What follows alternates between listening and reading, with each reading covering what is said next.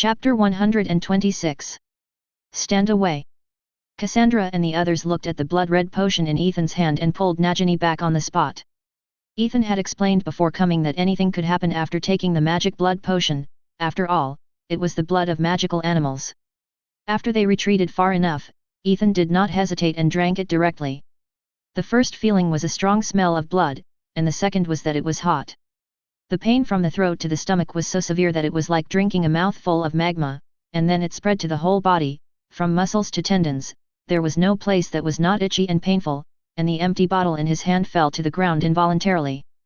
In the eyes of Cassandra and the others, Ethan's face was red at the moment, and he also looked a little hideous because of the severe pain. "Ethan, what's wrong with you?" The women ran over quickly and touched Ethan's forehead with their hands, but they shrank back at the moment of contact, which was definitely above the upper limit of human body temperature. Clear spring water. A stream of water emerged from the tip of Chu Zhang's wand and poured towards Ethan. You, go out first." Ethan pointed to the door and said to them with difficulty. At this moment, he felt that his magic power was somewhat out of control. Once it broke out, the power would be absolutely terrifying. Ethan was not yet 13 years old, but after the superposition of talents, the bonus of system magic power, and the improvement of magic potions, he was definitely far beyond the level of normal adult wizards. Go out first." Penelope grabbed Hermione, who was about to say something, took Ethan's box, and led everyone to the door. They knew nothing about the potion Ethan had just taken. Staying would not help at all, and it might even distract Ethan. At this moment, listening to him was the best choice. After Penelope took the people out, Ethan could no longer bear it. The powerful magic power erupted with Ethan as the center, like a hurricane sweeping through the surrounding practice targets and the sofas in the rest area, and everything else was lifted up and torn to pieces. After the release, Ethan felt better. And he felt that the magic power was increasing at an astonishing speed, and at the same time gave Ethan a feeling that he was omnipotent. Is this an alternative state of magic awakening? The pain was relieved, so that Ethan could also observe himself. Suddenly, a white blazing flame erupted with Ethan as the center, directly sweeping the entire practice room, turning it into a sea of pure white flames in October. The room of requirement also continued to expand and grow under this explosion of magic power, striving to accommodate it without being destroyed by the expansion of the flames. Ethan also discovered this, and the flames began to roll and shrink. In an instant, a giant with magma flowing all over his body, holding a giant sword like a flame, stepped out of the sea of fire slowly with the ceiling on his head, and his eyes were burning with blazing flames. On his side, there was a 300-meter-long golden ship that was emitting endless light and heat and slowly sailed out. Ethan, who had just completed this step, was breathing heavily, and the sea of fire also receded like a tide until it completely dissipated. Sure enough, omnipotence is just an illusion, but wizards in the state of magic explosion are indeed the peak of the current period. Just like the movement caused by a little wizard's magic explosion, you let him be in a normal state, even if he has several years of growth time and has learned to control magic but still to the original level. The pain has passed, but there is still a sour feeling all over his body. At this moment, Ethan just wants to find a place to lie still. After restoring the room of requirement to its original state, Ethan came to the rest area and lay on the sofa. Looking at the panel, the bloodline has changed, from a wizard to a dragon vein wizard. Under the action just now, the transfiguration has also been upgraded by 1 level to the level of 8. At the same time, an achievement was accidentally triggered.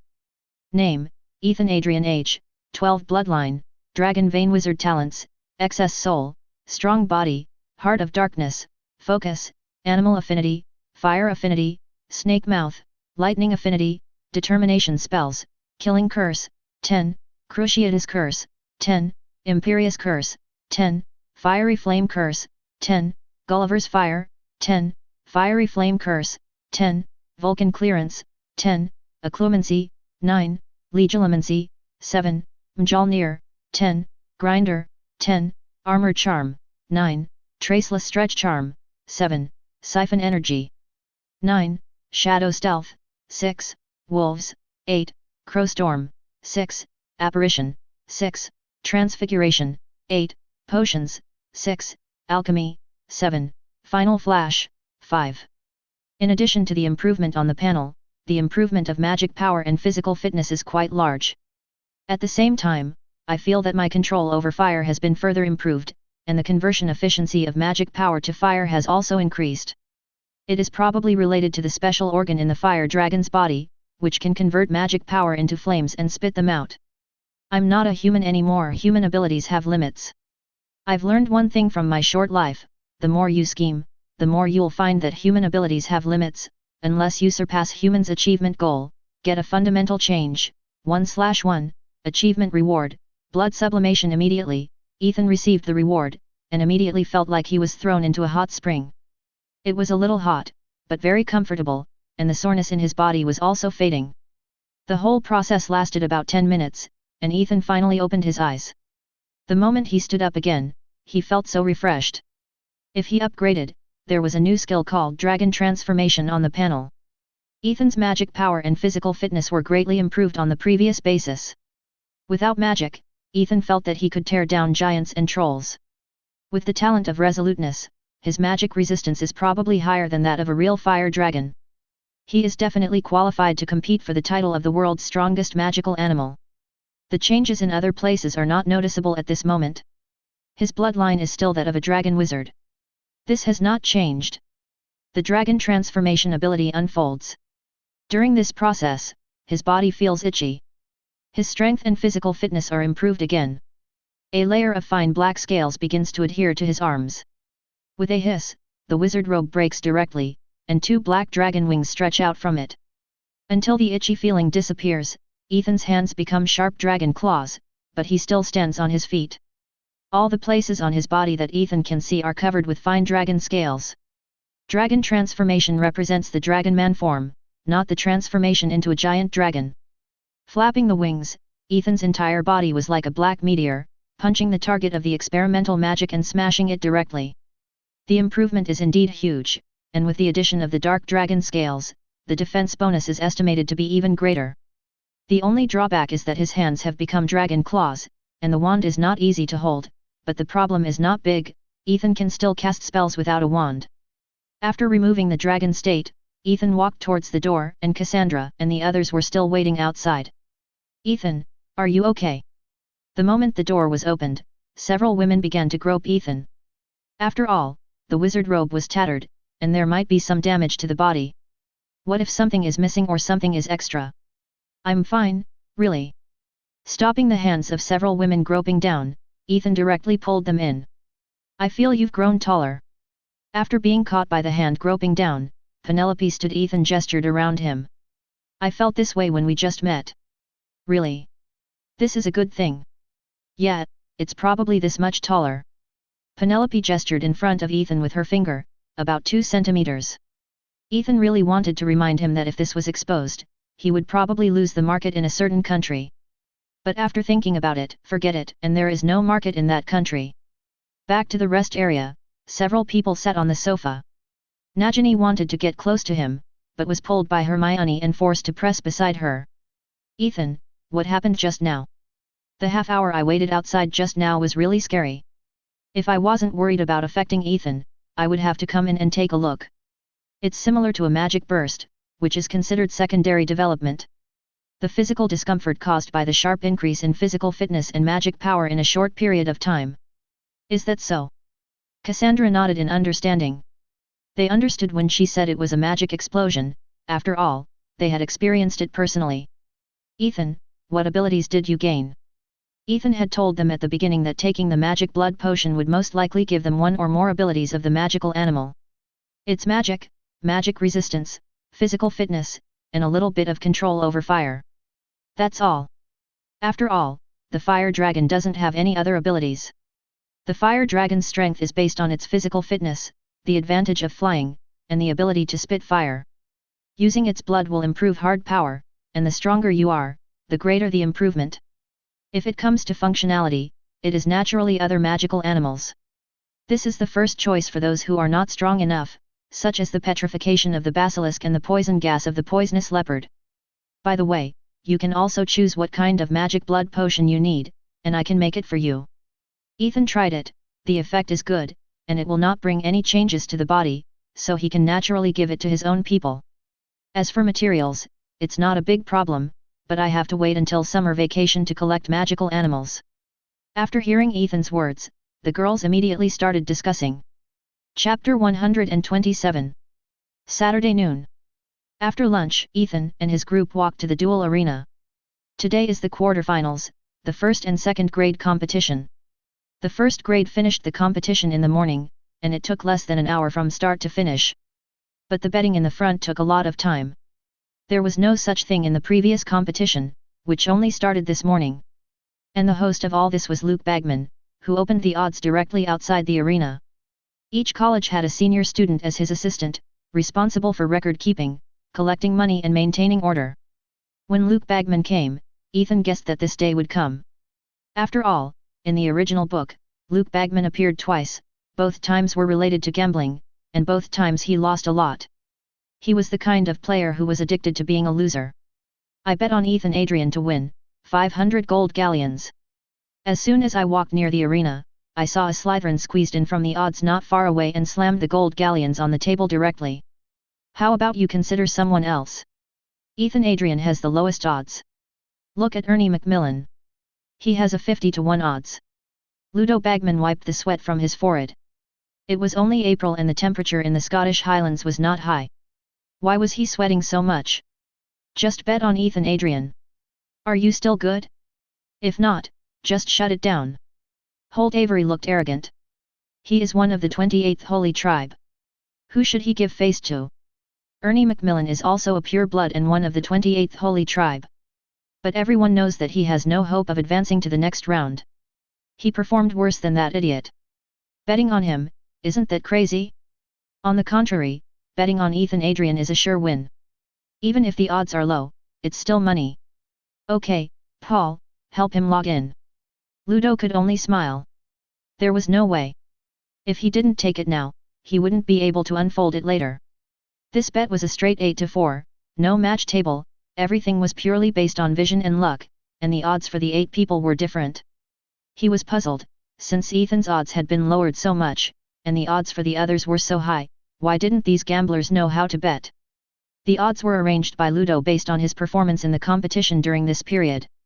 Ludo had already given Ethan face for his reputation as a genius and his performance in the past few days.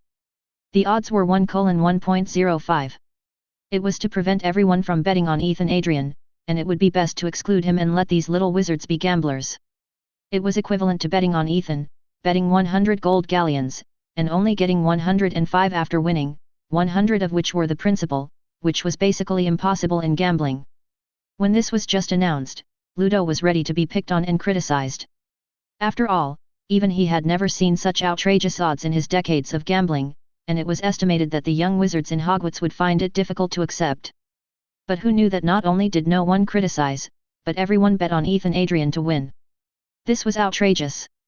The first-year game was fine in the morning, but it was like this in the afternoon. The son of ABCH Lockhart didn't explain it to him clearly. If he had known, he would have lowered it a little bit. Anyway, no matter how low it was, these young wizards could accept it. Adrian, 1,000 gold galleons. The little rich woman Daphne Greengrass came over closely, and her words made Ludo's legs weak. This was another 50 gold galleons. Daphne was eliminated in the last game. The one who eliminated her was Cassandra. It was a rare internal battle in the school. Ethan, why don't you bet a little bit? Fred, George, and Cedric saw Ethan from a distance and walked over with a bright smile on their faces. You are laughing so happily, did you pick up money? Isn't it true that I picked up money? Fred glanced at Ludo's handicap. Dare to open a second-year game, what's the difference between giving money? Unless they can make Ethan play a fake game. Otherwise, no matter how low your handicap is, you will lose money. As for the little wizards, except for those who want to take a chance, most people still seek stability. How much did you bet? Ethan looked at the three curiously. Seeing that they were laughing so happily, it was estimated that there were quite a few of them. Now Fred and George are not the poor ones at the beginning of the school year. Although the Buffy Brain Refresher is also available outside, it has not stopped in Hogwarts, and the price is still the same. For the little wizards, it is naturally more convenient to buy it in school, which makes the twins earn a lot of money. There is also the Pygmy Puff, which is quite popular among little witches. It looks cute and can be put in the pocket. When you are angry, pinch it a few times to vent your anger. This little thing will not get angry. It has been popular for a while and made them a lot of money. Originally, Hermione and Chujong also wanted to play one, but Ethan told them that this thing likes to use its tongue to drill into your nostrils and eat your boogers when you sleep, so they gave up the idea. We both bet 200 gold galleons, and Cedric bet more, 300. The profit of 10 gold galleons per person is not small. Before they met Ethan, they went to school at Hogwarts for 2 years and did some purchasing business for Hogsmeade Village, but they didn't save enough gold galleons. You still play this? Ethan looked at Cedric with surprise. This is a good student in Ethan's mind. I didn't expect him to gamble too. Why not? We just saw Professor McGonagall and Professor Flitwick placing bets. Fred nodded, confirming what Cedric said. Actually, this is normal. I also saw Professor McGonagall betting on the last Quidditch World Cup. Okay, it seems that everyone in the wizarding world is a gambler. Even professors in the school are involved. No wonder the odds are set without any reservations. Then I'll go and place some bets. By the way, can the players place bets? Ethan, who was about to walk over, stopped. It's definitely not allowed in the Muggle world. It's okay to do it secretly, but you can't show it. Ethan has never participated in the wizarding world and doesn't know the market.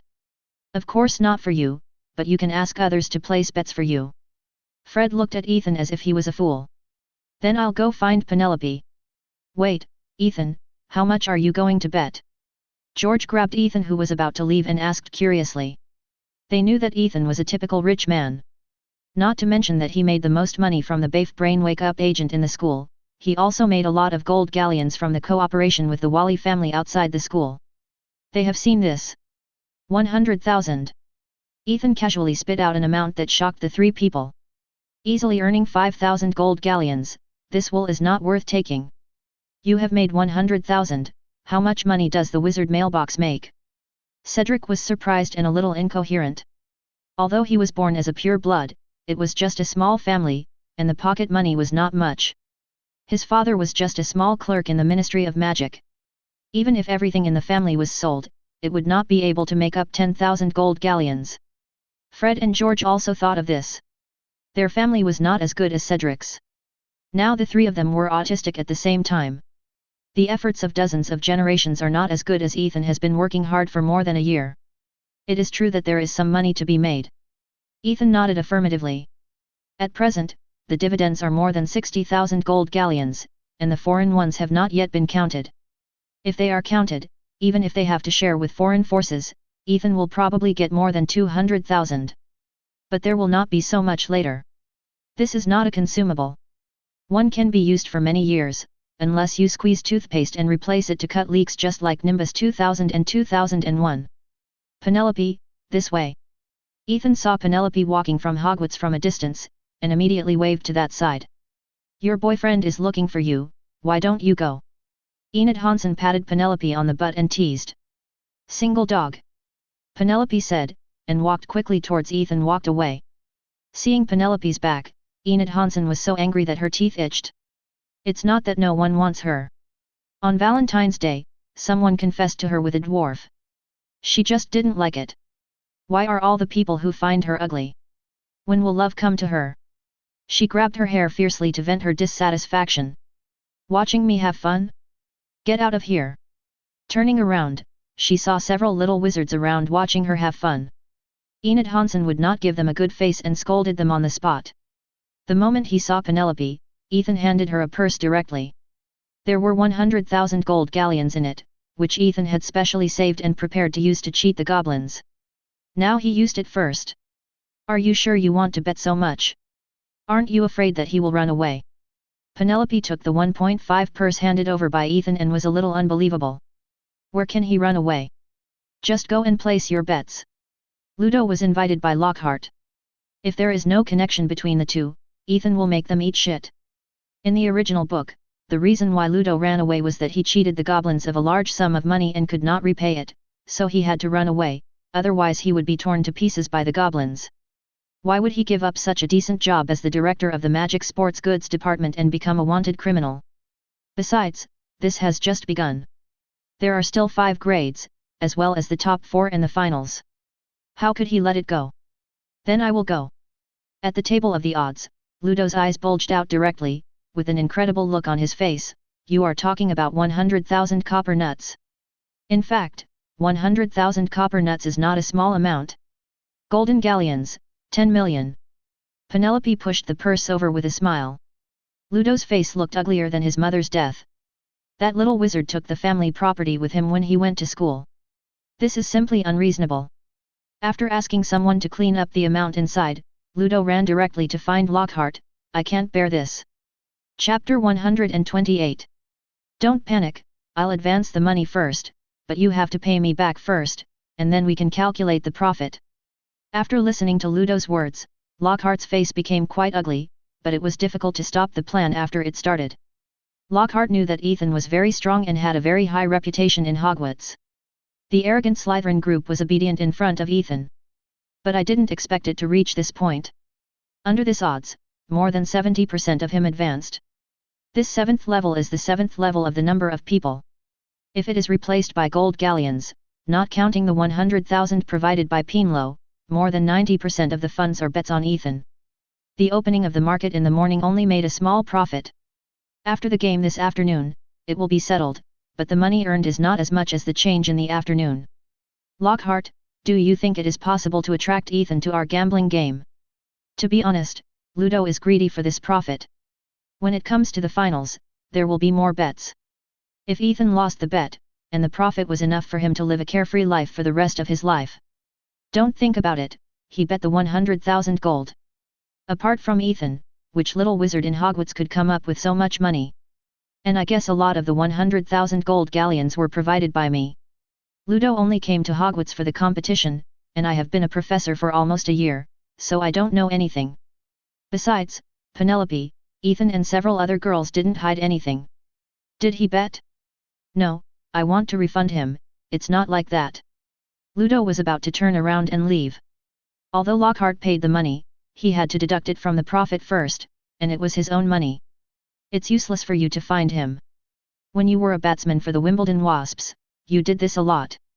He doesn't admit that you have a way. After hearing Lockhart's words, Ludo stopped where he was and turned his head. Just watch it. Here are 5,000 gold galleons. For the sake of the later plan, you can only bear it. If you can win him over, go, but if you want to find fault, don't mention me. Lockhart spread his hands. Although he often pretends to be powerful and gets slapped in the face, he thinks one thing and does another. But it doesn't mean that he is a fool, otherwise he can't fool others with so many stories, and erase other people's memories, and he hasn't been discovered until now, and he even got the Merlin Jazz badge. After suffering a loss, don't think about revenge, don't provoke those you can't afford to provoke. This is also the survival rule that he has no strength at all, but can be safe until now. Okay, I know, I will find a chance to talk to him. In fact, after calming down a bit, Ludo did not dare to cause trouble. In addition, Lockhart was right, the later games were the key points, and now they were just warm UPS, and the bets would only get worse. In order to maximize their benefits, they had planned that the 7 grades would have the finals on the same day. When Lockhart was still in the elimination round, he selected a little wizard from each grade, and used money to win them over. Provide him with alchemical props to help him advance. Each grade is separate, and Lockhart can take advantage of this gap to lend a few to them to use in turn. Except for the second year who had not had time to use the alchemical props and was beaten down by the little witch of Gryffindor in the last game, the others are still there. As long as they can make it to the finals. At that time, they have their own people who can cheat, no matter how much the other side bets, they can win. Even if they lose the second year plate, the rest is enough to earn, but Ludo still wants to fight for it. Cassandra Volley vs Hermione Granger. At 2:30 in the afternoon, the game finally started. Hermione's body stiffened when she heard her name. Since they first met on the Hogwarts Express, she had always been the one who suffered. On the contrary, Cassandra's mouth was already grinning. She couldn't suppress her smile at all, and she didn't want to suppress it. She was afraid that she would meet Ethan first, or Hermione would meet Ethan first. Since she couldn't win the championship anyway, why not tease Granger again? Amid the cheers of Slytherin and Gryffindor, the little witch with 2 completely opposite emotions came to the stage and started the duel during Lockhart's countdown. Flying sand and rocks. The end is over. Shattered into pieces. Hermione, who had finally eliminated the blue flames, could only dodge sideways in a panic. She wanted to use the necklace with the iron armor charm, but it was agreed before that no one would use these tricks. And if she could use it, Cassandra could also use it, and the result would not be much better. In just 20 to 30 seconds, the two of them fought several times, and the magic spells with various colors of light filled the entire ring. But the result was still the same as before, one attacking and the other defending, and the game fell into a stalemate. Hermione also knew that this couldn't go on. Flame. Seizing an opportunity, Hermione dodged a blow and threw a fireball with her backhand. Hermione didn't ask for a direct hit on Cassandra, as long as the shockwave and high temperature of this fire spell could delay time.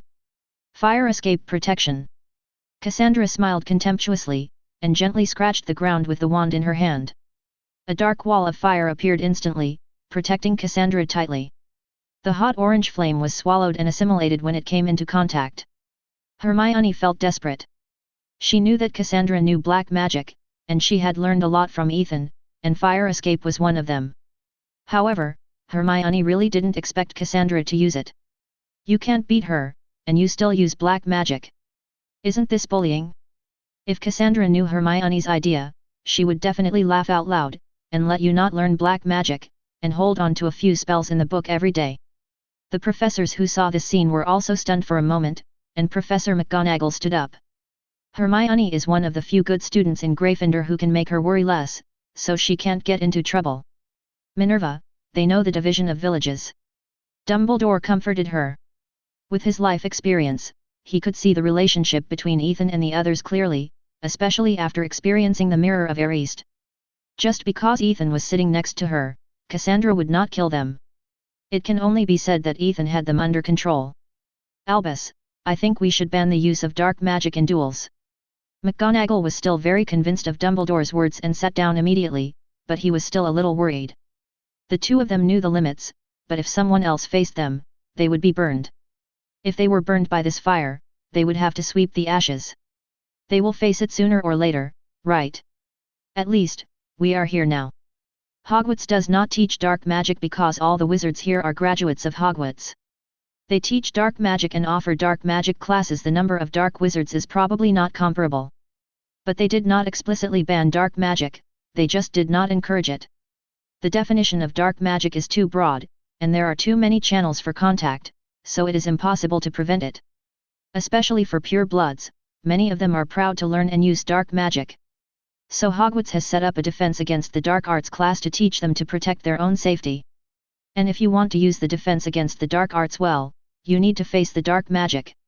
It is better to face it in school than outside the campus, so as long as there is no big problem, professors generally don't pay much attention to some fights. Of course, this premises that the 3 unforgivable curses cannot be used. The sight returns to the ring. Stuck a stick between your front teeth. Looking at this familiar spell, Hermione felt a burst of despair in her heart. It would be better to be hit by anything than this. But she was paralyzed and couldn't move at all. She could only watch the spell she hated the most flying towards her. Cassandra revoked the dark flames and looked at Hermione with excitement in her eyes. At this moment, Hermione's hair stood up, and there was a trace of burnt black on her face. This was the result of being struck by the weather spell just now. Cassandra has mastered the weather spell quite well now. She can strike wherever she points, and the power can be controlled well. Just like now, Hermione was paralyzed by lightning, but the injury herself was not serious. Cassandra volley wins. Lockhart looked at Hermione, who closed her eyes and covered her mouth, and announced the result directly. Although Hermione is still on the stage and has not fallen, it is obvious that she can no longer fight. Ravenclaw on the stand. Ethan stood up and cast 2 spells from a distance. The moment the 2 spells, one white and one red, hit Hermione, the dirt and burn marks on her body disappeared, the paralysis and enlarged front teeth were also lifted, and only the hair that stood up after being struck by lightning was left. Ethan was powerless to do anything about this. Draco Malfoy versus Ethan. Adrian. I give up. Amid the cheers of Ravenclaw, the two walked to the ring, and before the duel etiquette was performed, Draco raised his hand. Although the two reconciled and could still talk to each other, Draco still didn't dare to do it. He had nightmares about being beaten by Ethan for several months. And the fool Blaise Zabini a few months ago, who attacked Ethan and showed a look of contempt, was seen by the little wizards below. The result was that he was electrocuted and shit and PD on the spot, and now he has become a joke in the whole Hogwarts. So much so that during this period, whenever Slytherin and whenever the Gryffindors quarrel, this matter will be brought up by the other party. It will probably last until Blaise Zabani graduates. If it were him, he would have transferred to another school long ago. Draco doesn't want to experience this kind of high-standard treatment. If someone calls him a coward, it's simple. If you are awesome, go and fight Ethan. Harry Potter vs. Ronald Weasley. Harry and Ronald looked at each other, both with a stern face. It turned out to be a civil war in Gryffindor. Harry! Harry! Amid the cheers of Gryffindor, Harry and Ronald stepped onto the stage at the same time. But Ronald's face was quite ugly at the moment. There was not even one person in the entire Gryffindor who supported him. His brother and sister also supported Harry. He was so outstanding that he made it to the quarterfinals like Harry. Why? Chapter 129. The countdown ended. Ronald took the lead in launching the attack. Shatter into pieces. Expelliarmus Miss. 2 spells, one white and one red, collided and exploded in the air. Burning flames. A scorching flame appeared on the tip of Ronald's staff and swept towards Harry. Ronald now had only one thought: if he could defeat Harry in the ring, would all the cheers be directed at him? The end, the end. Harry frowned and looked at Ronald, not understanding why he was so violent as soon as he entered the ring. Petrification. In the flames, a grey-white spell attacked him, and Harry had no choice but to bend down to avoid it. Expelliarmus Miss. Harry was not without temper. Being pressed step by step by Ronald, he also began to take the initiative to attack, wanting to end this battle as soon as possible. The sudden change made Ronald panic. He had learned a lot during this period, but he had not experienced much real combat. He also blasted the opponent with a few spells when he entered the ring. Compared with a natural combat player like Harry, the difference is still quite big. Quickly repel. The spell was used successfully, but it was too late. The explosion of 2 magical powers directly made Ronald retreat several steps, and then he stood firm. His hair and face were also blown black by the explosion of magic. The little wizards of Gryffindor cheered again.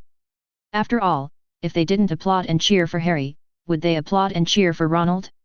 Although Ronald has performed well recently and made it to the quarterfinals, he has added a lot of style to Gryffindor. But Harry is the savior. As a player in the quarterfinals, he has a huge reputation before entering school. Many wizard families are very grateful to him. Many Muggle-born little wizards also admire Harry. These 2 points are particularly prominent in Gryffindor. In addition, Harry is also a member of the Quidditch team, and he is the biggest contributor to the last victory over the Slytherin team. No matter how you compare them, Harry is more popular. Usually, they seem to have a good relationship. I didn't expect them to fight so fiercely. Terry watched the performance of the 2 people on the stage with interest. FK. Suddenly Terry yelled and stood up. Just now he was just fighting fiercely and without mercy, but now he was going for his life. Many of the young wizards around yelled or stood up, especially the Gryffindor side. After a period of silence, there was a shocking noise. They couldn't believe their eyes. What did Ronald do? This was the biggest accident in the duel competition so far. Ethan only electrocuted the person to incontinence, but Ronald beat Harry to death, and it was a fight between 2 friends from the same college. Harry fell on the ring at this moment, his face pale, with a big hole in his chest, and the blood flowing out dyed the ground red. Ethan also saw the scene just now.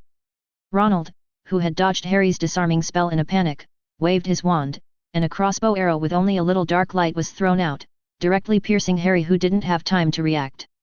I didn't expect Ronald to choose such a magic. Dark light crossbow. This magic Ethan also knows it, and it is in the black magic book the most toxic witchcraft. Its lethality is not strong among black magic, and the damage caused can also be treated with a healing spell. It is a relatively common black magic. But it is quite practical, with a fast condensation speed and relatively secretive. After use, the firing speed is even faster. Those with poor perception can hardly see the dark light crossbow after firing. It is generally used for sneak attacks. For unprepared wizards, it can be regarded as a sure kill. No. This is not. I didn't think so. Ronald panicked when he saw Harry lying in a pool of blood and the wand in his hand rolled to the side. He immediately knelt down beside Harry and stretched out his hand to stop the blood from flowing, but there was a big hole in it. How could it be stopped by hand? Instead, the prisoner's robe was dyed bright red. Lockhart was stunned by this scene happening under his eyes, and he stepped forward a little at a loss. If Harry Potter died here, this is definitely a big deal. The duel competition has been going on to this point, won't it be stopped? Think about the European international competition such as the Triwizard Tournament, which was stopped because it was too dangerous and there were many deaths. Thinking of this, Lockhart looked back at Dumbledore in a panic. But he saw that Dumbledore was not in the teacher's seat at this moment. When he turned around, Dumbledore, Snape, and Madame Pomfrey had come to the ring. There was also a flying turkey beside him. Ethan and others also rushed to the ring, only to see that Snape's face was so gloomy at this moment, and he strode forward and pulled Ronald away and fell to the ground. Then he drew out the wand and pointed the tip of the wand at the wound on Harry's chest. Under the effect of the healing spell, Harry's bleeding was obviously reduced. Madame Pomfrey also took out 2 bottles of potion from the medicine box she carried with her and handed them to Snape. Taking the potion, Snape poured 1 bottle on the wound, and poured another bottle into Harry's mouth, using a spell to help him drink it. In just a few moments, the potion took effect, and the bleeding from Harry's wound completely stopped, and new flesh was growing on the wound. Dumbledore, who was standing by, was relieved when he saw that Harry was fine. If his heart was pierced, nothing could help. They set up a teacher's seat on the scene to prevent accidents, but they didn't expect that the accident would happen to Harry. First of all, they didn't expect Ronald to use this black magic, and by the time they wanted to stop it, it was too late. This spell was much faster than ordinary spells. The protection on the ring was not aimed at the little wizards on it, but mainly to prevent the spell from leaking and accidentally injuring them. It had no protective effect on the little wizards inside. After doing all this, Snape suddenly turned his head and stared at Ronald. If it wasn't for the wrong occasion, Snape would have wanted to kill him. The young wizards present also gathered around at this moment, looking at Ronald with some surprise, as if they were meeting him for the first time. The Weasley family are all Gryffindors, and they are staunch anti-Voldemort parties, and have never used dark magic. But Ronald's performance now is not like a Gryffindor, nor like a Weasley. If it was a Slytherin who beat someone half to death, everyone would just exclaim, and then do what they have to do, isn't that how they are? Ravenclaw is still acceptable, but Hufflepuff and Gryffindor used dark magic and almost beat their classmates to death, which is not in line with their cognition. I need to take Harry to the infirmary, he needs to recuperate for a while. Madame Pomfrey ignored the atmosphere on the scene, used a spell to bring Harry up, and then walked towards the infirmary. This is Harry's 2nd time in this school year, unlucky child. I didn't mean it, really. Ronald was shaking all over, looking at everyone with fear on his face. I didn't think it would turn out like this, I thought he could get away with it. Ronald didn't know what was going on, he just wanted to win, wanted to knock Harry down, and take back his own honor, and then he used it in a fit of excitement. It wasn't until Harry fell in a pool of blood that he came to his senses. What did you think? Can you get away with it? Have you ever thought about the consequences of killing someone? If you were a little bit off, Harry would have been killed by you. Snape stared at Ronald with his eyes fixed, and the malice in his tone was really undisguised. I said, I didn't think about killing anyone, and I didn't want to hurt Harry, I didn't. Ronald yelled at Snape in a daze. If you didn't think about killing anyone, why did Harry go back to the infirmary? Who taught you the dark magic, Wei Cai? Ronald, a bad friend, was of no help to Harry, and now he has seriously injured Harry, and he is hiding the dark magic. Snape doesn't want Ronald to have such an unstable factor around him. Even Professor McGonagall, who had come over, was so angry that his lips were shaking. He obviously had no intention of speaking for Ronald. I learned it from the book myself. Ronald's eyes were a little evasive. He must not tell anyone about the diary. Where did you get the book? Without using legilimency, Snape knew he was lying. I found it at home. Ronald said with a stiff face. It was definitely not okay to say that he read books in the library. There were records of reading books there. If he said he read them secretly, Snape would not let him go. The famous Weasley family also has books on dark magic and gave them to their children. It seems that you are not as honest as you thought. Maybe you should come to Slytherin instead of Gryffindor. There is another possibility. Do you have any purpose in going to Gryffindor? Snape sneered at Ronald with a rather disdainful expression. The Gryffindors who heard this also left the wizards of the Weasley family one by one and looked at them with suspicion. Percy and the others were speechless. There were many books in the family, but they had never seen any books on dark magic. Ronald's dark magic could not have been learned at home. They were sure of this, but no one was listening to their explanation now. Okay, Severus, I think Ronald needs to go down and calm down. Gilderoy, I remember there should be another game today. Dumbledore couldn't let Snape continue, otherwise Ronald would be ruined by him, and the other little wizards in the Weasley family would also be greatly affected. The only way was to let the competition continue, and then issue a statement to reduce the subsequent impact of this incident. You are the headmaster, you have the final say, but Weasley seriously injured his classmates. I don't think it should be so easily exposed, otherwise the Slytherin students would not mind taking this as an example. Snape watched Dumbledore coldly after he left the stage after a threatening remark.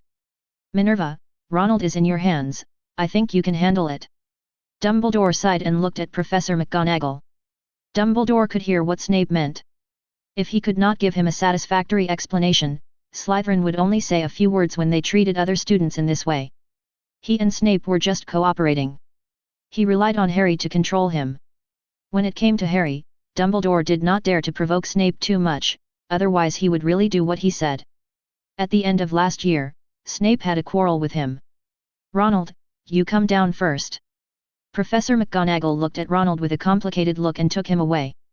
The last time such a serious accident happened was Ethan. But Ethan was the provoked party, and although he was ruthless and sent someone to the school infirmary, his life would not be in danger. Ronald almost killed Harry. If no one treated him, Harry would bleed to death in a few minutes. Okay, the game continues, everyone go back to your seats first. When the two protagonists left the stage, Lockhart jumped out immediately. He thought the game was over, but Dumbledore actually let him continue. He was really surprised. But now everyone's focus is obviously not on the game. Everyone is talking about Ronald and the Weasley family. Percy gathered with his brothers and sisters, his face was quite ugly. He was going to graduate as the student council president and then enter the Ministry of Magic. But now this happened, who else in Gryffindor would choose him? The long-term plan was interrupted directly, causing him to be quite irritable now. And the reputation of the Weasley family was even worse after Ronald did this, which was also very unfavorable for his future work in the Ministry of Magic. Chapter 130. After dinner, more than half of the students in Hogwarts walked towards the venue outside the school. The bets of the first and second graders during the day were now settled. Ethan, Penelope, and Cassandra also followed the crowd and walked out. Cassandra also participated in it. But she bet on herself, not more than 3,000 gold galleons, which was her pocket money. 1:1.5, net profit of 1,500 gold galleons. Ethan, can you believe that we really didn't learn black magic? Halfway through, Fred and George came over a little depressed. They had been explaining all afternoon, but to no avail. Except for some friends who had a good relationship with them on weekdays, no one believed them at all. Ronald, their younger brother, was the one who said this, which was equivalent to a hammer. Of course, your interest is not in this at all. If Percy learned black magic, I would believe it a little bit. Fred and George rarely put energy into things they are not interested in, and they don't care much about black magic, which is purely to improve their strength but has no help to their props. On the contrary, Percy is much more ambitious and is also a top student. It's good that you can believe it. I explained it many times this afternoon, but few people believed it. George sighed. Usually, they would greet each other with a smile, but now they all stayed away. Fred and I are fine. Percy can probably adjust himself, but his sister Ginny will probably be isolated. She is only in the first year. As for Ronald, to be honest, they all want to expel him from Weasley. He is not so bad as to betray his family. It's actually not a big deal to know the dark arts. I know it, and I know quite a bit.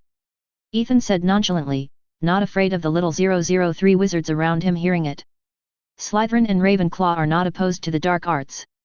There must be some Hufflepuffs who know the dark arts, but they generally don't fight or show it. For example, when Draco escaped from the cave by mistake, the little poisonous snake he summoned was the dark arts, which shows that the dark arts are really not a big deal. Is there anyone in Gryffindor who knows the dark arts? Ethan believes that there are some. The division of schools is not based on this point, but it is just well hidden. Just like Dumbledore, when he was in school, he said that he didn't know the dark arts, and no one would believe it. That's true, but you know that Gryffindor is very opposed to the dark arts, and no one wants to be the next Harry. It will be fine after a while. Didn't they still suspect that Harry was the heir of Slytherin last year and opened the Chamber of Secrets? Look, no one mentioned this year. Ethan comforted him. As long as Ronald didn't continue to make trouble, Harry wouldn't pursue it. It was estimated that no one would mention this matter after a while. However, Ronald's popularity was probably ruined. He didn't have much popularity anyway. I hope so. Fred and George didn't have any better way. They couldn't prove their innocence anyway. By the way, how is Ronald? Ethan hoped that Ronald could withstand the pressure and not hand over the diary. Students couldn't see anything, but professors would definitely be able to see some clues. In Dumbledore's hands, it would be even more difficult to hide. We haven't seen him since he was taken away by Professor McGonagall. The Weasley brothers and sisters also went to find Ronald after the game, but unfortunately he didn't come out of Professor McGonagall's place. They didn't even see him for dinner. So, after we go to collect the gold galleons, we will go to your Gryffindor common room to wait for Ronald. He must come back today. It's impossible for him to sleep in Professor McGonagall's office. Even if there is any punishment, he should come back later. This matter must be resolved as soon as possible. We must find out where Ronald learned the dark magic and cut it off at the root. Otherwise, no one can guarantee whether Ronald will learn more dark magic or use it to hurt people again. If there is a next time, the Weasley family will probably be labeled with dark magic. Ethan felt that he could not wait any longer. He had to get the diary first, otherwise if Ronald was not exposed today, sooner or later someone would find out. You are right. We really need to force Ronald to find out where he learned the dark magic. We went to find Ronald in the afternoon to find out this, but unfortunately we did not find him. You will go with us later, and call Percy and Ginny together. Fred and George agreed with Ethan's statement. They were originally thinking of going to Ronald tomorrow, but after listening to Ethan's words, they decided to do it sooner rather than later.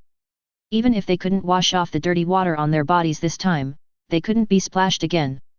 They had to know how Ronald learned it. I thought Ronald had learned after getting into trouble at the beginning of the school year and changed his bad habits, but I didn't expect that he was worse than before. At least Ronald only hurt himself at that time, but now he has hurt his family as well. Ginny is still young, forget it, let her rest early, knowing that these are useless to her, it's better to solve the problem quickly. Okay, we'll go directly to the Gryffindor common room later. Percy is used to checking it out at night when he goes to bed, so just tell him then. It doesn't matter whether Ginny brings it or not. Maybe they have to use some tricks on Ronald to make Ronald tell the truth, which is not convenient for Ginny to see. Think about it, Ronald would rather throw dirty water on the whole Weasley family today, but he has to cover it up. Even if he and others interrogate him, it is estimated that it will be difficult to pry his mouth open. Percy also checks the common room at night. Ethan looked at Fred and George in a strange way. What is there to check? He mainly warns those who are still in the common room not to go out at night and break the rules, otherwise he will report to Professor McGonagall. The twins shrugged with some disdain. If you don't go out at night, you are still called Gryffindor? Very good, this is very Percy. Ethan remembered that in the original book, Percy also passed the Gryffindor house points because Harry cast a spell in the corridor. While chatting, they also came to the place where the gambling was opened. At this moment, the place was full of people inside and outside. Make way. Ethan led a few people and pushed the crowd in front of him. You, please, you first, you first. A Slytherin who was pulled aside by Ethan was about to greet the other party's 18 generations of ancestors. Only he could cut in line, how could he be cut in line by others? This was totally intolerable. But when he saw that it was Ethan, his face changed immediately. He really couldn't afford to offend him. Just a while ago, on the ring, the unlucky guy of his own college was beaten to incontinence, and Ethan didn't receive any punishment. If he had cursed him, he would probably have received an electric treatment. He didn't want to die socially. Those who heard the noise in front saw that it was Ethan coming, and they also made way, leaving a small path leading to the front. Following the path, Ethan came to Ludo and several of his temporary teachers. Penelope took out his certificate and handed it to Ludo. It was marked with a magic anti-counterfeiting mark. Ludo, who was already bitter, was even more miserable at this moment. I couldn't earn that much even if I didn't eat or drink for 3 years at the Ministry of Magic. I really didn't want to give it away now. Then it was Cassandra who gave away another 1,500 gold galleons, and my heart was bleeding. Adrian, I've been wanting to talk to you since we met at the Ministry of Magic last time. Do you have time? Seeing that Ethan was about to leave, more than 100 horses shouted from behind. Although Lockhart didn't recommend that he contact Ethan, Ludo was still reluctant to give up such a large profit. Just tell me if you have anything to say. Ethan didn't give him face. Anyway, he wasn't his fan. As for the identity of the director of the Magical Sporting Goods Department, it was the least powerful of the 10 departments. Let's go over there and talk. Ludo didn't care about Ethan's attitude. He smiled and greeted him and walked towards an empty corner. Do you want to make money? Ludo got straight to the point. Everything is virtual. Only gold galleons will accompany you in a real way. What kind of way? You know, I'm not short of money now. Ludo was about to curse in his heart. You're not short of money, but you're still trying to make money from my 5,000 gold galleons, but he could only smile. You've also seen how hot the gambling is today. As long as you can let it go a little bit in the finals, I'll give you half of the entire second grade's profit. Originally, Ludo wanted to say the third level, but he was afraid that Ethan would not agree, so he gave half. As for Lockhart, just give him some soup and let him drink. The second grade's plate is gone, and he didn't participate this week. Even if I don't give Lockhart a share, he's still making money. After all, the second grade on the day of the finals, according to today's results, is a pure loss. I don't need this little money, let's not cooperate, I'm not really looking forward to winning the College Cup this year. Ethan refused immediately. Not to mention the impact of fake games on his future, even if he might lose all his achievements, Ethan was unwilling to accept this. As for the gold galleons, they are enough for now. When you want more, isn't there a money box in Diagon Alley? Why don't you just go and get them? You want the house cup? Just let Lockhart give you extra points. Wait. Ethan ignored him and left without looking back. Just now, he used legilimency on Ludo, and he knew their plan clearly, such as the finals that have not been announced yet, and the 7 grades have 10 days. Which chess pieces did the two find to participate in this wizard competition? The second graders have been eliminated by Hermione, and it is unknown how many of the remaining 6 can make it to the finals. Also, starting from the next period, the bets cannot exceed 3,000 gold galleons. There is no doubt that this is aimed at oneself. I don't know how much they can earn. If it is more, Ethan does not recommend being a yellow bird. When they arrived at the gate of Hogwarts, Fred and George were already waiting here. Like Ravenclaw, the Gryffindor dormitory is on the 8th floor of the Gryffindor Tower, corresponding to the male overlooking the earth. Pig nose. Seeing Ethan was there, the fat lady didn't bother to do anything and immediately opened the door of the common room. As soon as the 3 of them walked in, the common room, which was originally quite lively, was immediately empty. Ethan, welcome to our Gryffindor dormitory. Black Lee Jordan greeted Ethan enthusiastically. He was one of the few people who believed in Fred and George. Chapter 131. It was past 9 in the evening. Only Ethan and 4 others were left in the Gryffindor common room. Lee Jordan and several other members of the Quidditch team were also driven back by the twins. Ethan, you can actually go back first. Percy still didn't want Ethan to get involved. This was his family matter. Are you sure you can handle Ronald? What can you do if he doesn't want to talk?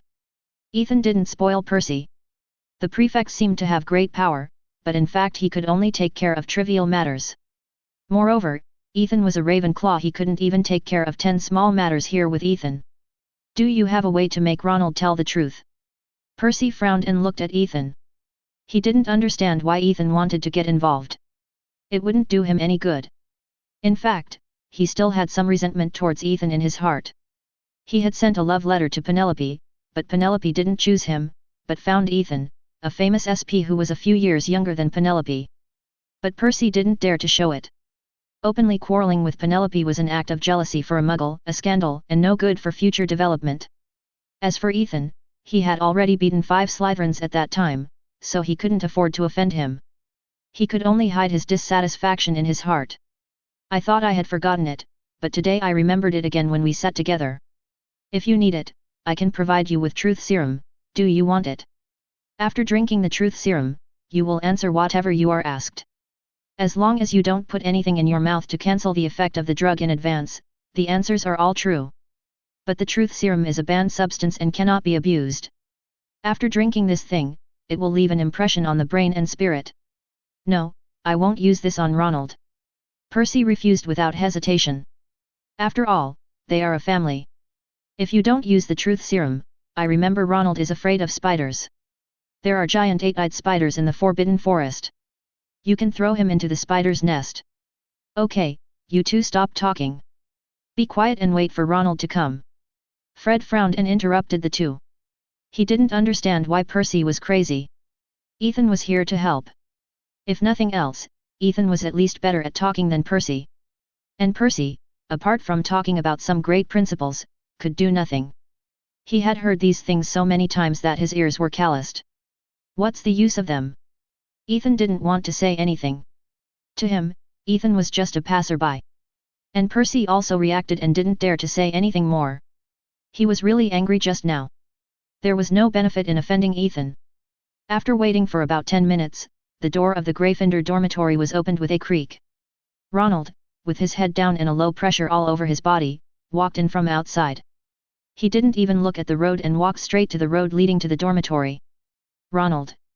After hearing the voice, Ronald's body obviously stagnated, and he turned his head with difficulty. After turning his head to look at Percy, Fred, and George, Ronald just wanted to run.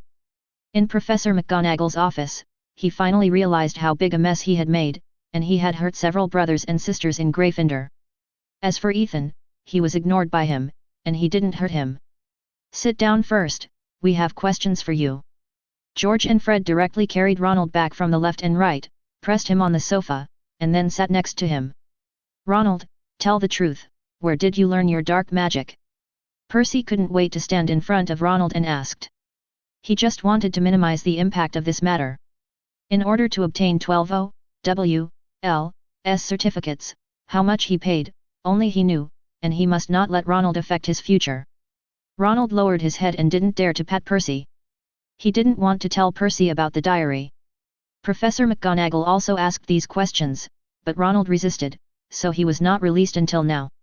And for the rest of the school year, every school day, I have to go to Professor McGonagall for detention at night, and go to Professor Sprout on Saturdays and Sundays to help fertilize the magic plants.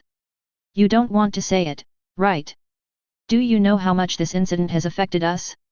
I have already sent a letter to my mother to tell her about this. You know her attitude towards Harry.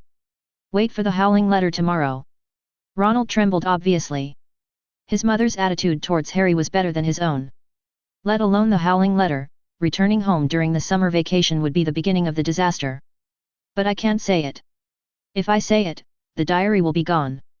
Ronald realized very early that this diary might be related to dark magic tools. After all, sometimes you will lose a little memory and people will be more easily tired. Ronald knows what this means.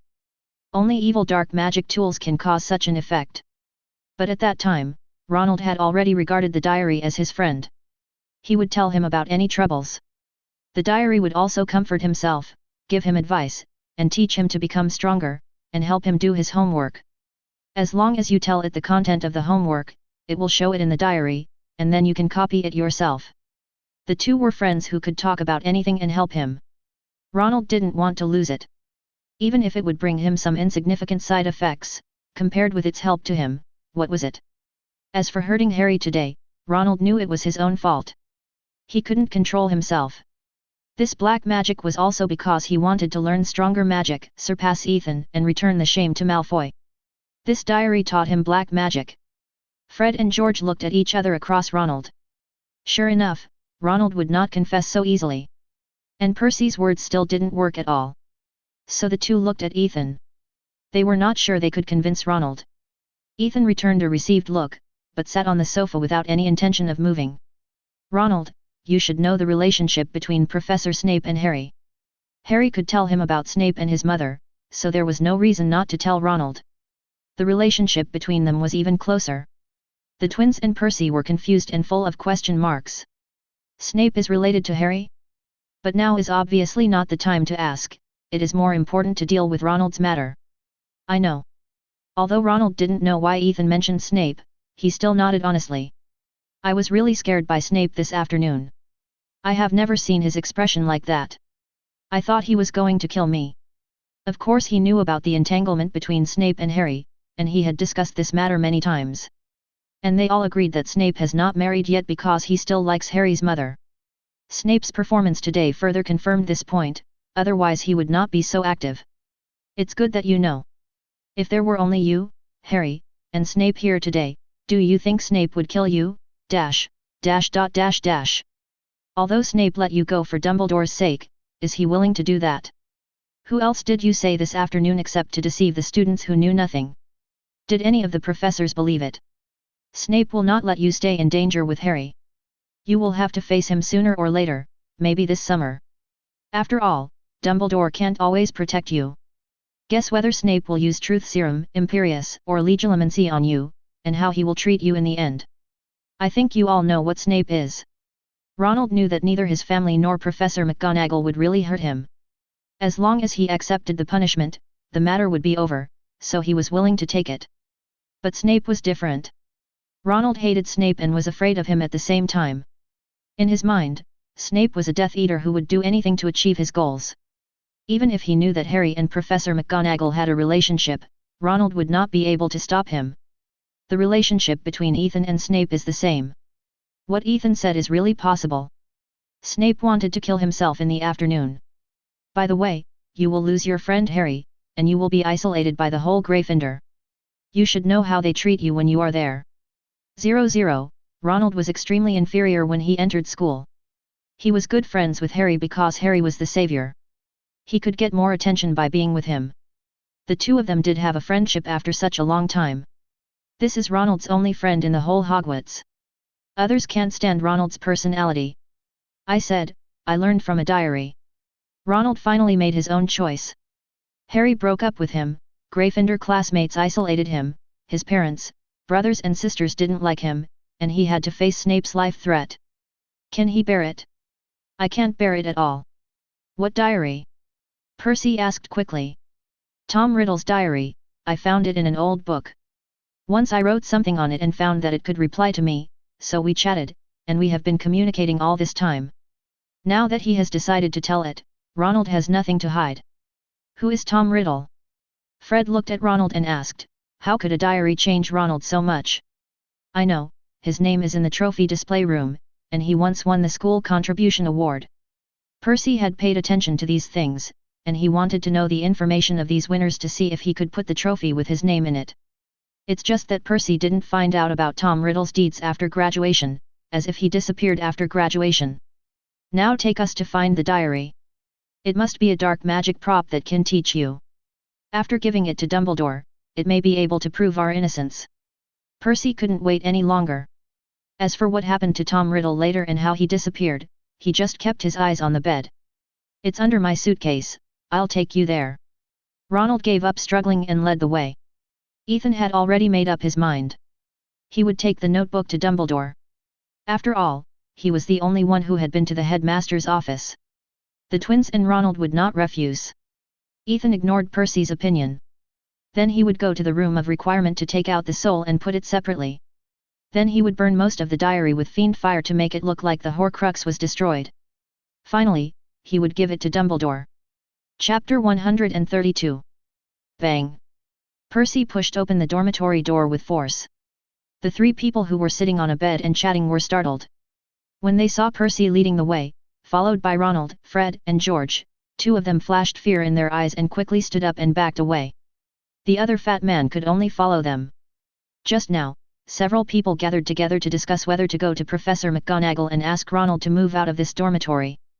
After all, Ronald even beat Harry. Would he still go easy on these people like me? But Neville disagreed with this statement and was still arguing with the two. Just when the discussion was heated, Percy and his men broke in. Behind him, except for Ethan, there were all Weasleys. I don't know if he heard the conversation just now. If he heard it, it would be troublesome. Judging from Percy's appearance, it was obviously not a good thing. The possibility of being heard by them was quite high. It was also the first time for Ethan to enter the Gryffindor dormitory. He had been to the common room before, but it was the first time for him to enter the dormitory. He looked around immediately. This is a standard 5-person room. The space is the same as that of Ravenclaw's dormitory, but there is an extra bed, which means that the activity space is a little smaller. The decoration is worse than that of Ravenclaw, and the overall color is mainly red. In addition to Neville and Seamus, 2 acquaintances, there is also a black man named Dean Thomas who is also Harry's roommate. 197 Weasley, I'm telling you, don't mess around, this is in the dormitory. Dean Thomas looked at the few people and swallowed his saliva, but still pretended to be calm. Thomas, we are not here to find you, we just want to get something. Percy's face darkened, he knew that he and others were misunderstood. This shows how deeply the Weasley family was affected by Ronald's words. Ethan watched all this from behind and knew that it was the inherent impression. Ronald's previous impression was that he was a magic idiot. Whether it was the spells class or the transfiguration class, his grades were all poor. Suddenly one day he became awesome and almost beat his best friend to death with black magic. What do you think everyone will think of him? Ronald, take out the diary. Percy didn't want to explain any more. It was a misunderstanding. Anyway, he had seen a lot today. After clarification, he could change everything. After listening to Percy's words, Ronald nodded silently, walked directly to his bed, opened a box, and there were some clothes and other things inside. He took out a small, thin diary with a black cover. This is it. Ronald raised the diary in his hand. Suddenly, Ronald's expression changed, and he swung the wand in his hand fiercely at Percy and others. Thunder explosion. The orange-red flames covered half of the dormitory, and the sound of explosions continued from inside. Ethan pulled the twins to his side with both hands, and a blue barrier was erected in front of Ethan. No matter how fierce the explosion was, it could not break through the barrier. Ethan, Percy. George looked at the scene in front of him blankly, a little at a loss. He really didn't expect Ronald to play this. Believe that he can protect himself.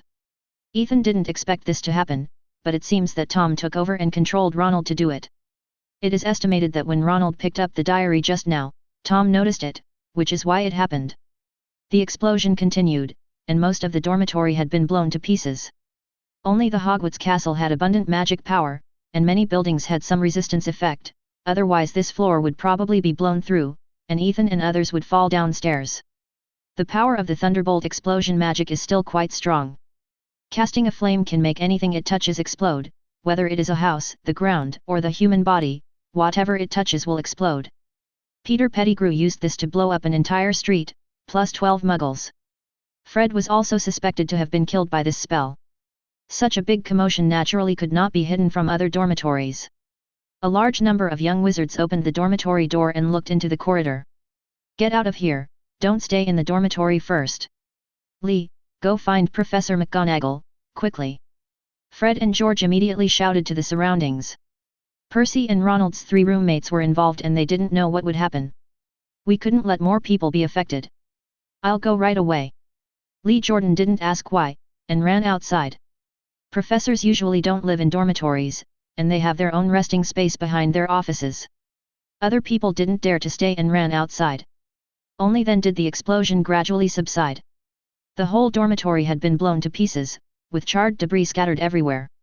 Percy fell to the ground, his life or death unknown, his body charred, and he didn't move at all. Neville and the other 3 were hiding in the corner behind the wall, and they were not in serious trouble, but they were also scared. Percy, how are you? George said as he was about to rush over to check on Percy, but was stopped by Fred. You are not Ronald, am I right? Tom Riddle's soul. Ronald couldn't possibly launch such an attack on Percy, and Ronald had clearly agreed to take out the diary, so he wouldn't suddenly change his mind now. This could only be explained clearly if the person standing in front of him was not Ronald. Since it wasn't Ronald, George definitely couldn't go forward, and he wouldn't hold back. Percy was blown up like this, how can George, who is even weaker, get away with it? Correct one thing, I am not Tom Riddle's soul, but a part of his memory.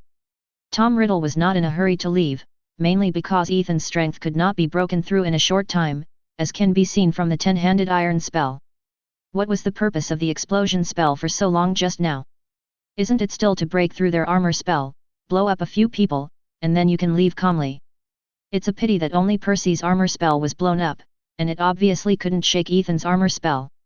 He is worthy of Ronald's words that he is a genius who can't breathe in Slytherin, and he is much stronger than he was in the 2nd grade.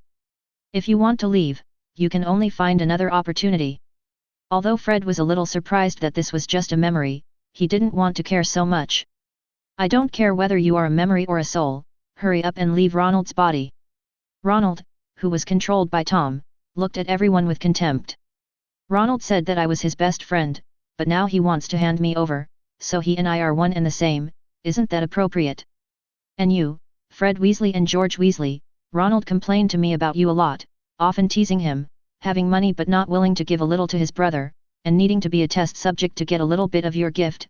You are not worthy of being his brother at all. And Adrian, Ronald learned black magic from me, but a large part of the reason was because of you, who made you too dazzling, obscuring his glory. As a friend you are also unqualified, is that all you can say? Ethan looked at Tom coldly and said slowly, not knowing what the use of saying this was. It had no effect on himself, but Fred and George's emotions were a little up and down. As for the 3 in the corner, they were trembling together at the moment, and dared not make any noise at all. Seeing Ethan say this, a trace of disappointment flashed across Tom's face.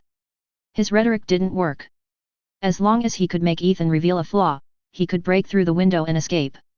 As for the current location on the 8th floor, does it affect him? Then I have another identity. Do you want to know? The wand in Tom's hand drew a few strokes in the air and wrote 3 shining names, Tom Marvolo Riddle. Then Tom waved the wand in his hand again, and the letters automatically changed positions and became force. I am Voldemort. C. Tom Riddle is just my name when I was studying.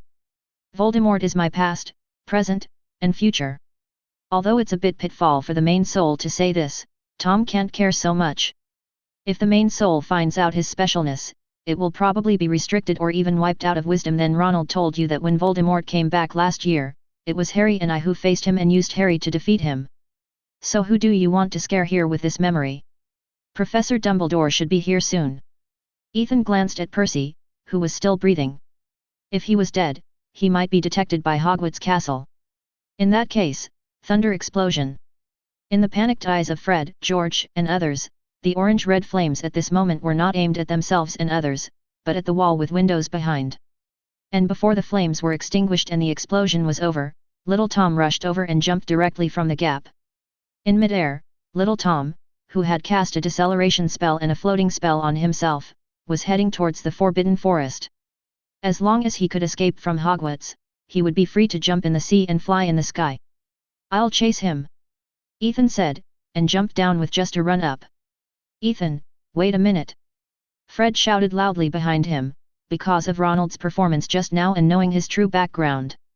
They didn't think Ethan could defeat Voldemort, even if it was just a memory. After all, the wound Voldemort left on the British world was too painful. Ethan ignored the movement behind him. Just after jumping off the Gryffindor Tower, a crow with a wingspan of more than 10 meters circled to Ethan's feet. Another use of Crowstorm is not to summon a flock of crows, but a super large crow that can carry people flying. Little Tom naturally discovered this movement. Avada Kedavra. The dark green light rushed towards Ethan at a strange and tricky angle, but unfortunately it exploded halfway. It was like setting off a green firework. For this firework, Ethan also sacrificed a little crow. Nibelungen. The black and white halo began to spread from Ethan's feet, but in the blink of an eye, it enveloped little Tom, who was still fleeing to the Forbidden Forest. The mirror magic in the Ravenclaw secret room, plus some things recorded in the book Nibelungen sent by Lucius, Ethan made it himself. The final success was a few days ago, after taking the magic power. Chapter 133. Where is this? Little Tom, who was still fleeing to the Forbidden Forest, was stunned. The Forbidden Forest was indeed in front of him, and the Tower of Hogwarts was behind him. Everything had not changed, but it had lost its color. And it was dead silent, with no sound coming from the surroundings. With the help of the crows, Ethan looked down at little Tom. Welcome to my world. Avada Kedavra. Bang. The green fireworks exploded again. Why do these useless things? Let's talk, how about it? After being locked in, as long as Ethan was still inside, this space existed and it was impossible to get out. Even if he operated, he could only run in it but not get out. Little Tom looked at Ethan coldly, an array of orange flame emerged from the tip of the wand in his hand. You don't listen to me, you'll have to pay. Mjolnir. Accompanied by the thunder, a hammer flashing with endless lightning suddenly appeared above Little Tom's head and smashed down. The sudden change forced Little Tom to give up using the fiery fire curse to break the unknown magic that trapped him. Armor protection. Crack. As soon as the two came into contact, the blue barrier was shattered. At the critical moment, Little Tom turned into a puff of black smoke, but still couldn't escape the situation of being smashed to the ground by the thunder hammer. Since you know this variant of the flying spell, why didn't you use it just now? Wouldn't this thing run faster? Do you want to kill Ronald? Raising his head, Little Tom, who was lying on the ground with lightning flashing all over his body and some signs of being burned, looked at Ethan stubbornly. The attack just now was definitely aimed at his life, Little Tom was sure of this. If he hadn't used this unfinished magic 15, turning himself into smoke to disperse a lot of damage, he would have been crushed to death. If not, he would have fallen to death, and only his soul would have floated out. What do you think? Ethan didn't answer directly, but approached Tom step by step. He just used 30% of his strength. If Ronald was crushed to death, it would be bad luck. Who made him float in the sky? Ethan is not easy to deal with. No matter what, it will cause certain damage. It's better to be straightforward. Facing Ethan, who was pressing step by step, Tom's face kept changing. It seems that Ronald, the tool man, has been used to the end. Immediately, a soul with a sense of transparency separated from Ronald, turned into a puff of black smoke and ran out with the notebook. Ethan didn't pay attention to Tom, who was running away. Anyway, he couldn't run away. When he came to Ronald, he felt a little burnt by the electric shock, and his breath was quite weak. He had been hit hard, and Tom, who had separated from his body, sucked a lot of vitality. It was really a fate that he didn't die. Ethan slapped his hands twice, and after making sure that he really couldn't wake up, he stood up with satisfaction. Greek kneel. The lightning spear condensed in Ethan's hand, and in the blink of an eye it turned into a flash of electricity and disappeared. Ah! A shrill scream came from afar.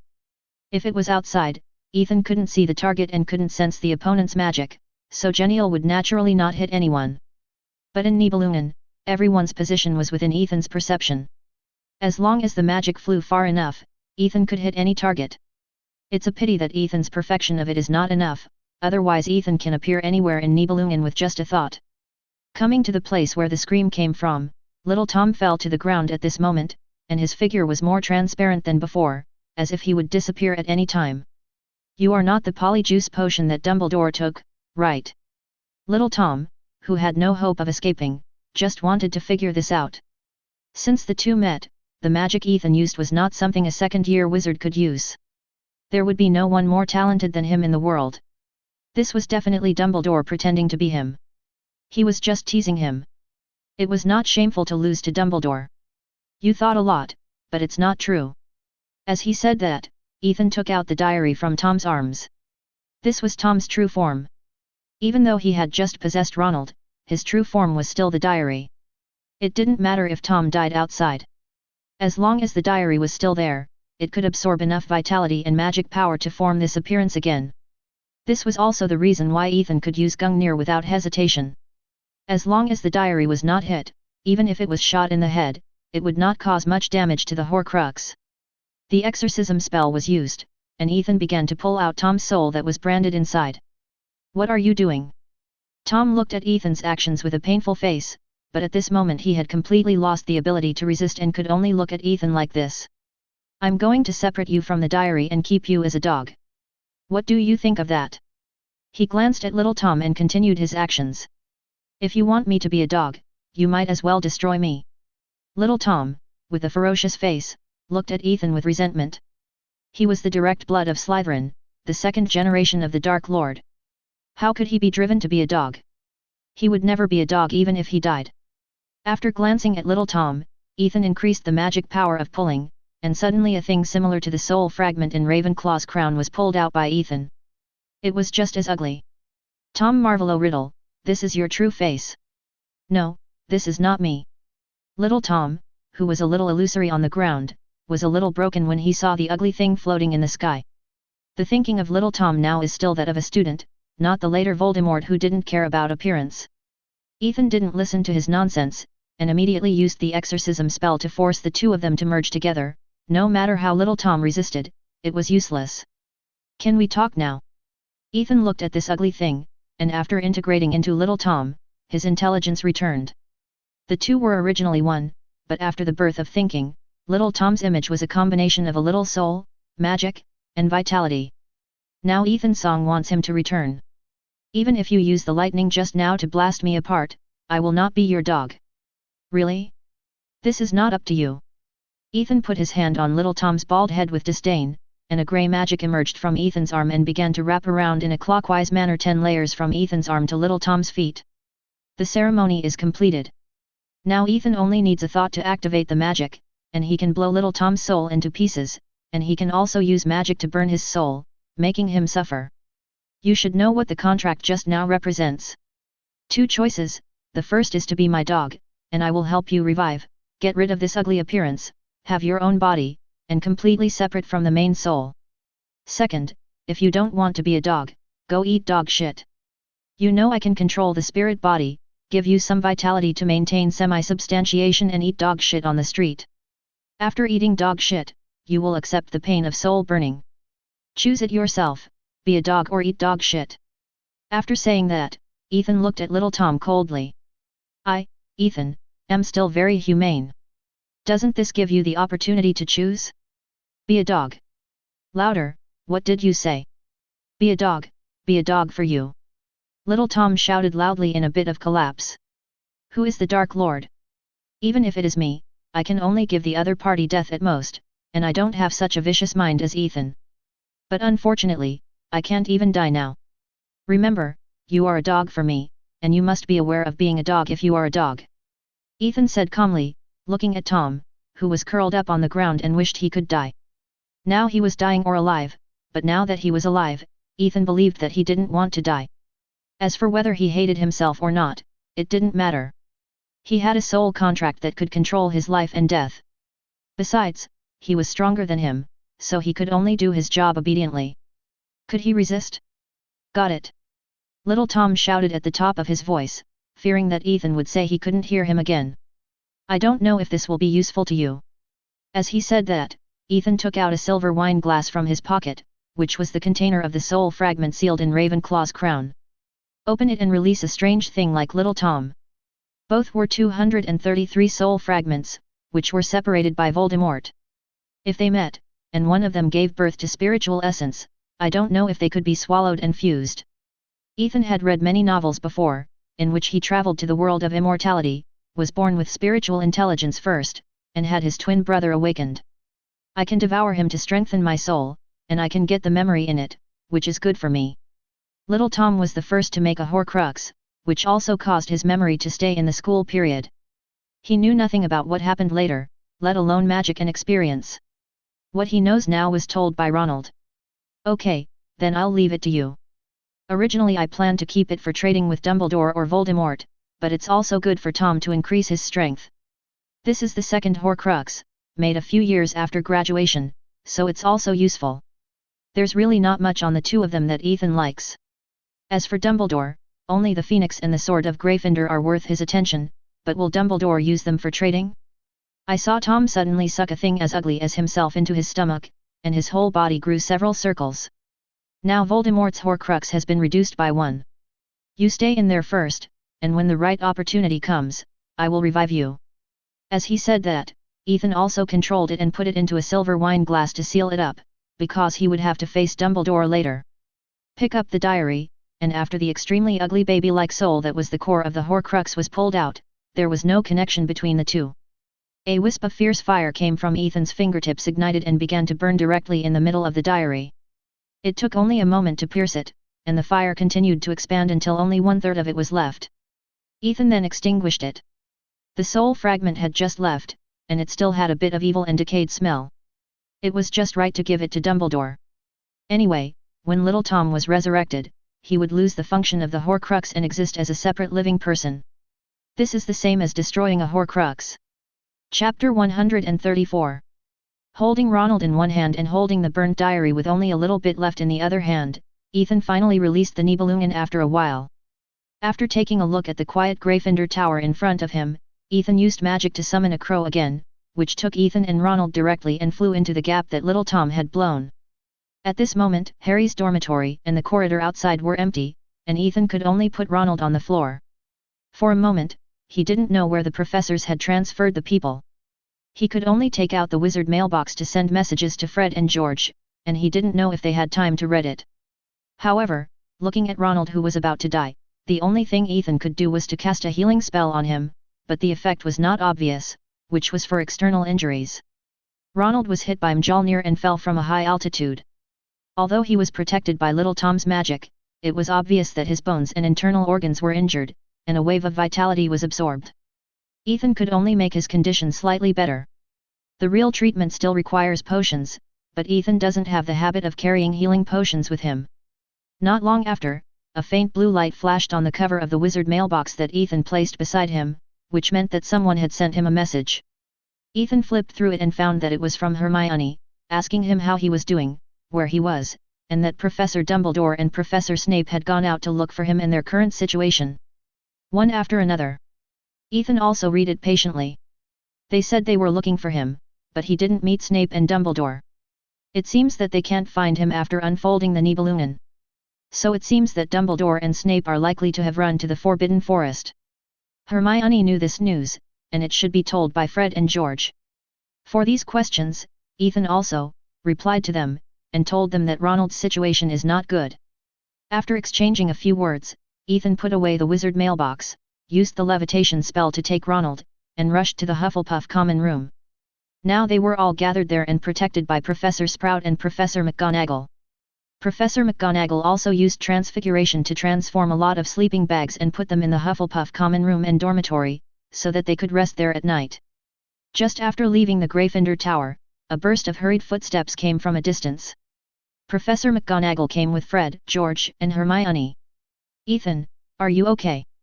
Hermione ran over as soon as she saw Ethan, and looked him up and down. If it weren't for Professor McGonagall, she would have planned to check him. Fred, under Professor McGonagall's reminder, said to the outside world that Ronald was controlled by a black magic prop, which was also to avoid causing panic. In addition to him and George, the only people who knew the details were the pursuers. Ethan, and the unlucky guys who went to the hospital. As long as Fred and George didn't tell anyone, other people wouldn't know the truth.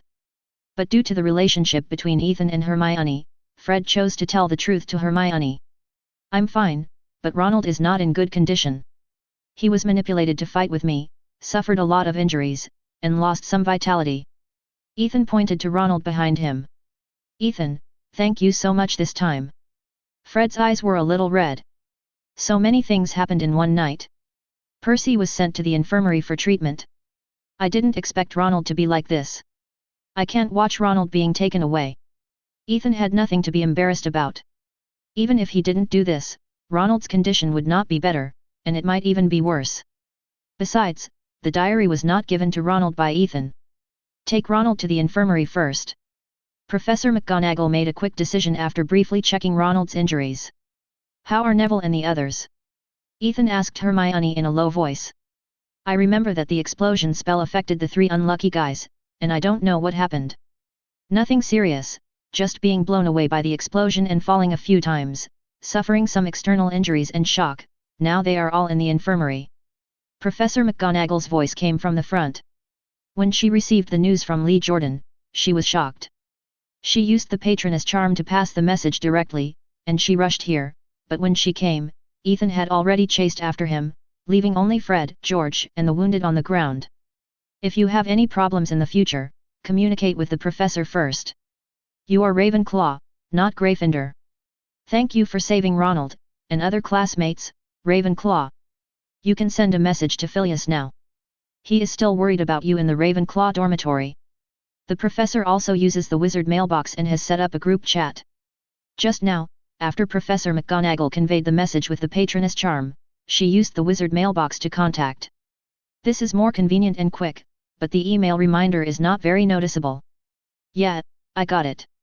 Then, Ethan used the wizard mailbox to send messages to Professor Flitwick, several roommates, Cassandra, Penelope, and others. Bang!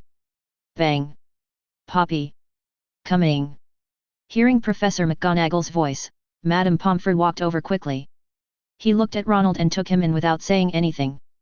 Ethan, what happened to the diary? Hearing Fred's words, Professor McGonagall also turned his head. There are only a few left. As he said that, Ethan took out the diary. Professor McGonagall took it immediately and checked it quickly. Voldemort could not be careless. He did not ask at first because he thought Ethan had let him run away. Suddenly, in a burst of fire, Dumbledore and Snape were brought in by the Phoenix. They did not find any clues in the Forbidden Forest. Hagrid and the Centaurs only saw a few green spells exploding in the air. Dumbledore wanted to ask about the situation in the school, but he found Professor McGonagall's message after taking out the mailbox. And finally rushed back with the Phoenix. After talking with Professor McGonagall, Dumbledore turned around and looked at Ethan. Ethan, you did a great job today. I think I have to give you a Hogwarts Special Contribution Award at this year's House Cup ceremony. 11. Thank you, Headmaster. The House Cup is probably secured now. How can you not give me extra points for the Hogwarts Special Contribution Award? Professor McGonagall just gave me 50 points. There are also points for the duel competition. Even if Snape is shameless, he can't catch up. I want to know what happened. Can you reply? After looking at the remains of the diary for a while, Dumbledore continued to speak to Ethan. He had some guesses about Voldemort's current state, and now he could prove it. Okay. Ethan was ready for the conversation. Then Dumbledore took Ethan and Snape to a corner. Ethan, can you tell me what happened after you caught up with him? Dumbledore had already learned about the previous things, but he couldn't understand how Ethan and the Horcrux avoided his perception, and what happened during this period. I opened Ravenclaw's secret room and learned some uncommon magic there. One of them was to pull people into a closed space. I used this magic to prevent him from escaping. In the subsequent battle, I used lightning to force him out of Ronald's body. He was afraid of electricity. In the end, I found that this thing was similar to a soul and was not easy to kill. It was only after burning the diary with fiend fire that the team succeeded. The more detailed you are, the more mistakes you will make, so Ethan just briefly said it, and let him fill in the rest of the wine in his mind. Opening the Ravenclaw secret room, I hope you can study the knowledge you have gained in it. If there is nothing to add, I will let Professor McGonagall send you back to the dormitory to rest. Nothing to add. Ethan shook his head and didn't say anything more. As for the matter of the fiendish fire curse, Snape and Dumbledore didn't ask. It was also a dark magic, but Ronald aimed it at his own people, while Ethan aimed it at the enemy.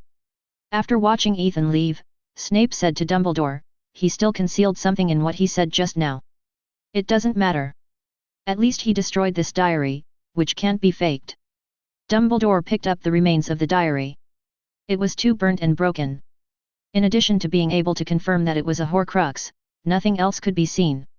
As for what Ethan had concealed, Dumbledore guessed that it was some secrets in the Ravenclaw Chamber of Secrets, but Ethan was unwilling to tell others, so he concealed it. It's related to Voldemort, so what is this diary? Don't say you don't know. Snape stared at Dumbledore. This old guy just liked to hide things from him. If he could beat him, he would definitely give him a truth serum. Horcrux, an extremely evil black magic, split the soul into Horcruxes. As long as the Horcruxes are not destroyed, Voldemort, as the creator, will never really die.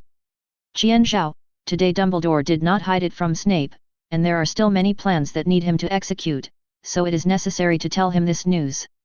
How many Horcruxes does Voldemort have? Snape frowned, and also realized the seriousness of the problem. If Voldemort hides the Horcrux well, will he never die? In this case, Harry's prediction is wrong. I don't know, this is the first Horcrux discovered. Dumbledore shook his head. He really didn't know. However, he also had some clues. Why is Voldemort's Horcrux in Ronald's house? Is the Weasley family connected to Voldemort? If he made the Horcrux himself, he would definitely put it in a safe place. Unless the Weasley family is Voldemort's loyal subordinates, it is possible that they will keep the Horcrux for him. Combined with Ronald's words on the ring, Snape felt more and more possible. Ronald found the hidden Horcrux at home and brought it to Hogwarts, where he learned the dark arts, which led to everything being exposed. It's not the Weasley family, but Counselor Malfoy. This is what a house elf told me. After Harry was attacked on the Quidditch field last time, Dumbledore found Dobby. But he didn't know that the huge conspiracy against Harry mentioned by Dobby would be Voldemort's Horcrux. If he had known it earlier, he would not have let it go. Chapter 135. It is the end of May, and today is the final of the duel competition. Some people still occasionally mention what happened in the Gryffindor dormitory some time ago. Dumbledore also explained in the hall that Ronald was bewitched by the black magic props, and it had nothing to do with the Weasley family. Now, except Ronald who is still unpopular, the situation of the other Weasleys is much better. The school year is almost over, and just like last year, this period is the hot-selling period of Bafe Brain Refresher. Although it has been sold in large quantities outside and the small workshop has also started mass production, Ethan did not stop the production of the 3 roommates, just to make some pocket money for them.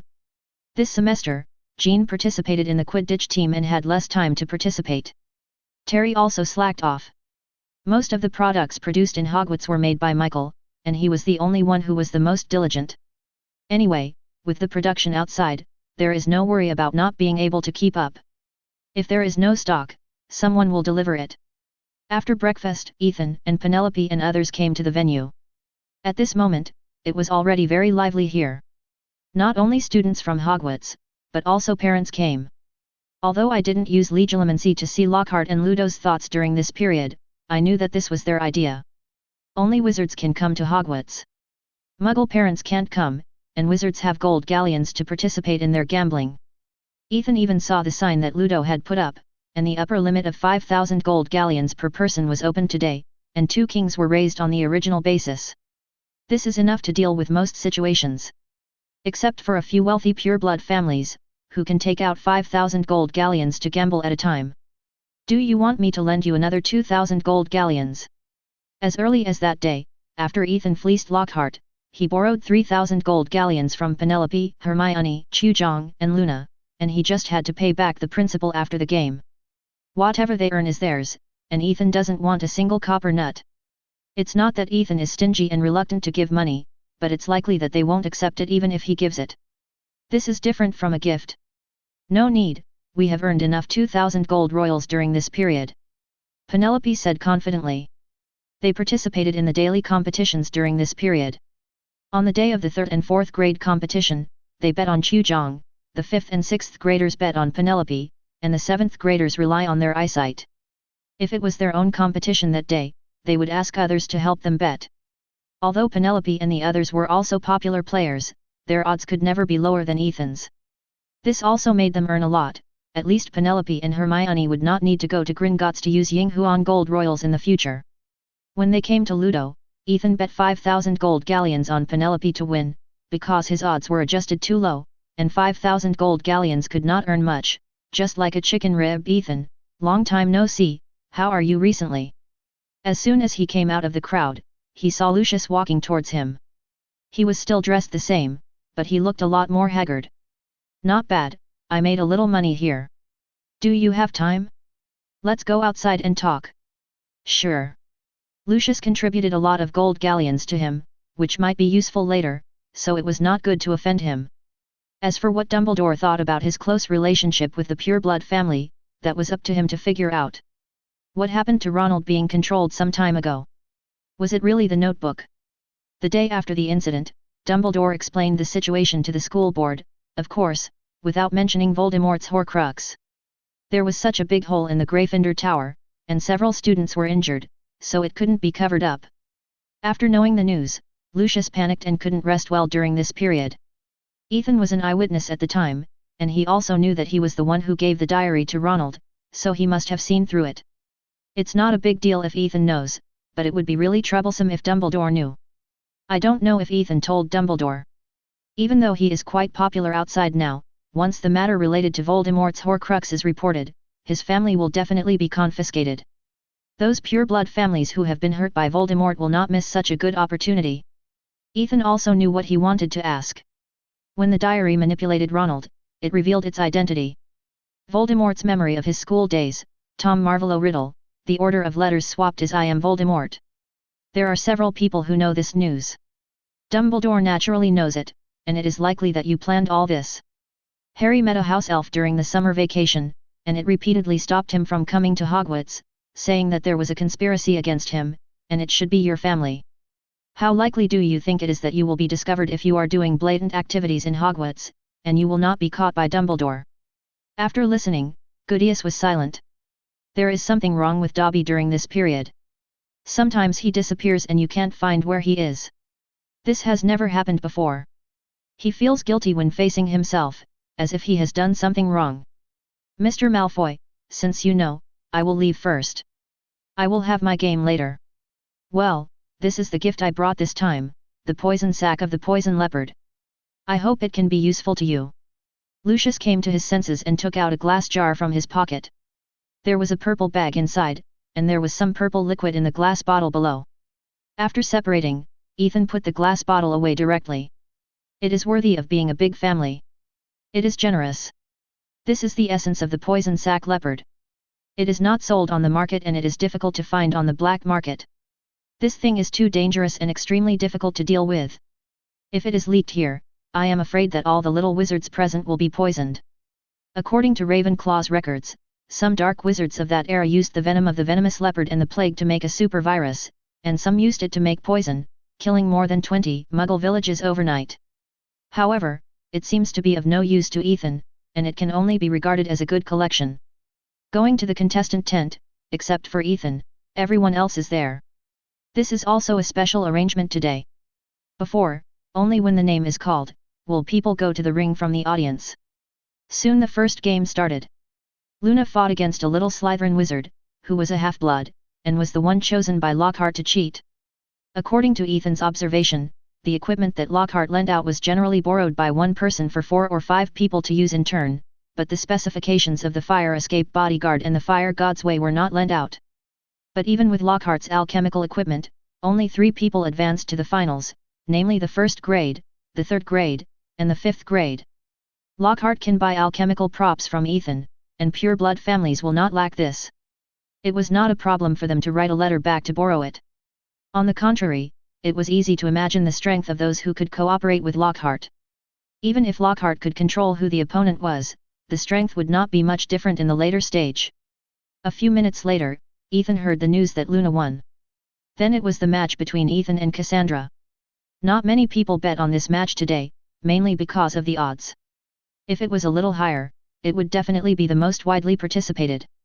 At the beginning of the match, Ethan took it as a test of Cassandra's level of the fiery flame. 2 identical orange-red flames rose up, but in terms of scale and speed, Cassandra was not as good as Ethan. Of course, Ethan also added other things this time, which was a pure fiery flame. Facing the phantom flames of the Chimera Beast, Fire Dragon, and Phoenix that Cassandra attacked, Ethan only had a pure fiery flame. However, under Ethan's control, the flames were higher than the waves, making Cassandra's attack unable to advance an inch. Dumbledore also came out in person to stabilize the defense of the ring. He couldn't guarantee that the fiend fire would spread to the whole place after an explosion. The little wizards below were already stunned. Are you sure we really go to the same school? There were also many confused viewers who looked at Professor Flitwick, wanting to know if he gave Ethan and Cassandra some special lessons from time to time, otherwise why didn't we learn this? This was obviously not a fire spell, but a more advanced spell. The parents who gathered together discussed the Volley family. Anyone with a discerning eye could see that they were going to rise. Just this fiend fire, let alone Ethan's level, many of them couldn't control it as stably as Cassandra. As Ethan's sea of fire pressed forward step by step, there was no space around Cassandra. It was all occupied by Ethan's fiend fire. When she wanted to use fiend fire to attack, it was like a drop of water falling into the sea, and it didn't splash any waves at all. It was not until Ethan's fiend fire was only 2 meters away from Cassandra that he revoked it. Cassandra also admitted defeat. In the next 3rd grade match, Chu Jong chose to use the necklace with the armor curse. After all, the opponent used it first. And the victory was undoubtedly won by Chu Jong. After all, Chu Jong was stronger in terms of hard power, but he could not break the opponent's armor curse in a short time. If it was replaced by consumption, Chu Jong would undoubtedly have the upper hand. In the 4th grade, Cedric won the victory and used transfiguration to trick the opponent's Slytherin wizard. No one expected that the always honest Hufflepuff would also play some tricks. In the 5th grade, Lockhart and his team won the victory. This person is from Gryffindor College. In the 6th grade, Penelope won with an overwhelming advantage. She was originally talented, but she did not have the family background, which led to her original strength. Now, after Ethan's supplement, plus she likes curling, her strength has exceeded her peers by a lot. Originally, Percy might have become Penelope's opponent in this game, but because of the serious injury that day, he had to recuperate for more than a week before he could go to school normally. In addition, all other injuries in the explosion were healed, leaving only a lot of scars, but 3 fingers were missing from his right hand, which had been blown to pieces and could not be restored at all, causing him to give up the game. After all, he couldn't hold the wand steadily, and the problem of casting spells was quite serious. He could only practice casting spells with his left hand, otherwise his life would be like this. The champion of the 7th grade was a male student union president of Slytherin. So far, the competitions of the 7 grades have all ended. Ravenclaw became the biggest winner, winning the championship of 4 grades, which means 400 extra points. The other 3 colleges each added 100 points. Chapter 136. At night, the 3 broomsticks. Lockhart and Ludo clinked their glasses. Although the result was very different from what he had imagined, there were only 3 people who made it to the finals, and only 1 person won. But there were 3 upsets today, 1 in the 3rd grade, 1 in the 4th grade, and 1 in the 5th grade. Cedric and Lambert Crest were both recognized geniuses in the 4th grade, but most people thought Lambert Crest would win. After all, no one knew what dark magic this Slytherin had hidden. So most of those who bet on the 4th grade chose Lambert Crest. But the result was that Lambert Crest did hide a backhand, but it was useless, but he was also tricked by Cedric using transfiguration. Specifically, when Cedric used the fire spell on the other side, he turned a stone into a dummy that looked exactly like himself, while the real body used the human body transformation, which was very difficult and risky, to become a groundhog and quickly dug into the ground. When Lambert Crest cast a disarming spell and knocked the dummy Cedric away, and his wand fell to the side and he let down his guard, he suddenly appeared and attacked with a petrification spell. It was this game that brought the 2 a huge income. Come to me again if you have such a thing in the future. Ludo touched the pocket on his waist with satisfaction, which was more than 20,000 gold galleons. He had never won so much money in gambling for many years. Let's cooperate again in the future. Lockhart picked up the wine glass and clinked it with Ludo. Of course, this was just a polite remark. Lockhart was ready to run away and leave Hogwarts. He didn't have the ability to make a big fight outside. It was almost 11 o'clock in the evening when the 2 left the tavern with the farewell of the proprietress, Ms. Rosmerta. Mr. Bagman and Professor Lockhart, it's so late, where are you going? The 2 had just walked to the path outside the village when they saw Ellen walking out of the shadows. Being frightened like this, the whole person suddenly sobered up a little. Adrian, Ludo, and I are here for a drink to celebrate the successful conclusion of today's duel competition. Lockhart stepped forward and showed his signature smile, trying to fool him. But the news I got is not like this. You 2 teamed up to manipulate the game, and now you should be here to divide the gold galleons. Ethan looked at the 2 of them with a joking face. Originally, he just wanted to knock them out and rob them of their money, but halfway through, Ethan felt that since he was here, he was not as good as they were worth. Although Ludo Bagman's magical supplies department is not large in scale and has little power, he is at least the director, and he is also an upper-class figure. With the popularity he gained from playing Quidditch before, his appeal is still very good. Although Lockhart is not strong, he is thick-skinned and can fool people. He is still very popular outside, whether it is middle-aged and elderly women or little girls, many like these 10 models. Being a teacher at Hogwarts is a complete waste of talent. Umbridge, a toad, can get a high position, so why can't Lockhart? Joining the Ministry of Magic is the right answer, where many positions do not require strength. In addition to strength, Lockhart can beat Umbridge, and whoever he gets, he may be able to rise to the top in one step. Ethan has no one in the Ministry of Magic. Amos Worley is Cassandra's father, and Ethan can't command him. Lockhart and Ludo can just be used as nails to help Ethan get into the Ministry of Magic and explore the way to become a minister in the future. I am a professor, and Ludo is also the director of the Department of Magical Sporting Goods. How could we do such a thing? Lockhart absolutely cannot admit this. There is no problem in opening a gambling market, but if he sets up a game inside, and those pure bloods who lost money know about it, he will have no place to stay in Britain. Lockhart just wanted to stay away from Hogwarts, not from Great Britain. His books were not sold abroad, and he had no fans there, so it was hard to make a living. Ludo was the same, but he was a little panicked now, not as calm as Lockhart. Mr. Bagman said last time that he would take me to play fake games to make money. Was it just talk, and didn't he find someone else? For example, Nita's Angelo, Horace Yarlin, Garcia Ralph, do I need to say the rest? Ethan directly reported 3 names, which were the third-year contestants selected by the two. How did you know? Lockhart didn't plan to pretend anymore. His past had been thoroughly explored, so how could he pretend? Then he glared at Ludo fiercely. He told him not to go to Ethan, but he didn't listen. Now he has been caught and he has to go to Human? Okay, don't worry about how I know.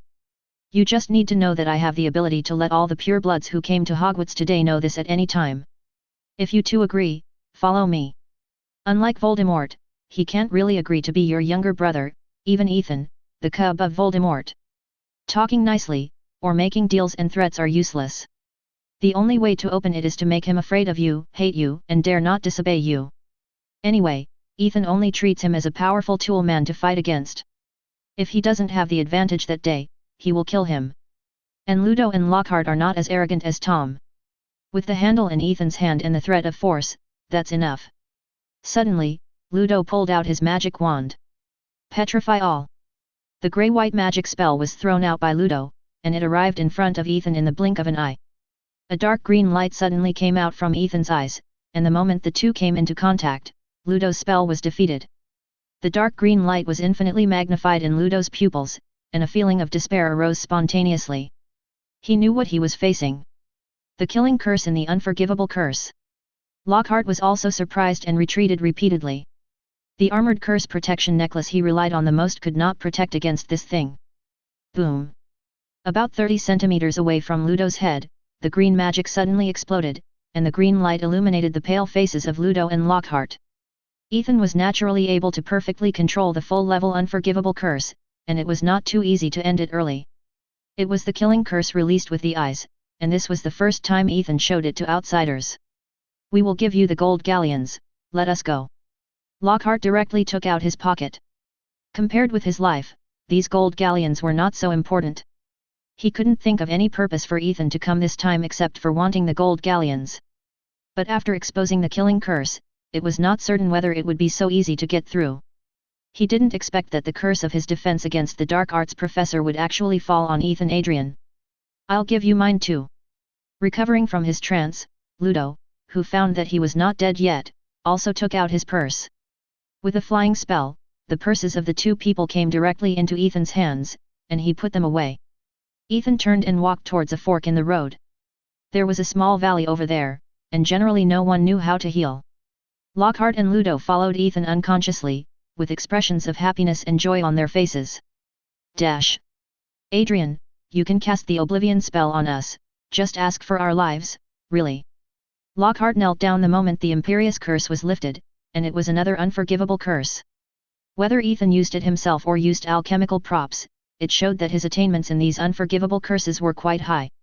I didn't know it before when I didn't understand alchemy. Later, I looked up some information and found that the first thing to make alchemy props related to spells is to be familiar with them. This is the most basic. It can be said that the more I know, the more I understand Ethan's strength. And what happened to Ronald that day, although Lockhart didn't know the details, Dumbledore chased him out, and Hogwarts was under martial law at the time. How could this be a trivial matter? But it was solved by Ethan. You brought us here, there must be something else. Ludo looked at Ethan with some fear. The money was already in hand, and Ethan had countless opportunities to kill himself and Lockhart, but he didn't do so. Instead, he brought the two of them here. There must be other purposes. Zero, yes, I'm here to invite you to join me. What kind of organization is it? Lockhart asked with a feeling of surviving a disaster. An organization that strives for my goals and career. Ethan was silent for a long time and said it was just a makeshift team. There was no organization at all. It was just a few guys who were forced to obey by Ethan. Do you want to set up an organization yourself? Grindelwald's banner is for the future of wizards and for ideals. Voldemort's banner is pure blood supremacy. What banner should I set up? We join. Ludo and Lockhart looked at each other and nodded in agreement. Voldemort at least pretended and painted a pie for everyone, but Ethan didn't even pretend here. He just wanted to do it for himself. But the knife was at his neck. What else could he do if he didn't agree? Seeing this, Ethan also gave each of them a ghost mark and introduced them to the two of them. Ludo, you continue to go back to the Ministry of Magic. I don't care about your gambling, but don't lose your position as a peer. It is unrealistic to change a complete gambler. I know. Ludo nodded. Lockhart, you continue to teach until the end of this year, and then join the Ministry of Magic as the only professor who has stayed in the Defense Against the Dark Arts class for a full year without any trouble in many years, and as the host of the duel competition. These two identities can add points, plus Lockhart has a good mass base and is thick-skinned enough, so he should be able to gain a foothold in the Ministry of Magic in a short time. Continue to teach, but what about the curse? He left a resignation letter in the Defense Against the Dark Arts office and was ready to run away today. Unfortunately, he met Ethan, and now Lockhart believes in this curse more and more. There are 2 weeks left before the holiday, what's the matter? Unless Lockhart casts the Oblivion spell on others, otherwise, in the remaining days, if he doesn't cause trouble, nothing else can happen. Okay, I'll follow your arrangements. Lockhart gritted his teeth and agreed. Ludo, you continue to stay in your position as director. Lockhart, you should have connections to enter the Ministry of Magic, and then you can climb up. There is no place to use you at the moment, and I will let you know when I need you. Chapter 137. It is June, and it is already midsummer. It is also the exam week at Hogwarts. The written exam is the same as last year, except that the cheating method is a little more sophisticated than last year. But the result is the same. In Charms and Transfiguration classes, cheaters are still caught and cannot escape the eyes of the professors.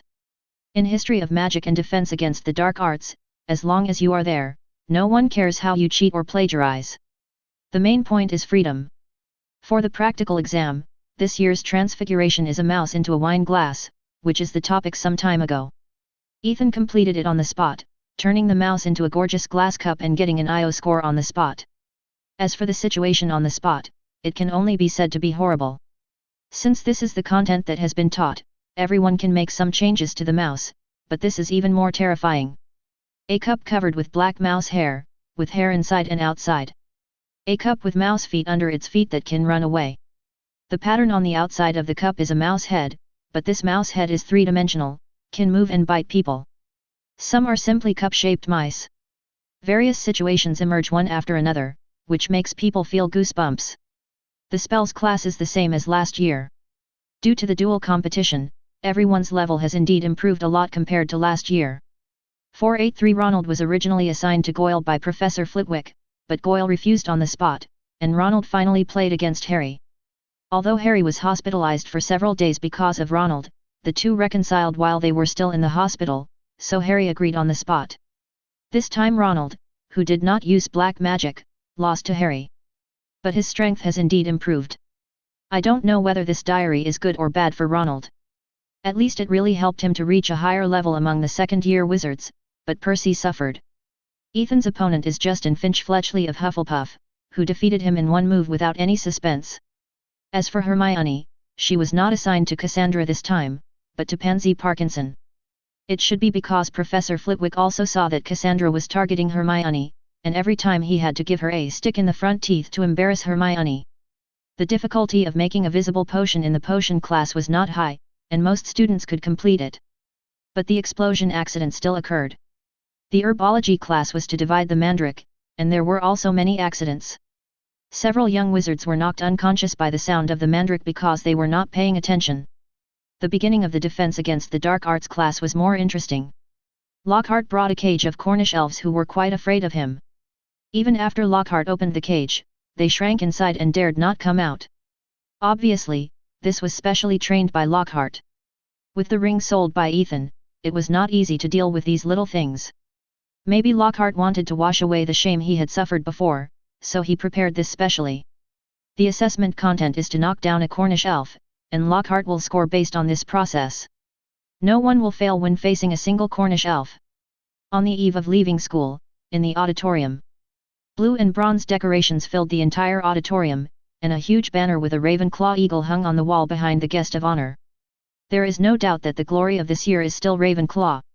The Ravenclaw eagles who came to the auditorium in advance were also unusually active, and their voices were a little louder than usual. Ethan also came to the auditorium with Penelope and others, under the long garden seat of Ravenclaw. I thought you would choose 5 elective courses, but I didn't expect only 3. Penelope was a little surprised at the timetable Ethan handed in. Starting from the first 2 months, you can choose the 3rd grade elective courses, but Ethan dragged it until today. If there is no other way, I don't want to take any elective courses. Ethan was a little helpless. For Hogwarts elective courses, each person must choose at least 2 courses. These elective courses are useless to Ethan. For example, the Ancient Magic text course, is it Ethan who teaches the professor, or the professor who teaches Ethan? In addition to the school's regulations, Ethan also chose it based on whether there are creatures like the King of Curls in the 2nd grade. After all, the first place at the end of each year can get a reward, and this cannot be snatched away by others. Ethan did not submit the elective course list until he was sure that the most courses in the entire grade were 3. Because Hermione was persuaded.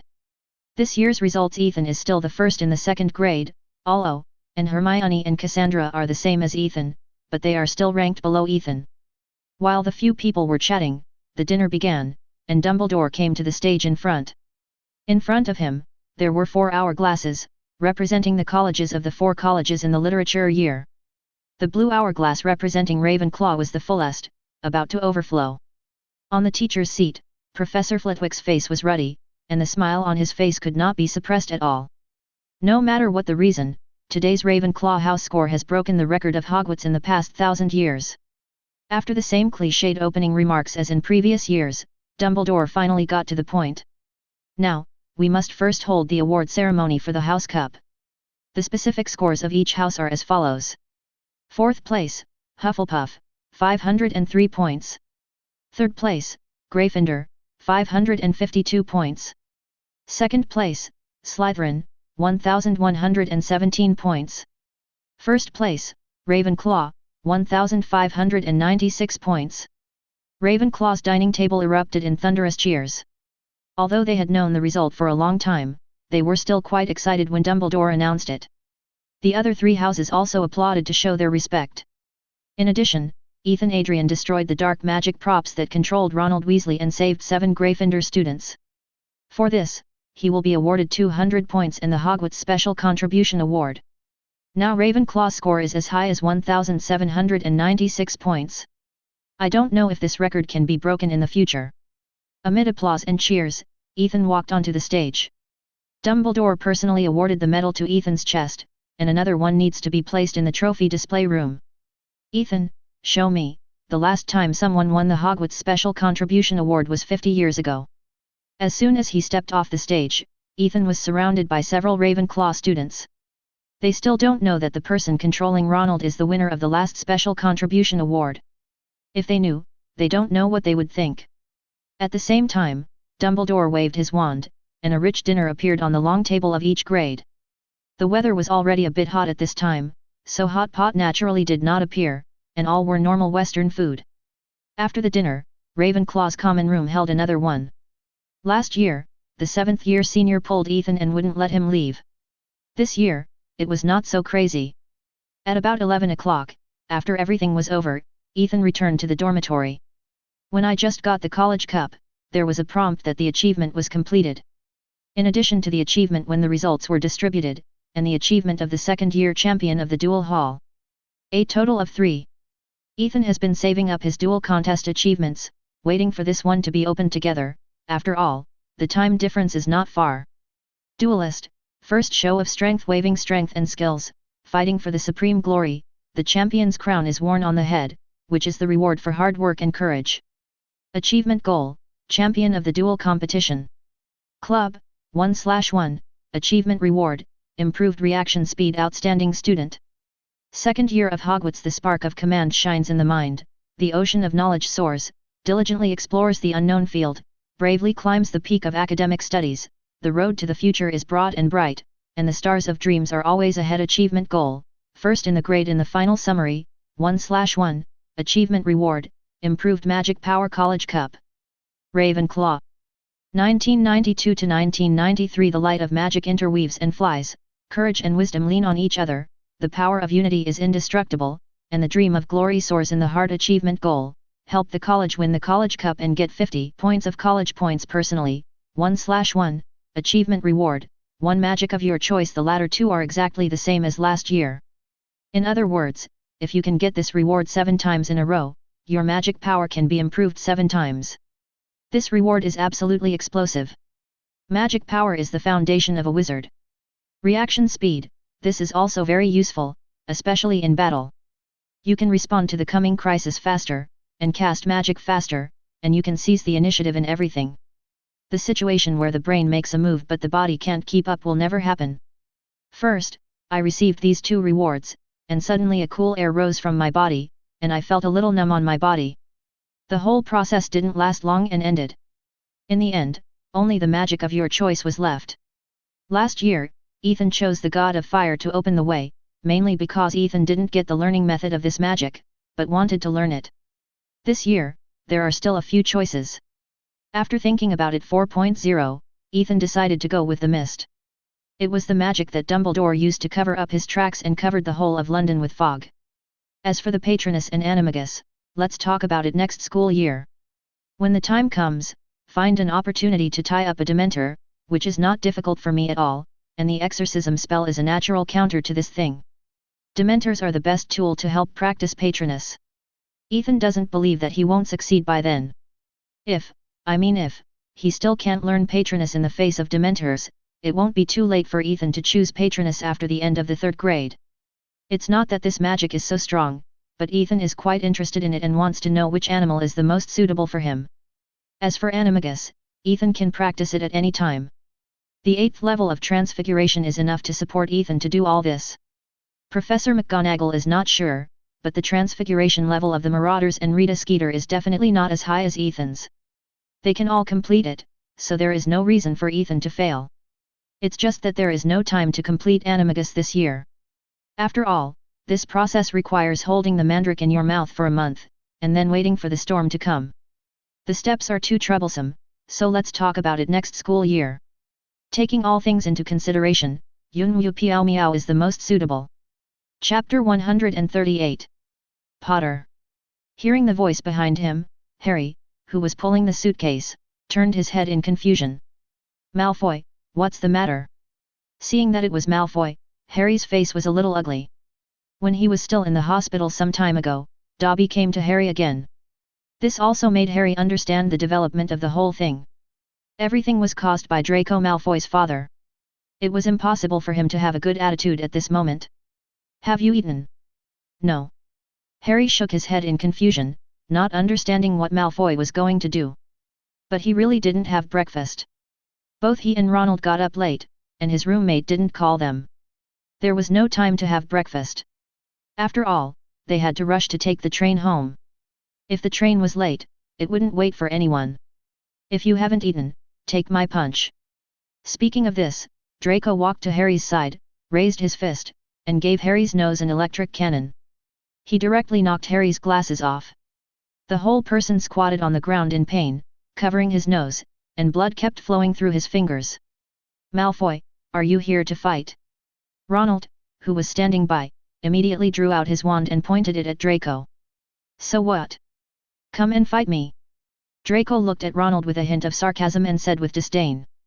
Although Ronald has become much stronger this school year, he is not completely unforgiving.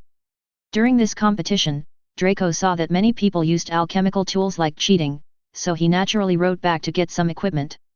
That is, he did not meet Ronald and Harry during this process, otherwise he would have to beat them up.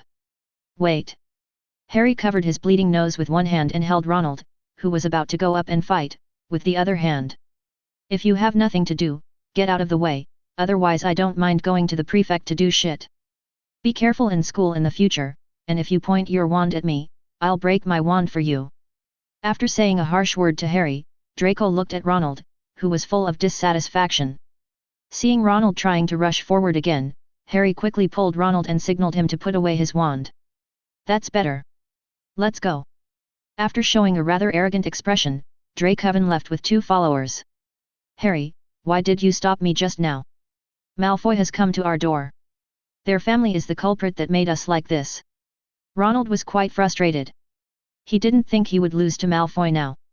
Just now, he had a chance to knock Malfoy down, embarrass him in front of everyone, and avenge himself for being cheated.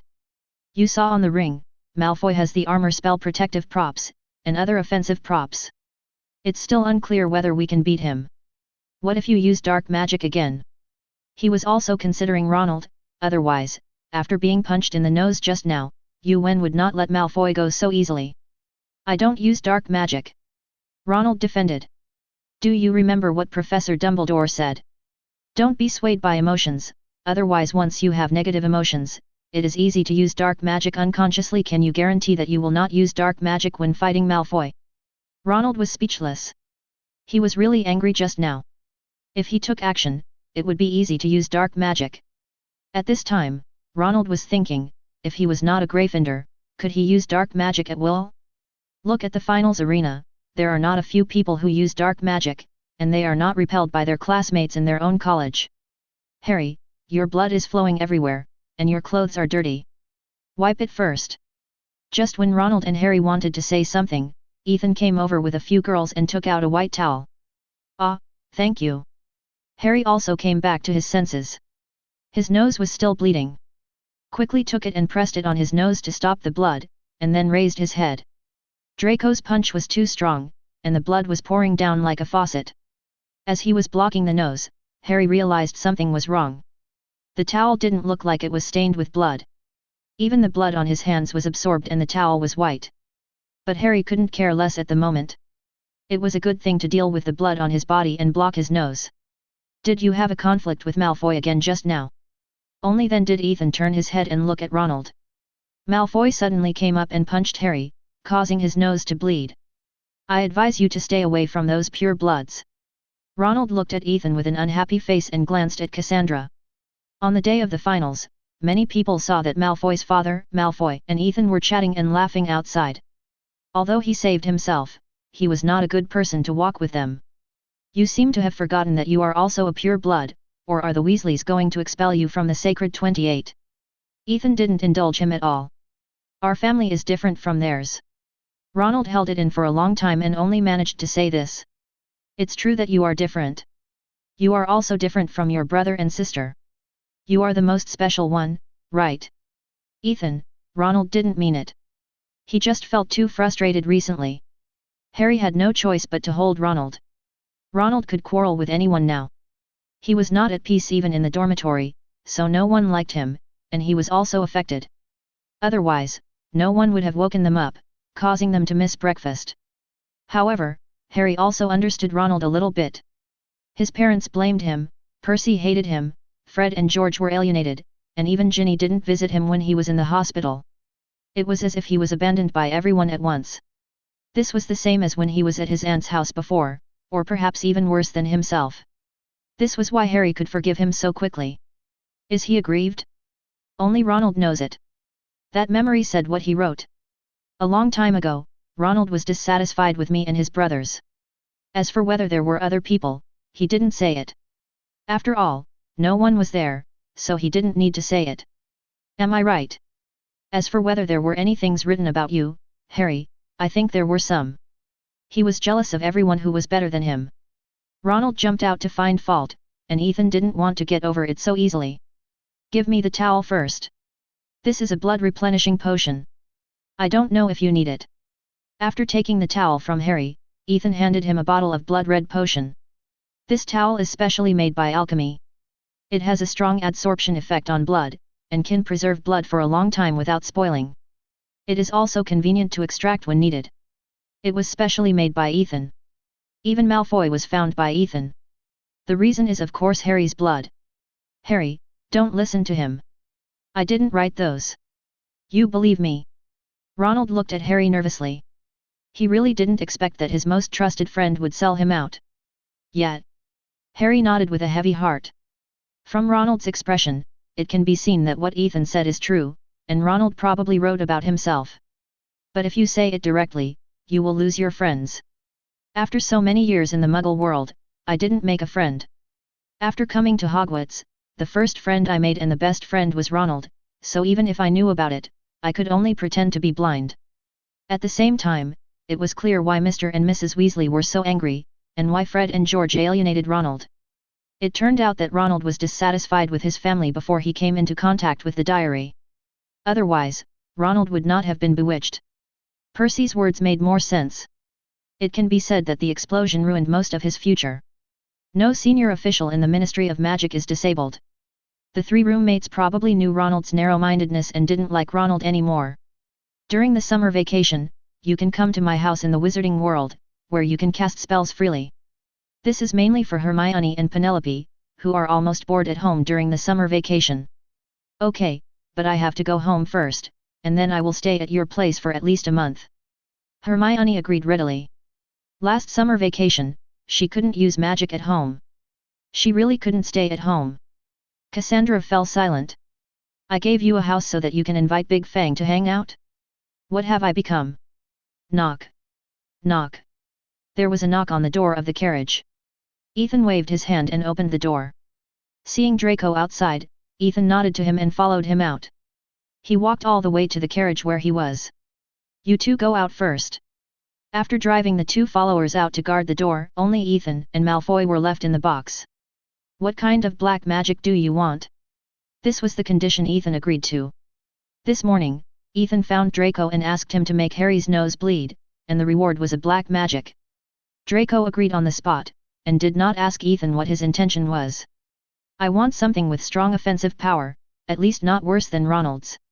Draco was confident that he could beat Ronald with all his equipment, but after taking it off, he couldn't beat him.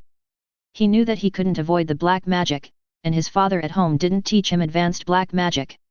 All he could find were some small-scale ones like the dragon out of the hole. 820 Killing Curse.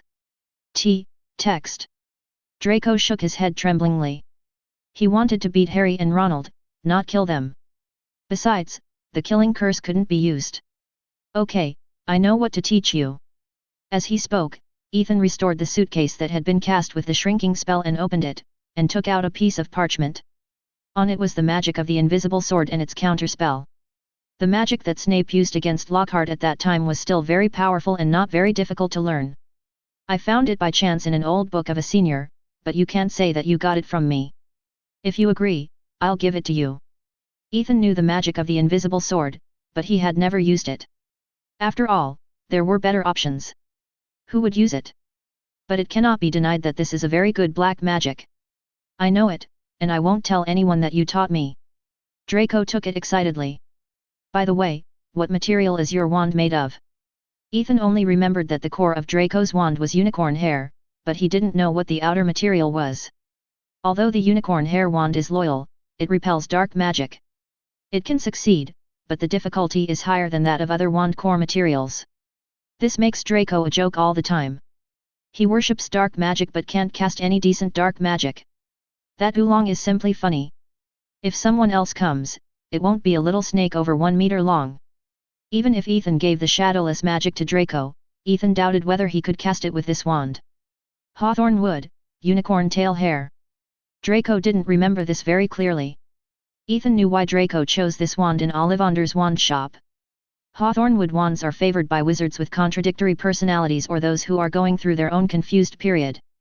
This wand may be suitable for you, but it prefers healing magic to dark magic. If you really want to learn dark magic, change your wand. After that, Ethan opened the door and walked out. Wizards always have deep feelings for their first wands, but there are also cases where they take the initiative to change, such as Bill's old wand, which eventually fell into Ronald's hands.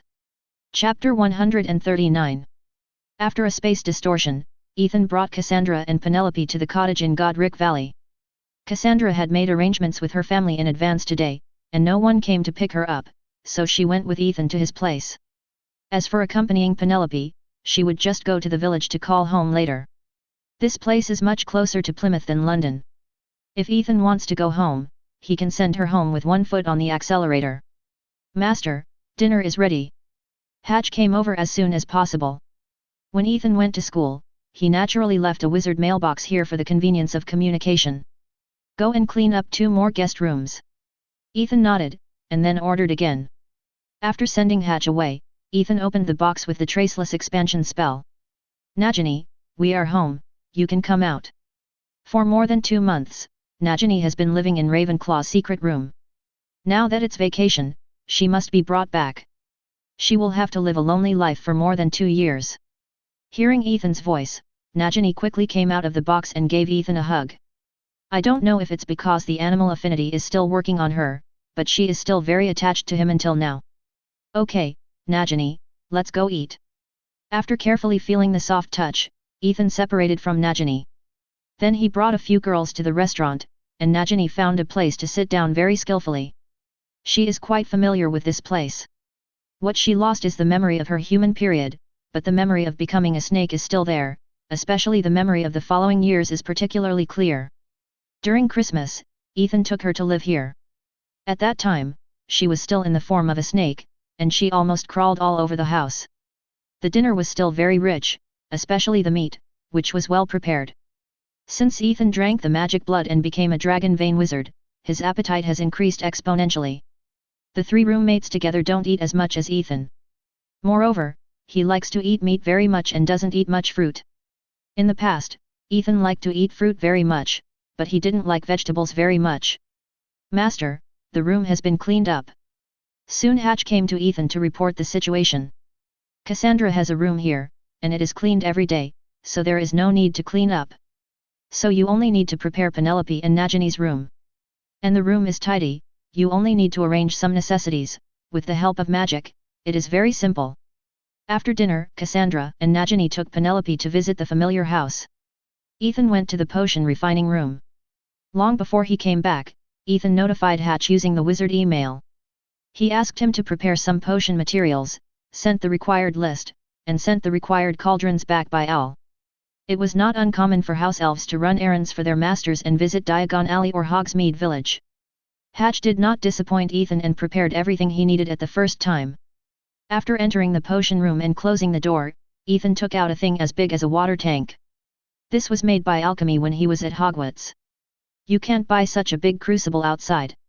After heating the huge crucible with a constant flame, Ethan added a large amount of water from the Lethe River to prepare this potion. All the materials required were extremely large, but not very rare. Then he began to process the magic materials needed. The whole brewing process took 7 days.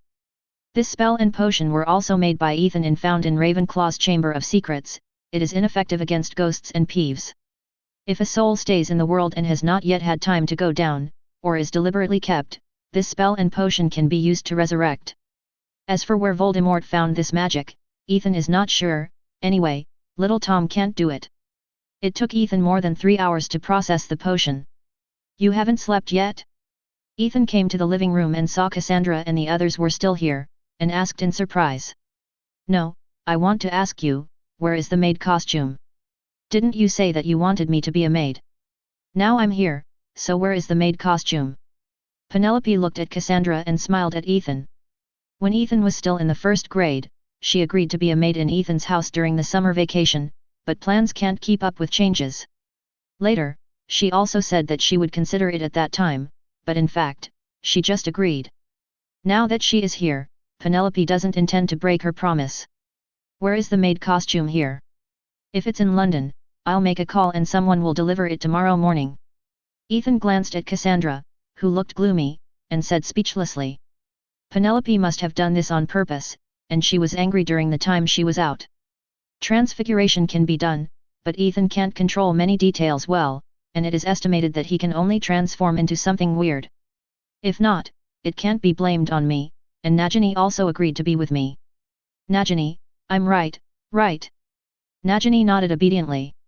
During this period of time, Penelope and the others taught Nagini a lot of common sense, and she also knew the meaning of a maid. But she didn't object to being Ethan's maid. If Hermione and the others hadn't forced her to change her words, she would still call him master. Hutch, take the gold galleons to the Tiffany clothing store and ask the boss lady to work overtime to make a few sets of best-selling models. Ethan also made up his mind quickly. Isn't it just a maid outfit? Arrange it. Tiffany clothing store is a high-end clothing store specializing in customization. Ethan saw the sample of the maid outfit when he went in before. Obviously, they also accept this kind of clothes. Maybe the wizards are more expensive than Ethan imagined. Even if the boss lady has gone to bed at this time, so what? Knock on the door, pay more money. I don't believe she won't work overtime for the face of the gold galleons. Anyway, Ethan's gold galleons were easy to come by, and he didn't feel bad about using them. Cassandra, do you want a set? Penelope looked at Cassandra with ill intentions. She was good-looking and tall, 1.65 meters tall at the age of 13, which was quite good among her peers, but her chest was a little flat and couldn't hold it up. Yes. Cassandra nodded fiercely. Wouldn't it be embarrassing for the three girls to be different? Unless she could convince Penelope and Nagini to give up this idea, but obviously she failed. Before Ethan came out, she wanted to stop him, but the effect was obvious. Cassandra had never been able to do anything with Penelope. Her sharp tongue had no effect. She couldn't win by reasoning, and she couldn't even win by fighting. Penelope didn't learn the fiery flame curse, but focused on Mjolnir. The results in the past year were not bad. With one hammer, she could directly break up her own fiery flame and smash it down on herself. Whenever this happened, she needed the necklace to save the situation. Because she hadn't even started to learn defensive spells like armor and protection, she spent most of her time studying how to set fires, and she couldn't do anything about Penelope's lightning hammer. The range was too large and she could only resist it. It was useless to dodge or use spells to attack. Hermione was still easy to bully. I missed the first day of Hermione.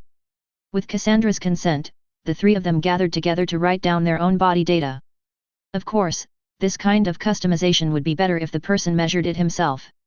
When the note was handed to Ethan, Ethan glanced at it casually. Just this one glance, Ethan converted their specific data. Nagini is E, Penelope is also at the level of D, and Cassandra is at most A+. If she can reach the level of her mother, she will probably be about the same as Penelope now. Of course, Hermione is not much better now, Chuzhong is only slightly stronger, and Furong is estimated to be one size smaller than Penelope. After handing the note and a bag of gold galleons to Hutch, he disappeared in a flash. Let's go to bed. The moment Ethan passed by, Cassandra took Penelope and went upstairs directly. She could see that this woman was in estrus and needed to be stared at closely. Don't pull me. Nagini, you come up too. Cassandra stopped at the stairs and turned to look at Nagini sitting motionless on the sofa. This also made Cassandra more determined not to go home this summer vacation. The next day, early in the morning, Ethan just opened his eyes and a white figure stood at the head of the bed. As expected, it was a fine product from Tuffen clothing store. The white skirt was light and elegant, like a blooming lily. There was a cute black bow tied at the collar, and the waist was also tied slender and elegant. The slender legs were wrapped in white stockings, and there was delicate lace at the edge. There was a pair of black leather shoes on the feet. Both hands were wearing white lace gloves, and a small string of silver bell bracelets were tied on the wrists.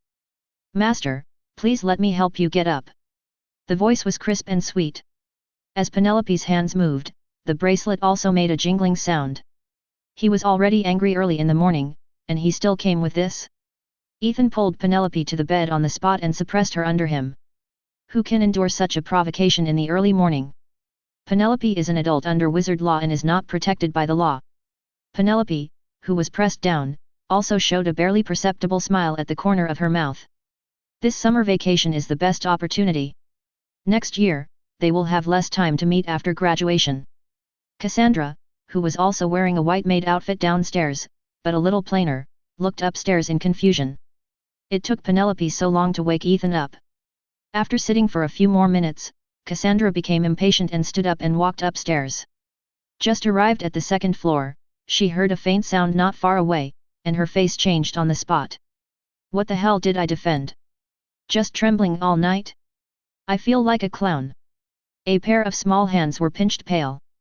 Then he took a few steps forward again, and after making sure that he had not heard wrongly, he walked downstairs in a daze, muttering involuntarily, "It was obviously me who came here first, I was the first." Chapter 140. In the McLaren Phi, Ethan lay on Nagini's lap, looking at her snow-white skin while flipping through the Book of Arabham. Penelope and Cassandra were talking to each other, but judging from Cassandra's red cheeks, this was obviously not a topic that Ethan could tell. 3 days had passed since he came back, and Ethan had finally coaxed Cassandra. Most of the resurrection potion had been brewed, and the rest was left to time and heat. Ethan only needed to come back before the 7th day. Now on the way to the Scandinavian peninsula, the largest peninsula in northern Europe, located in the northwest corner of Europe, bordering the Baltic Sea, the Norwegian Sea and the Barents Sea in northern Europe. Most of the climate is temperate, and the northern end is polar. The McLaren F1 is also unmanned at the moment. As long as Ethan determines the general direction, he can drive automatically. The reason for going to Scandinavia is that Ethan has to make a wand first, and give one to Nagini first. She doesn't have a suitable wand yet. You have to register to buy a wand from Ollivander. There are many wands in Nocturne Alley, and Ethan has a few in his own hands, but the fit is not high, and they are not as good as the ones made by Ethan. In the secret room of Ravenclaw, there is a way to make a wand. For example, the 4 founders all made their own wands. Although Ollivander has been making wands since BC, it was not until the establishment of the Ministry of Magic that it became well known and began to cooperate with Hogwarts.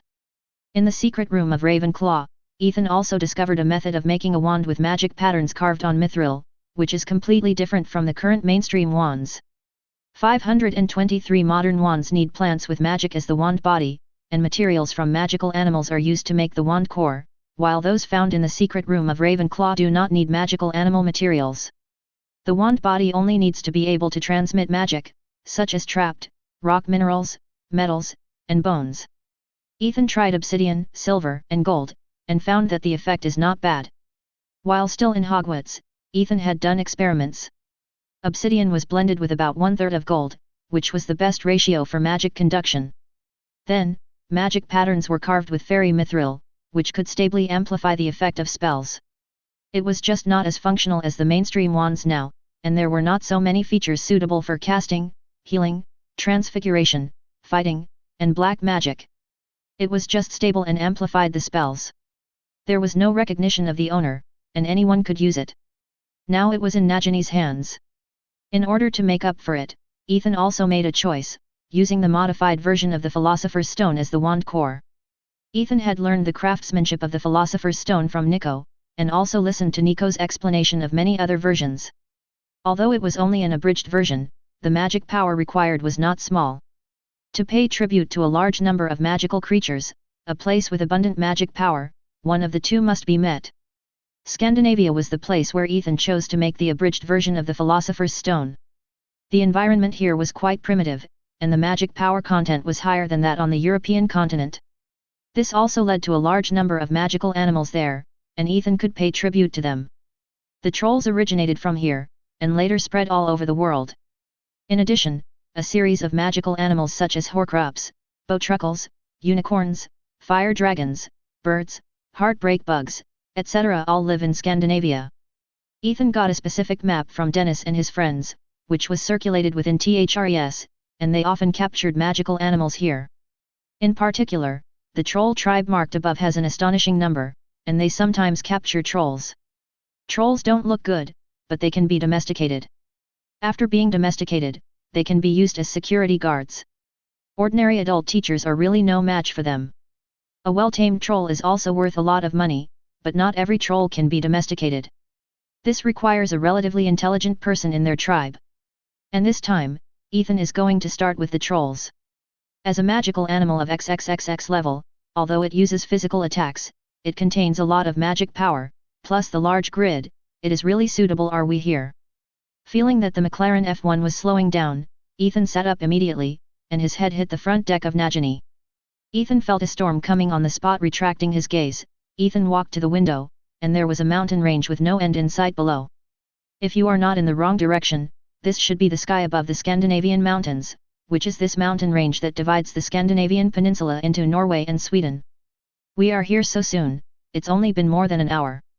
We are here, get ready and you can start fighting. Speaking of this, Ethan went directly to the driver's seat and personally controlled the car to find the trolls' tribe. Soon, Ethan saw several dark green giants, dragging reindeer in their hands and walking in one direction. The height was estimated to be around 12 or 13 feet, smaller than the troll he saw last time with the fake squirrel, and everything else looked about the same except for the color of the body. This is a forest troll, and the mountain troll that appeared in Hogwarts, in addition to the river troll. Get ready, we have found the target. Ethan was hanging far behind them in the air, waiting to take action when they reached their tribe. Cassandra and the other two immediately took out their wands and stood by the car door. The purpose of their trip was to accumulate some practical experience. The trolls were not fast, and apart from throwing some stones, they had no other long-range attack methods. Among the magical animals of XXXX level, they were considered to be the easier ones to deal with, BFCG. However, Ethan needed a living one on this trip, which limited them a little. Fire spells could definitely not be used. After about 20 minutes, Ethan finally saw the huge wooden house in the distance. The wooden house was quite messy, as if it was simply piled up with trees, and it was definitely leaky. As for the number of wooden houses, there were probably 80 or 90. It seems that this troll tribe is quite large. After opening the car door, Ethan and the other four turned into 4 puffs of black smoke and rushed out of the car. After swaying in the sky for a while, they each found a suitable place to land. Ethan had taught them the signature variant flying spell of Voldemort and his Death Eaters in the past 2 days. It is a very practical magic and it is not difficult to learn. It is just not convenient to cast spells when flying. This is not as good as Ethan summoning crows to fly with him, but the crow storm is very difficult to learn. It is not something that can be learned in a day or 2, so it is better to use this for the time being. Ha! The moment he landed, Ethan smelled a strong stench and almost vomited out the overnight meal. It was many times stinkier than the trolls he encountered in the Philosopher's Stone level. As soon as he recovered, Ethan cast a head-bubbling spell on himself. At this time, the trolls also discovered Ethan and other uninvited guests, and a series of grunting and groaning sounds rang out in the troll tribe. The ground began to tremble, and the trolls of the Emperor charged towards Ethan with wooden sticks. It was not the first time that their tribe had been attacked by wizards. They had experience in facing these wizards who dared to come, and they needed enough tribesmen to drive them away. Facing the charge launched by dozens of trolls, Ethan also took out his magic wand. The wolves are bloodthirsty. As a dark light flashed across the tip of Ethan's wand, the shadow behind him began to roll, as if something inside was trying to break free. Suddenly, a black wolf with a shoulder height of more than 5 meters, a dark body, and bloodshot eyes, rushed out of the shadow. Then the second, the third, and the black wolves continued to rush out from afar, until there were 30 of them, and Ethan's shadow returned to calm. With the increase of magic power and the higher proficiency in controlling this magic, the black wolves that came out were naturally bigger and more numerous. Then, one by one, the black wolves, which were much larger than the giant monsters, began to charge head-on with the giant monsters on the opposite side. Relying on the advantage of their huge size, the black wolves rushed through the giant monsters. Often, it took 2 or 3 monsters to stop a black wolf. Unlike the modified giant monsters that appeared in the House of Requirement, the black wolves now can no longer pull the giant monster's skin.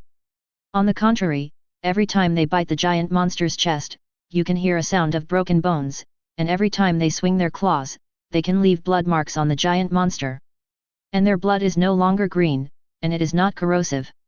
The wooden stick in the giant monster's hand hit the black wolf, but it had no effect except for a ripple on the body.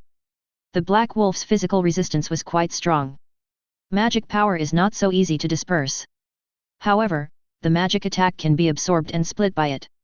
It is really a very troublesome magic. In addition to killing Ethan directly, it can only be resolved by the end of all curses. But it is strange that the giant monster can use the end of all curses. Suddenly, a giant monster at least 17 feet tall rushed out from the giant monster group in front, and there were 2 big guys about 15 feet behind him, holding glowing clubs in their hands and running towards Ethan. For a while, 3 or 4 black wolves in a row could not stop it. If I guessed correctly, this should be the leader of this giant monster tribe. The 2 behind him are probably either candidates for the leader or warriors. But this is for Ethan, what threat does it pose? The magic wand pointed to the ground, and a huge rock suddenly appeared under the feet of the 3 giant monsters, which directly tripped the 3 giant monsters in the charge. Before they could stand firmly, the ground under their feet suddenly came alive, and a lot of soil erupted from it, and gathered together to directly wrap the 3 giant monsters. And at the moment of wrapping, the material turned into granite, and it was still a book. This time, the 3 giant monsters could do nothing but fall to the ground and groan. Chapter 141. On the other side, Penelope and the others also fought with the trolls, but they were not as numerous as Ethan. Mjolnir. Accompanied by the roar of thunder, the 6 or 7 trolls in the front fell to the ground, their bodies twitched unconsciously, and arcs flashed across their charred bodies. The trolls, frightened by the noise, stopped and turned to run. Even if their brains were only the size of boogers, they knew to fear thunder. Facing this woman who could control thunder and lightning, they really couldn't afford to offend her. Penelope was quite satisfied with this scene. She had just increased the attack area and reduced some of the damage, but she was still able to defeat the trolls with high magic resistance in the XXXX level. If it was a wizard, it would definitely be a dead end. Petrified. Penelope could not see them running away, and immediately threw out a grey-white magic spell, hitting the troll that was running at the back. But the effect was not obvious. Nothing happened except that it paused for a moment. This skin is really thick. Penelope looked at this scene helplessly, and then the whole person turned into a puff of black smoke and flew into the sky, heading to the front of the giant to intercept. Smashed to pieces. Shattered into pieces. God's sharpness. Penelope threw out offensive spells one after another, completely treating these giants as living targets for practicing spells. After taking the magic enhancement potion, Penelope's magic level is at least twice that of a normal adult wizard, so there is really no need to worry too much about the consumption of magic in a short period of time. Many obstacles. Immovable. Unlike Penelope, Nagini first stacked up her defense, probably because of the sequelae of the previous wizard war. Even without that memory, she was habitually more cautious. Thunder explosion. Orange-red flames gushed out from the black and gold wand in Nagini's hand, covering the entire group of giants in the blink of an eye. Continuous explosions came from the flames, and from time to time some soil, trees, and broken limbs were blown into the air. The whole process lasted for more than 10 seconds before it stopped. During this period, no giant monster could rush out of the range covered by the flames. When the flames and smoke dissipated, the giant monsters that had just rushed over had been blown black and staggered. There were also a few unlucky ones, who were probably in the center of the explosion and had their hands and feet broken. But some of them shook their heads and stood up, and turned around and ran without using the club. Most magical animals are afraid of lightning and fire, let alone encountering such a situation where so many companions were knocked down at once. Although they are small-minded and stupid, they are really stupid, but they are not afraid. Nagini also looked at this scene speechlessly, and then made the same choice as Penelope, chasing after them with the flying spell.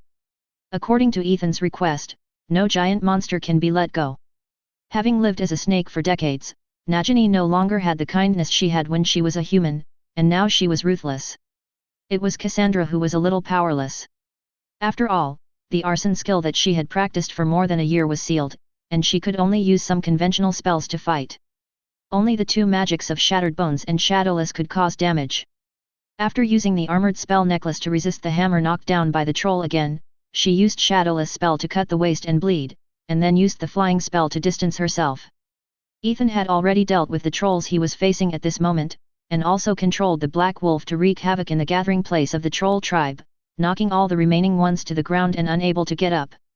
Then he used the floating spell and the flying spell to throw all the trolls to the edge of the tribe. After doing all this, Ethan did not take the initiative to help. Instead, he drew an alchemy array on the open space in the center of the tribe, using mercury mixed with a small amount of fairy mithril, and used magic to solidify the mercury on the ground. After all the giants gathered, Ethan only needed to inject magic and follow the special operation method to cooperate with the alchemy array on the ground. As for the situation of Cassandra and the other three, Ethan didn't need to worry. With the armor necklace and the apparition brooch, the safety problem can still be guaranteed. And when encountering danger, use whatever spell works, and there is no need to consider the problem of holding back. Ethan, I have solved the ones over there, a total of 26, but I can't bring them over. I don't know if it's really not stained with any dust, or if she used a cleaning spell. Penelope is still as bright and beautiful as when she set out. Okay, I'll move it after I finish carving it, you go to help Cassandra first. Ethan nodded, and then continued to carve the alchemy array. It's normal that Penelope can't move it with the floating spell. Not many wizards can do this. The giant monster is still alive, so its magic resistance is quite high. If you want the levitation spell to work on the giant monster, you need to have sufficient magic power and a good understanding of the levitation spell. I'll go now. Penelope walked towards the direction of the roar. She knew that Cassandra was probably not feeling well at the moment. After more than an hour, Ethan nodded with satisfaction. This alchemy array is quite difficult and covers a large area. It is the kind of area that can hold at least 10 giant monsters. If Ethan hadn't superimposed the double buff of body and mind, it would probably take 10 hours to complete. Cassandra and the others had returned long ago and were sitting aside to recover their magic power. Even if you drink the magic potion that restores magic power, it still takes time to recover. It is not that magic power will rise immediately after drinking it. After gathering all the trolls that were either unconscious or humming, Ethan directly used magic power to activate the alchemy array, and dazzling red light rose from the mercury. Ethan manipulated the trolls to throw them into the array one by one, using magic power to cooperate with the alchemy array. Now even the ground was dyed red, and the trolls were the same, and they were also melting at a very fast speed in the red light. While maintaining a constant output of magic power, Ethan manipulated the trolls to continuously throw them into the red light. Until the last troll was thrown in by Ethan, and after it melted, Ethan withdrew his magic power. After about 3 minutes, the red light also dimmed. Only a bright irregular ruby slightly larger than a fingernail remained in the center of the alchemy array, and it was still flashing with dazzling red light. Compared to the Philosopher's Stone in Ethan's hand, which was as big as a child's fist, this one was too small. No wonder Nico said that the best option was to find a place where magic power gathered to make it. It was not good to use creatures to make Philosopher's Stone. Just this one, which was slightly larger than a fingernail, required more than 100 giant monsters. If it was a complete Philosopher's Stone, it would probably take a sacrifice of most of the tribe. Let me see, is this the Philosopher's Stone? Pinlo strode forward. Who doesn't know the legend of the Philosopher's Stone?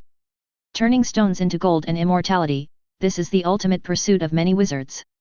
It just has many characteristics of the Philosopher's Stone. Ethan threw it directly into Pinlo's hand. Then Mjolnir smashed the entire alchemy array and the surrounding ground into pieces, and then threw a fierce fire on it, burning the entire ground into lava. Now no matter who comes, don't expect to find any clues.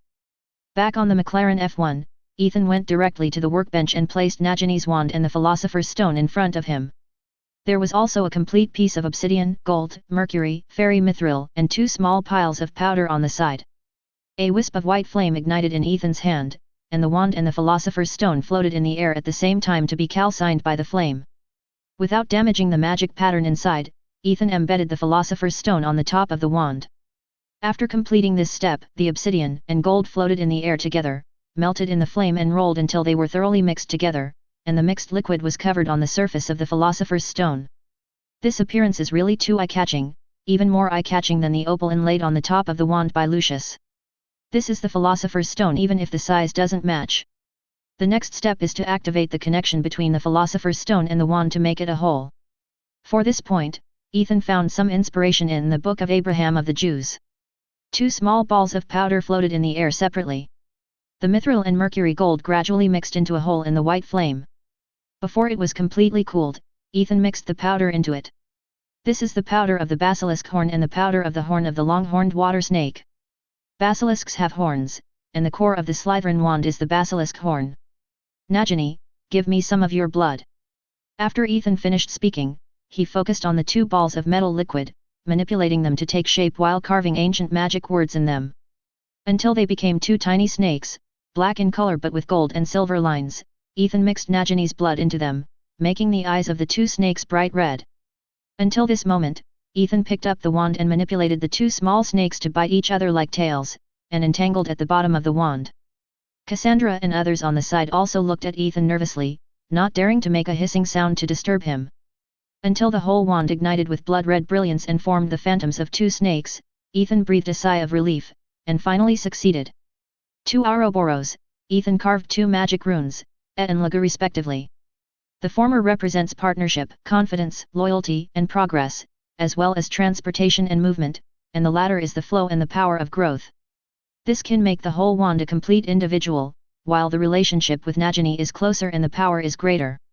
Originally, when making the wand, Ethan carved 4 ancient magic runes, Dur, Sigil, Tyr, representing power, battle, and victory, and Torn, representing attack and defense. Now the whole wand directly has the power of 6 ancient magic runes. The magic stone is used as the wand core, which increases stability again on the original basis and amplifies the casting effect of all spells. It can also be used as a backup source of magic power. The magic power stored in it can absorb the magic factor in the air for recovery. This is the refining method of the core of the construct, and it can also be restored through the relationship between the wand and Nagini. This wand is definitely much stronger than other wands except for the uncertain old wand. After all, Ethan has never experienced the power of the old wand, and there is no clear standard. Try it. After checking that there is no problem, Ethan directly handed it to Nagini. Nagini took it happily, and the moment she held it, the shadows of two illusory snakes hovered around her.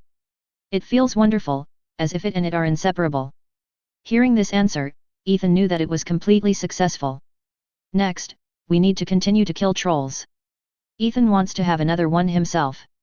The specific number depends on how many troll tribes there are in Scandinavia. Anyway, trolls are annoying things. They are not only smelly, but also violent. Chapter 142. Looking at the bright light outside through the curtains, Penelope nudged Ethan, who was still sleeping beside her. Get up, the car has stopped, we should have reached the Alps. Stop it. Ethan hugged her in his arms, pulled up the quilt and continued to sleep. Seeing this, Penelope gave up the idea of waking Ethan up, and lay in Ethan's arms in peace.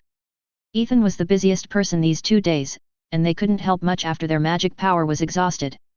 From capturing the trolls to carving the alchemy array, they were all done by one person, and they didn't sleep at all the night before. They were either hammering the trolls or on the way to hammering the trolls. They occasionally helped drive to find the trolls. Last night, they worked hard for most of the night. If they hadn't been unable to bear it, Ethan would have continued. In the small restaurant in the car, Cassandra exuded a gloomy and dark atmosphere, staring out the window with lifeless eyes, wondering what she was thinking. After making breakfast, Nagini sat on the chair and said to Cassandra helplessly, "If you can't stand it, go and pull them out." This happened early in the morning, and people who saw it felt uncomfortable. "Then I will go." Cassandra came back to her senses. Although she forgave Ethan, and Penelope also taught her a lot of knowledge, as long as she waited until she was an adult at the age of 480, she could immediately leave Hermione far behind, but this was not the reason why Penelope could jump in the face. Early in the morning, after getting up, Cassandra didn't see Penelope, so she felt something was wrong. When she went to her room, there was no one there, and the bed didn't look like anyone had slept there last night. With this series of changes, Cassandra didn't know what she had done. Then she became the same state as before. Go. Nagini waved her hand, looked at the creepy people, and let them go. Maybe she could find a chance to steal a chicken. With Nagini's support, Cassandra strode forward and came directly to the door of Ethan's room. Bang! Bang! Penelope, I know you're in there, open the door for me. Such a big noise naturally woke up the two people sleeping inside. When Penelope was hugged by Ethan, she fell asleep again. After all, she had worked hard to be a female knight last night. How about I go out first and you go back to sleep? Penelope lifted the quilt, stood up and stretched. Since Cassandra was here, she would not give up unless she went out. Facing the sunlight coming through the gauze curtains, Penelope's perfect curves were exposed to Ethan's eyes. At this moment, she had the urge to fight again. As for what she said, did it matter? Wait a minute, we can't continue. Cassandra is knocking on the door outside. Penelope, who had been concentrating on her, found that Ethan's eyes were a little wrong, and hurriedly took 2 steps back. It's still a little swollen now, and I have to rest for at least 2 days before the next game. Okay, you go out first, I'll come out later. Looking at Penelope, who was showing off the beautiful scenery with some regret, Ethan could only agree to her request. Should I make some magic potions to restore some aspects later? Otherwise it would be a bit unsatisfying to play by myself. Or giving them magic to stop bleeding can also be put on the agenda. Even without the blood sublimation reward of Ethan's achievement, just drinking the magic blood can improve a lot of physical fitness and recovery speed. This not only improves magic recovery, but also physical strength. Otherwise, Ethan would not be able to make magic stones for more than 36 hours continuously. This requires a lot of mental, physical, and magic power. Penelope, open the door quickly, don't let me knock it down. I'm coming, I'm coming. Penelope, while putting on clothes, she shouted in the direction of the door. I'm waiting for you outside. Got it. Penelope also speeded up, and she couldn't tease Cassandra anymore, and Ethan's eyes were getting more and more dangerous. After looking down at his brother, who was still angry, Ethan sighed. After breakfast, Ethan put away the 12 magic stones. The 3 largest ones were only the size of the one embedded in Nagini's wand yesterday. The small ones were only the size of soybeans. Each of these represents a tribe of trolls. I don't know how happy the Department of Care of Magical Creatures here will be when they find out about this. After all, Ethan has cleared so many potential threats for them. Did you send a message to those 2 half-blood Vila? Cassandra came to Ethan, her expression still quite unhappy. What half-blood Vila? Others have names, Fleur and Bree. Ethan's tone was a bit serious. Half-bloods least want others to call them that, it's insulting. I know, I won't say it. Cassandra pouted and was a little unhappy. Ethan could only use the method he used to coax her a few days ago, grabbing Cassandra's hand, bringing it into his arms, and kissing it. Tisk. Tisk. What a scumbag. Penelope, who was sitting on the side, looked at this scene and shook her head to tease the 2 people who were kissing in front. One was usually very arrogant, but a kiss could do it. The other was even more excessive. Less than an hour after climbing off him, he kissed someone else in front of him. The scumbag of scumbags. It lasted for about 2.5 minutes before the 2 separated. Cassandra wiped the waterline at the corner of her mouth with a blushing face, and leaned on Ethan's chest with heavy breathing. She was as obedient as a kitten. So as long as you find the right method, don't make it too easy to deal with it. But it's still too early to really eat this piece of meat. Fleur can do it next year, and Nagini can do it anytime. Fleur Delacour, Gabrielle and I have packed our gifts and can leave at any time. Ethan Adrian, I'll be there soon. After Ethan replied to Fleur, he put Cassandra on the seat beside him and came to the front driver's seat. The Delacour family's manor is in the Alps, only about 200 kilometers away from Ethan, and it will take more than 10 minutes to get there. Originally, Ethan was going to mail them a door key, so that they could use it to go back and forth, and use the Delacour's door key on the way back. Ethan believed that their family would not lack this. This was also the promise that Ethan promised Fleur and Gabrielle when they parted last summer. But Ethan only made one door key, which he used when he came back from King's Cross Station. Later, Belinda, who came to visit 2 days ago, took it away and left it in Cassandra's hands. The second one is still being rushed, and it will take a few days to complete. The door key is not that easy to make. Instead of waiting for it to be made and mailed, it is better to drive directly to pick it up. Anyway, you can sleep from Scandinavia to the French Alps, and it won't delay any time. 13. And from the Alps to the Godric Valley, with the speed of this McLaren F1 modified by Ethan, it will take less than an hour, which is very convenient. After the continuous expansion of the space in the car, there are now 7 rooms, as well as a kitchen, a workbench, and a lounge. Except for the lack of a place to practice spells, other places are no different from home. 10 minutes later, Ethan successfully arrived at the gate of Delacour Manor. The silver-haired wife, the girl, and the little girl were waiting at the gate. "Brother, you are finally here." Gabrielle broke free from her mother's hand and rushed over the moment Ethan got off the car. Ethan also opened his arms and hugged the little girl in his arms. "The door key is not ready yet, so I can only come to pick you up in person. Mrs. Apollon, long time no see." Ethan came to the 2 of them and greeted them with Gabrielle in his arms. "It's been a long time since we last met. Gabrielle keeps talking about you at home, but we've only met a few times.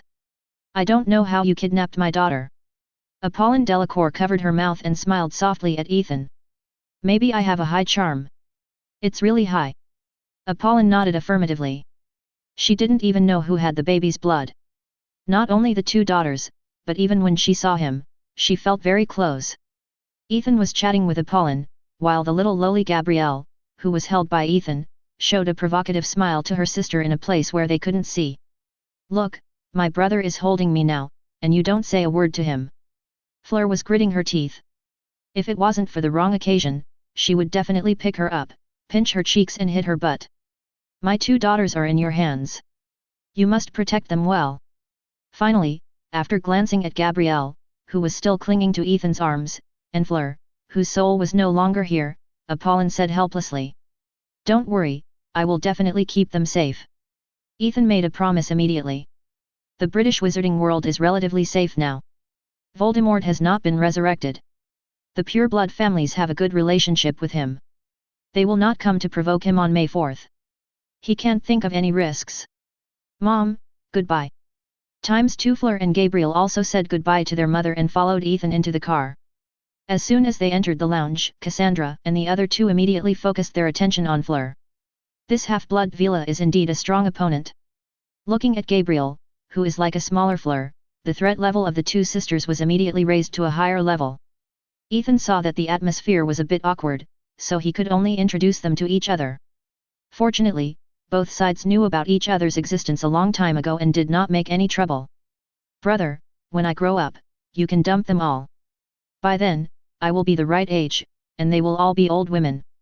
Gabrielle laid on Ethan's shoulder and whispered in Ethan's ear. Ethan looked at Gabrielle in disbelief and carried her to the other side. If they heard this, Gabrielle would have a hard time. Even Fleur would not help him then. No woman could remain indifferent after being called an old woman. Who taught you this? I learned from the books my mother read. What kind of books does your mother read at home? Chapter 143.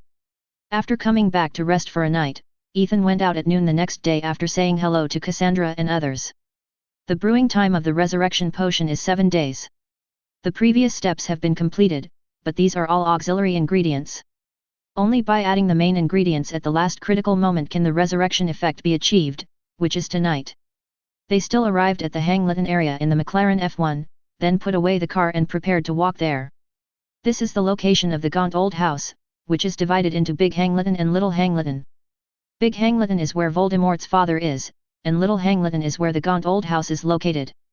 It just happened that while taking Voldemort's father's bones, he could also take the resurrection stone. Tom, do you know where the Gaunt Old House is? Ethan was too lazy to look for it, and directly released little Tom from the silver wine glass. I know, I'll take you to the doctor. Little Tom was quite honest and floated in the air to lead Ethan. Although he was a remnant soul now, he was not afraid of the sun. Following Tom's guidance, Ethan soon found a house that was hidden in the tangled trees. From the outside, it looked quite dilapidated. The walls were covered with moss, many tiles on the roof had fallen off, and the courtyard was full of nettles. The tall nettles reached the window. The window was quite small, and the bottom was covered with thick old dirt.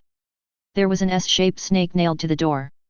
Tom, do you know where the resurrection stone is hidden? Yes, it's in the hands of a statue in the back room. The gem on the ring in his hand is the resurrection stone. Tom didn't hide anything.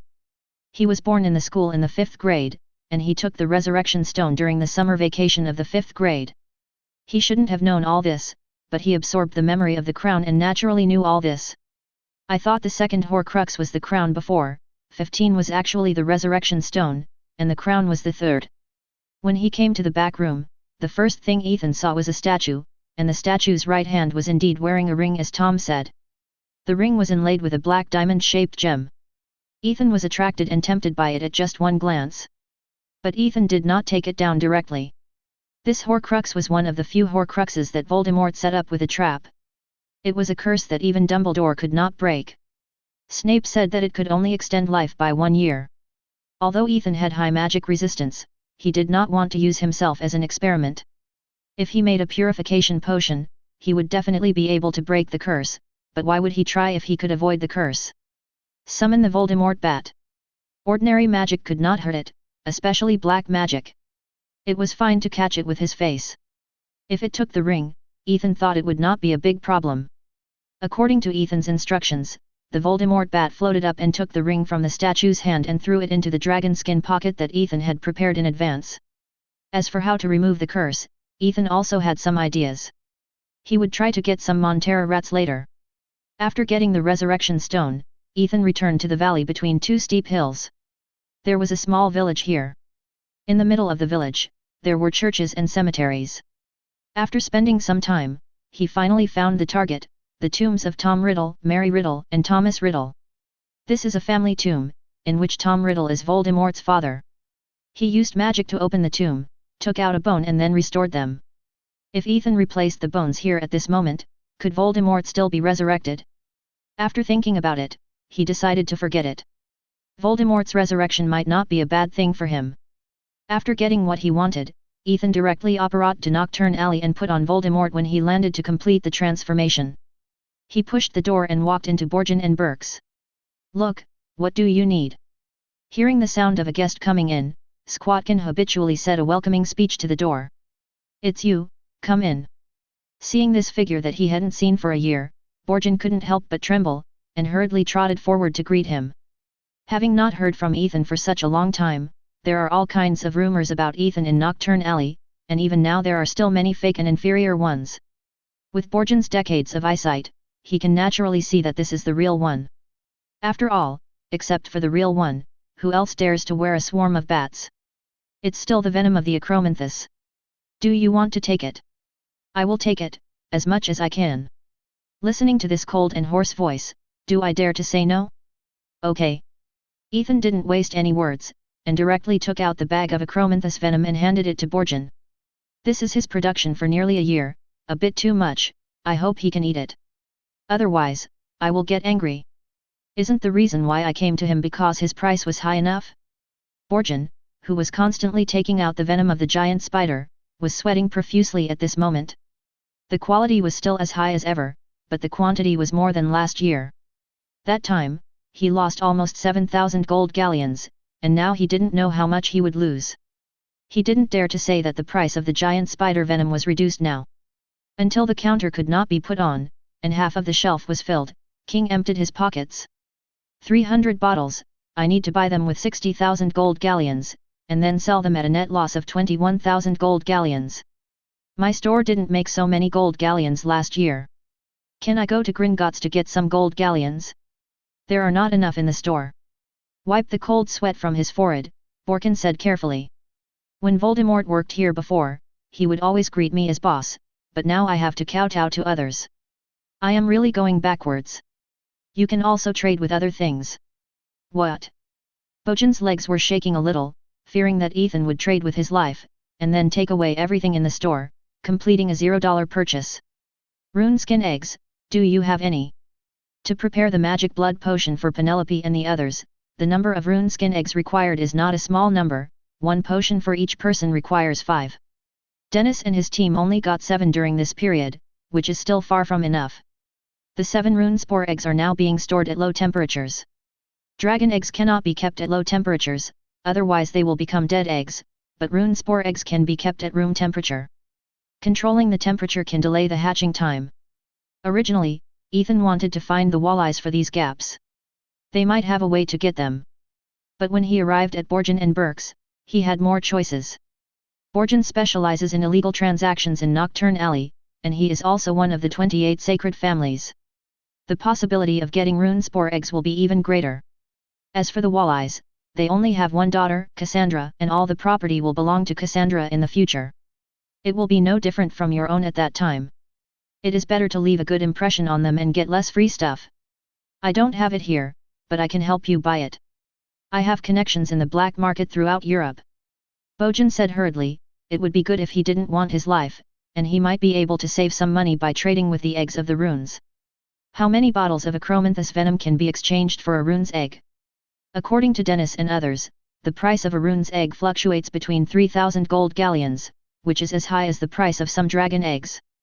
How about 16 bottles in exchange for one? According to the last purchase price, 16 bottles would be 3,200 gold galleons.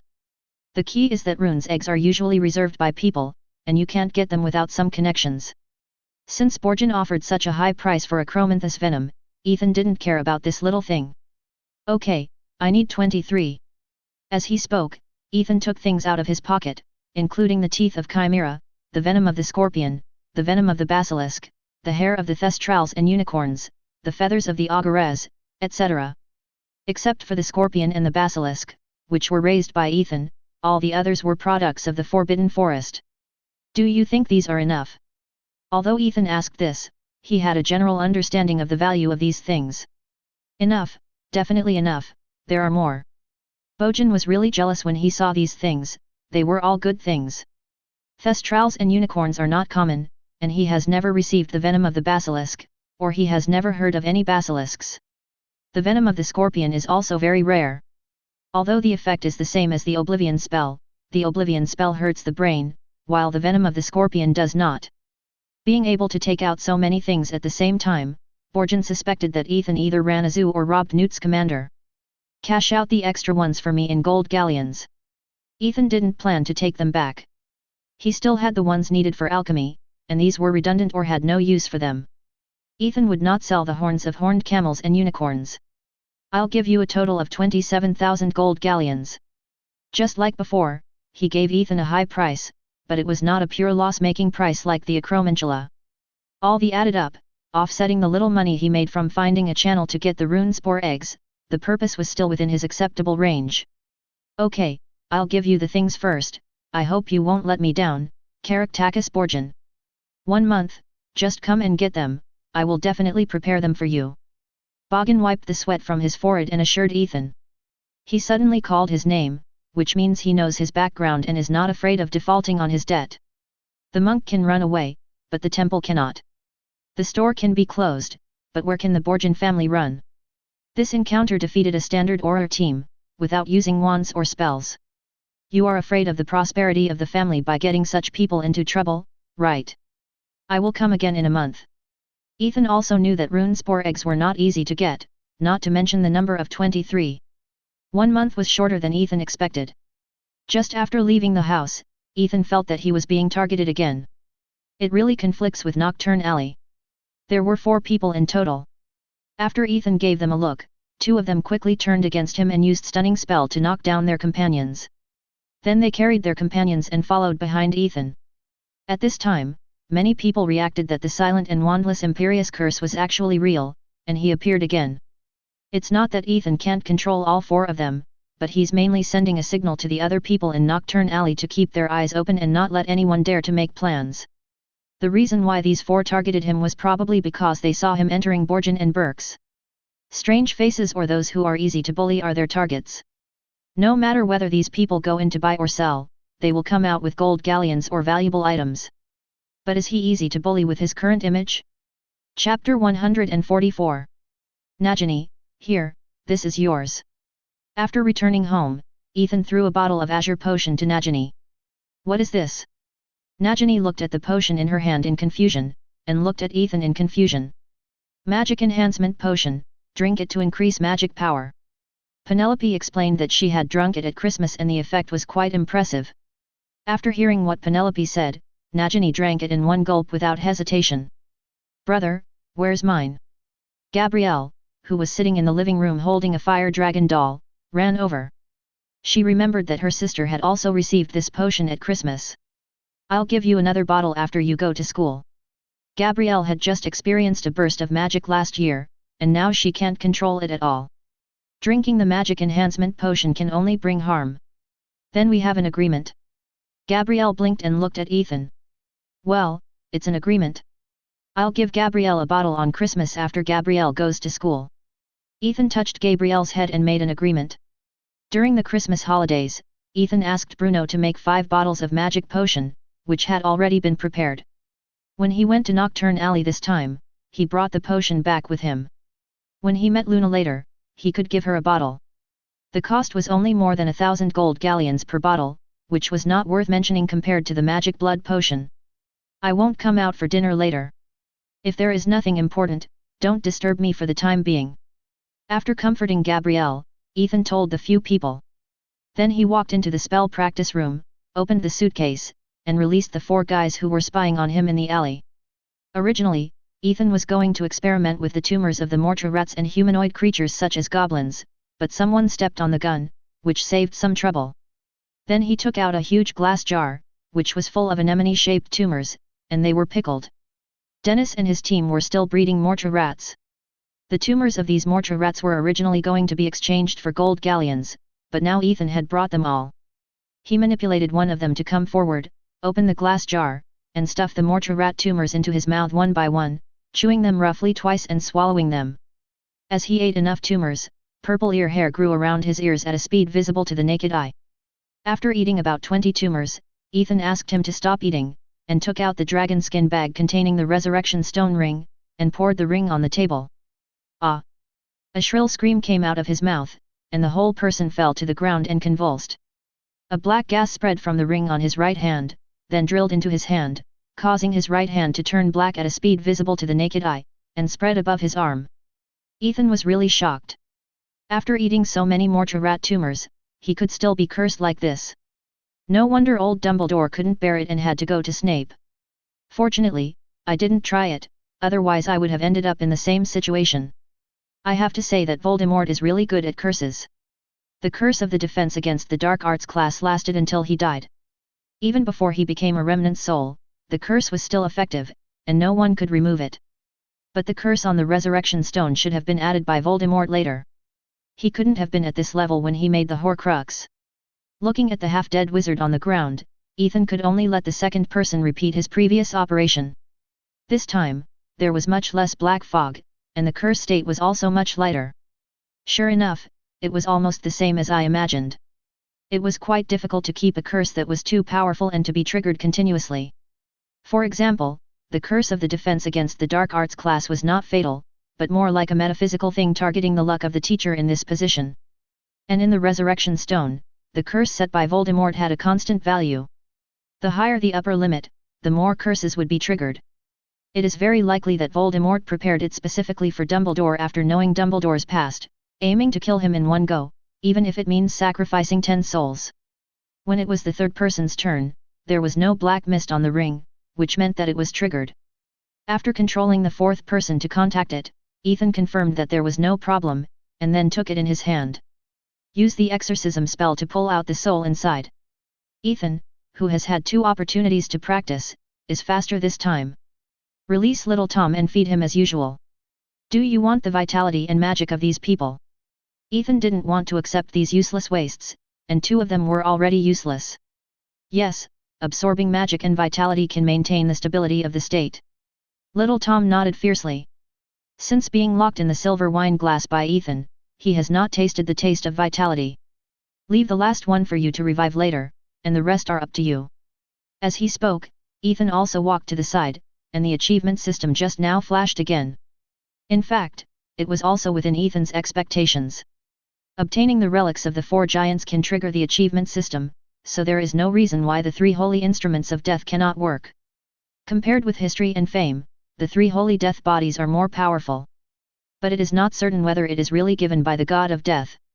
Who knows whether the so-called god of death is a more powerful wizard? Collector.Deathly Hallows. Resurrection stone carrying the puzzle of life and death, flickering with the blur of hope and despair, the figure of the past reappears in front of the eyes, but it cannot heal the scars in the heart, and cannot stop the Wheel of Fate achievement goal. Collect the Resurrection Stone achievement reward. Random ancient magic. Ethan drew without hesitation. There is no weak ancient magic and potion, at least not what Ethan drew. Looking at this magic, Ethan fell into deep thought.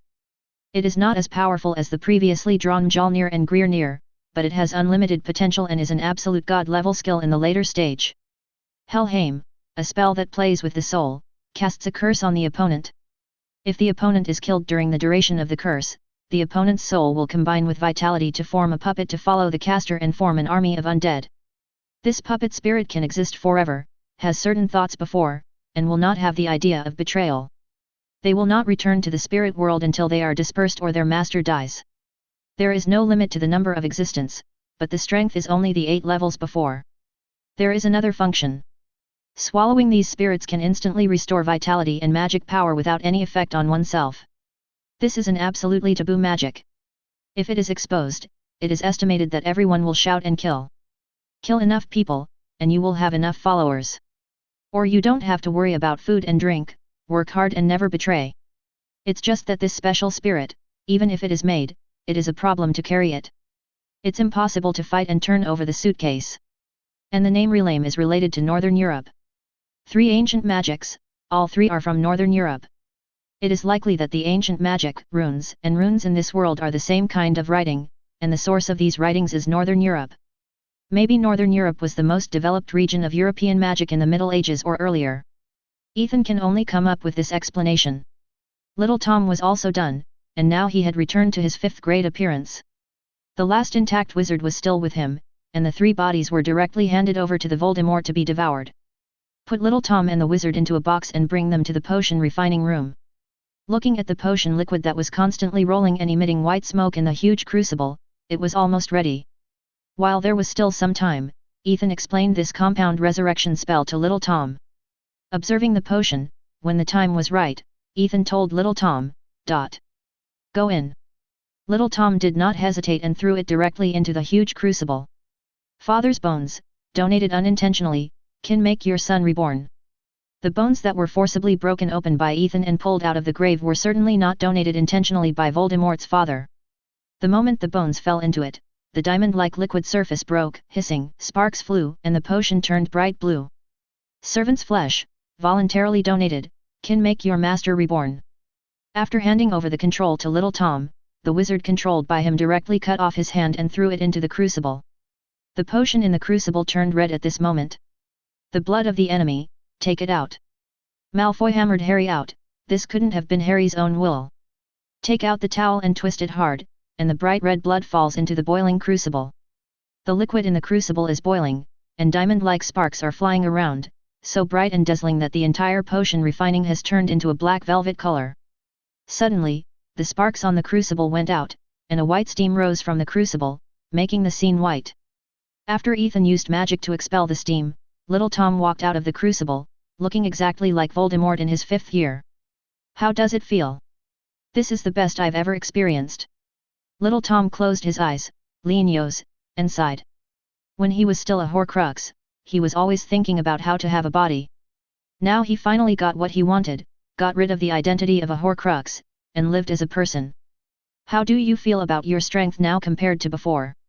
This is what Ethan cares about. Better than when I was 16, because I'm about the level of a 20-year-old. After absorbing the soul of the crown, he has all the memories of the previous 19-year-old. After resurrection, his magic power level is higher than when he was 19. It is not an exaggeration to say that he is about 20 years old. Okay, I will take you to Nocturne Alley later to build a prototype of a power first. It is better to leave this kind of thing to professionals. Anyway, Tom's life is in his hands. Each member behind is also marked by his own ghost. Under the suppression of strength, they can't make any waves. I know. Tom nodded resignedly. Even after resurrection, he can still feel that his soul is still in Ethan's hands. In addition to the gap in strength, he was completely beaten last time and couldn't see Ethan's depth at all.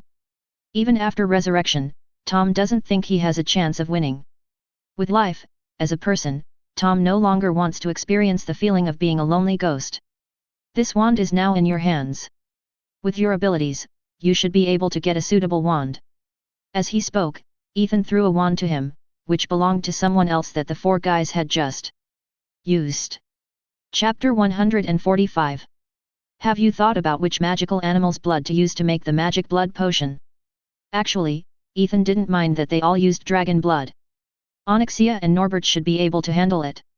I feel that Thunderbird is more suitable for me. Penelope said excitedly after closing the book Fantastic Beasts and Where to Find Them. She had already imagined that after taking the magic blood potion, her physical fitness would greatly increase, and then she would completely suppress Ethan. Thunderbird is indeed a very good choice. It can control storms and thunder, which will help you master Mjolnir and learn Grizzly. The magic resistance, physical fitness, and magic level of Thunderbird are all top among magical animals. It is considered the case of Phoenix. Although it is only XXXX level, its combat power is definitely not inferior to that of Fire Dragon, and it has an absolute advantage after pulling away. It's just that we don't have Thunderbird here. Its habitat is Arizona, and it is strictly protected. Although I feel that Thunderbird is suitable for me, Thunderbird is not like Fire Dragon, whose dragon blood is sold everywhere. According to the book, 1 year after Newt's commander saved New York, Serafina Picquery, then President of the Magic Congress of the United States, signed a protection order, identifying Thunderbird as a protected species. There is a way. Ethan doesn't think this is a problem. At most, he can go to Arizona to kidnap one back. With the ability of animal affinity, it is not easy. If it doesn't work, then he can scare a Thunderbird back with him. After the bloodline was sublimated, Ethan also discovered a hidden ability.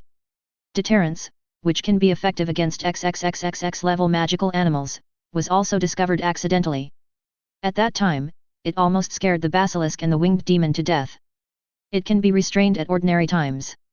I will use a fire dragon like you, and I want Onyxias. Cassandra had already set her goal. Ethan had said that after drinking the magic blood, her fire control ability was enhanced. 827. In addition to the advantages of the fire dragon in physique and magic, this is not bad, and the perfumer Ethan will not choose Lu. And Onyxia, the mutant fire dragon, is obviously stronger than other fire dragons. Okay, I'll draw its blood when the time comes. This is simple, just use the energy cube to exchange it. I can use a basilisk or a horned water snake. Nagini has lived as a snake for so long, and the most suitable one is naturally a magical animal in the shape of a snake. Maybe it can produce some wonderful reactions with its snake form. Then it's a basilisk. The ability of the horned water snake is invisibility and flight, which is not as useful as the instant death petrification of the basilisk. Ethan made the decision for her directly. There is a variant flying spell invented by Voldemort for flying, and there is also a disillusionment spell for invisibility. These two abilities are not necessary. I'll listen to you. Nagini nodded obediently. I have the blood of Avila, so I shouldn't be able to take the magic blood potion. Fleur frowned. She already had the blood of a magical animal. Could she still have it? This is indeed a problem. A person can only have the blood of one magical animal. If they have two, no one can be sure of the consequences. Ethan didn't dare to guarantee what would happen to Fleur after she drank the magic blood. The magic blood potion was also very precious, and Ethan didn't have the luxury to use it for experiments. Even if he did an experiment, there was no suitable target. Apart from a few people in Fleur's CFBC family, the only half-bloods Ethan knew were Hagrid, Flirty, and Madame Maxime. Forget it, I think my strength is still okay. Furong smiled relaxedly. She had been struggling with this problem for the past few days, which caused her to have trouble sleeping. If she couldn't take it, she wouldn't take it. She originally had the blood of magical animals. Hermione and Chuzhong also gave answers in the wizard's mailbox. The former chose a unicorn. Ethan really didn't know what was good about a unicorn. It didn't have any special abilities, but it had good physical strength, endurance, and magic resistance. The healing effects were hair and unicorn blood. Are they sure they are useful on humans? And Chuzhong chose a catkin of XXX level. Whether it was a mixed blood or pure blood catkin, it was generally raised as a pet by wizard families. The first thing Ethan saw was that Chuzhong had chosen it specifically for Quidditch.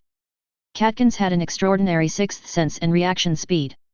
These abilities were used by Quidditch chasers, and catching the golden snitch was simply too easy. The reason they used the wizard's mailbox to contact each other was that they were all under the supervision of the strict management during the summer vacation. Chu Zhang's meaning was understandable. His father looked at everyone like a yellow-haired man riding a motorcycle, but Hermione should be able to come out. But the result is that she has to go home at night. After coming here for a day, she didn't come. She didn't want to trouble Ethan to pick her up every time.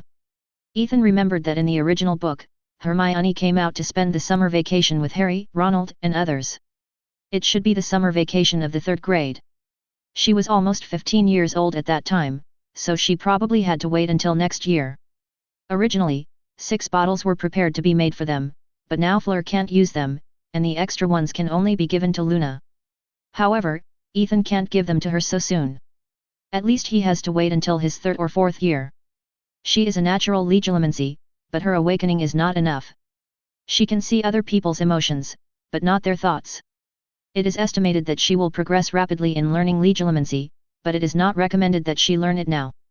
The most suitable for her is naturally the magic blood potion made from cat leopard blood. She has some characteristics in this aspect. It's not a good thing to be able to see through people's hearts too early and not be able to control them freely. So before Luna's level is high enough, Ethan will not give her the magic blood potion. Okay, if everything is confirmed, I will go and ask where I can get some. After knowing everyone's goals, Ethan is also ready to take action. Taking advantage of the summer vacation, he gathered all the magical animals. Among them are mainly thunderbirds and cat leopards. Ethan has the others or can easily get them. Cat kneazles are sold on the black market, and there are many of them. You can get them with gold galleons. Unicorns are in the Forbidden Forest. It's not a big problem to trade with them with energy cubes. Are we going to Arizona? I haven't been to the country yet. Take us to see it. Hearing Ethan say this, Furong also became interested. The farthest place she has been to is Ethan's place. She still wants to see the scenery of other countries. Not necessarily. If we can get it done here, we don't have to go so far to Arizona. Ethan was also going to ask Dennis and the others. It was right to ask them for magical animals. Thunderbirds are full of treasures, which has led to the frequent visits of poachers to the Thunderbird Sanctuary in Arizona. The THRES organization might have Thunderbirds. Ethan, dressed in a bat costume, appeared in Nocturne Alley and met little Tom and a few younger brothers. "Hello, boss." The moment they saw Ethan, everyone immediately saluted. Now, in Nocturne Alley, no one dared to wear this costume except their own boss. Ethan nodded to a few people and looked at little Tom. "Tom, how have you been recently?" "Not bad." Tom forced a smile. He was indeed doing well. It would have been better if he hadn't met Ethan. "Work hard here, and you may be the second in command in the future." Ethan patted Tom's shoulder and walked towards the deeper part of the cave. Tom's mouth twitched slightly. He was just the second in command's job now. Why did he need you to make promises here? The meeting here refers to the Wuxenhui. Tom consulted Ethan and established it. He used Ethan's reputation. Ethan, who beat up the aura at the beginning, still has a lot of appeal here. As soon as Ethan showed up and said he wanted to recruit younger brothers, more than a dozen people came to apply on the spot. After Tom picked and chose, he kept half of them. Then Ethan disappeared. The rest were hosted by Tom. Only when recruiting people did he need to stamp the ghost mark. "Ethan will show up, and I now have about 20 people." The quality of the hastily built makeshift team is naturally not very impressive. The weak seek shelter here, the ambitious want to get some prestige, the cruel want to follow the 10 leaders who can let them show their ambitions. After gathering such a group of people, it is impossible to sit idle. Under the leadership of Tom, they began to collect protection fees in Nocturne Alley.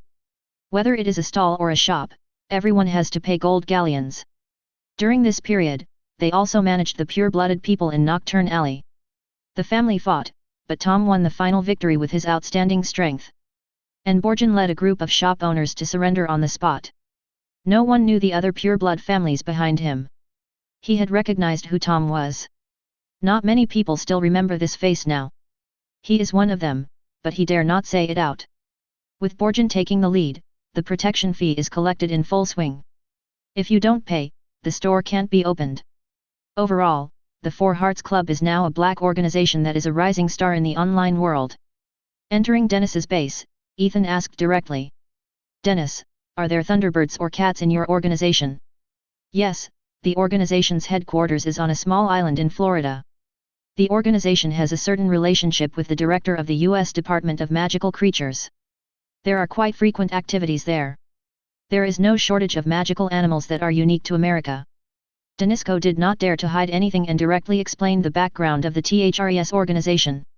He was also a veteran in the organization and had been to the American headquarters many times, so he was quite familiar with the situation there. "Can I find a way to get into your organization?" Ethan was not going to spend money to buy it this time. It was a matter of strength and time before. There is plenty of time in the summer vacation now, and the strength is enough. Who would still do transactions honestly? "Yes, just provide an identity, but at least it must be a famous pure-blood family in various countries, and have enough gold galleons. Then help me arrange it. The identity is Karaktakis Borjan, the owner of Borjan and Bork's shop, plus the identity of the Borjan family of the Holy 28 clans. It should be enough. I'll arrange it right away." Chapter 146. "Mr. Borjan, we can go now, just use this portkey." Cooper Daniel, who came out of Gringotts and returned to Nocturne Alley, took out an iron chain and motioned Borjan to hold it. "Wait a minute, I forgot to take something, I'll go back to the store and come right back." Without waiting for Cooper Daniel's consent, Borjan strode into the store. After closing the door, he looked at the man opposite who looked exactly like him and said respectfully, "I have completed your instructions, you can go out now." "Yes." Ethan nodded in understanding, and then left the store as Borjan. Looking at the slowly closing door, Borjan also sighed. It's getting harder and harder to get by these days. Everyone bullies him, an old guy, and everyone knows how to respect the elderly. He didn't want to agree to Ethan's request, but he had to bow his head under the roof. "Mr. Borjan." "Okay, we can go." Ethan responded with a stern face. Borjan is usually like this, and only when he meets Ethan, he is a bit flattering. Under normal circumstances, he is still very good at putting on airs. "Okay, please come over and grab the door key." Cooper Daniel did not doubt anything and hurriedly raised the chain in his hand. Can I take a clerk with me? He is the one. Ethan pointed to Tom beside him. Tom did work as a clerk in Borgen and Burke's, and Ethan was right about that. Okay. After looking at Tom for a while, Cooper Daniel nodded. He doesn't look threatening, just a young man, he should be a clerk in the store. They are still very cautious in this line of work. Some extreme magical animal lovers are really hard to guard against. Holding the chain, Cooper Daniel opened it, and the three disappeared in the vortex of space distortion. When the vision was restored, Ethan and others had already arrived at a beach by the sea, with the azure sea in front and the lush forest not far behind. Looking at Cooper Daniel, the show was finally about to begin. Cooper Daniel arrived after receiving a report from Dennis. Generally, when going to the base to purchase magical animals, they must be examined. Some pure-blood nobles like to choose by themselves. They don't like the ones you send, which makes the people of the THRES organization helpless, but they must cater to customers when doing business. That's why there is a rule of reviewing the selection before entering the island, but it's not so strict. The main thing is that you can't sneak in official people, and there are magical animal protection activists. But there is also a prerequisite. First of all, you have to prove that you are qualified to be a customer. Borgen is naturally qualified. As a black market intermediary in Great Britain, he is also one of the 28 sacred families. The two talked about some issues related to magical animals, mainly Borgen's needs, and then watched him go to Gringotts to withdraw 100,000 gold galleons, which was verified as qualified. The minimum standard is 50,000. Of course, this was Borgen's money, and it was still on him. Ethan didn't want it. Then Ethan took the polyjuice potion to change to Borgen's identity, and then he got in. It was really troublesome. Follow me, there are many protective spells here. Cooper Daniel looked at Ethan, who was looking around, and reminded him. Well, good. Following Cooper Daniel, they arrived at their destination, a crypt covered by magic, in about a quarter of an hour. Robert, I'm back with my people. This is Mr. Borgen and his men. Cooper Daniel introduced to the members standing at the entrance to greet them. Okay, leave the rest to me. Robert patted Cooper Daniel on the shoulder, indicating that his mission was completed. Mr. Borgen, I'll take you to see the Thunder Snipe first. This is their signature. 8 out of 10 people who come here are interested in Thunderbirds. Okay.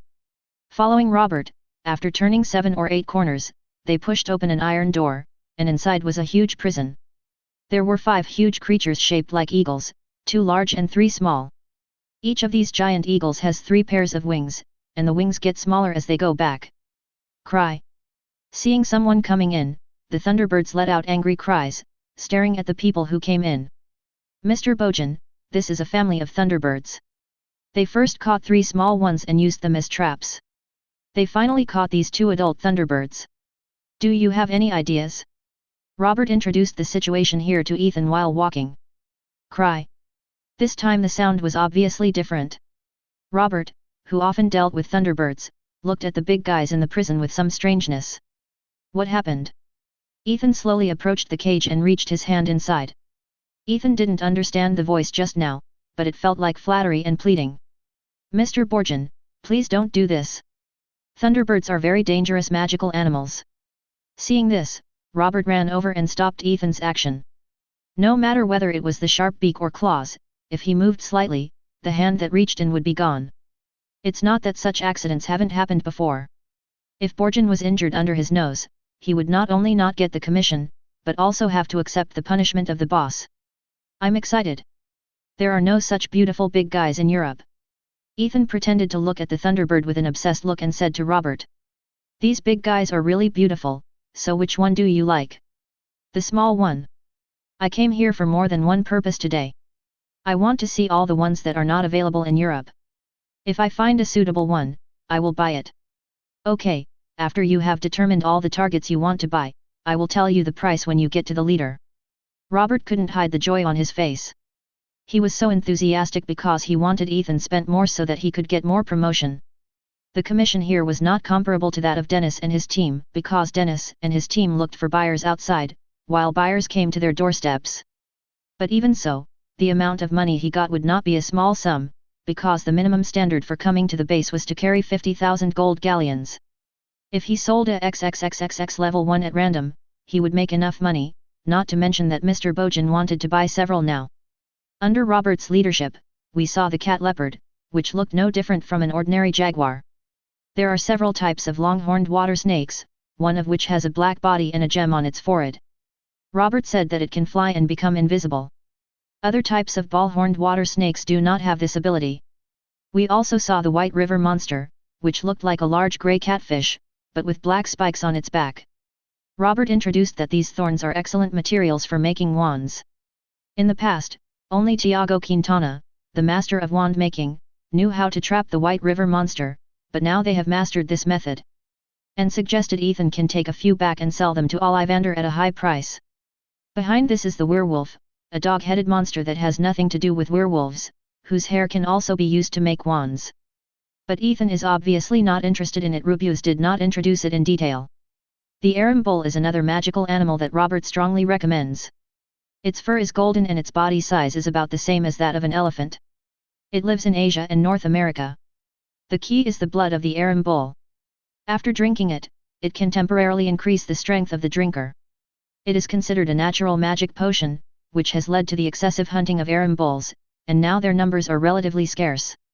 Later, the Peruvian venomous toothed dragon and the bird-shaped man-eating monster were introduced. Have you decided to buy those? After taking Ethan to see almost all the magical animals special to America in the entire base, Robert looked at them expectantly. Ethan. Thunderbird, cat leopard, Aram bull, bird-shaped man-eating monster. These 4 have been calculated, and they are worth about 100,000 gold galleons, which is about the same as the money Borjan took out. Ethan also brought gold galleons on this trip. I will take you to see the leader now, and there will be a banquet waiting for you later. Ethan, an outsider, had figured it out, so Robert naturally knew that this time, he could get almost 2,000 gold galleons by leading the way and introducing them. Compared with those companions outside who risked their lives to fight magical animals, this money was too easy to make. The standard for the dinner was that if you spent more than 50,000 gold galleons, you would become their distinguished guest. They held it specially to express their welcome. Who let pure-blood wizards fall for this? You give them face and treat them well, and there will be opportunities for cooperation in the future.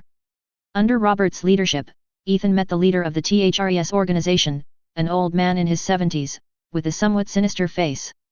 I don't know if it was because of his age, but he was quite thin.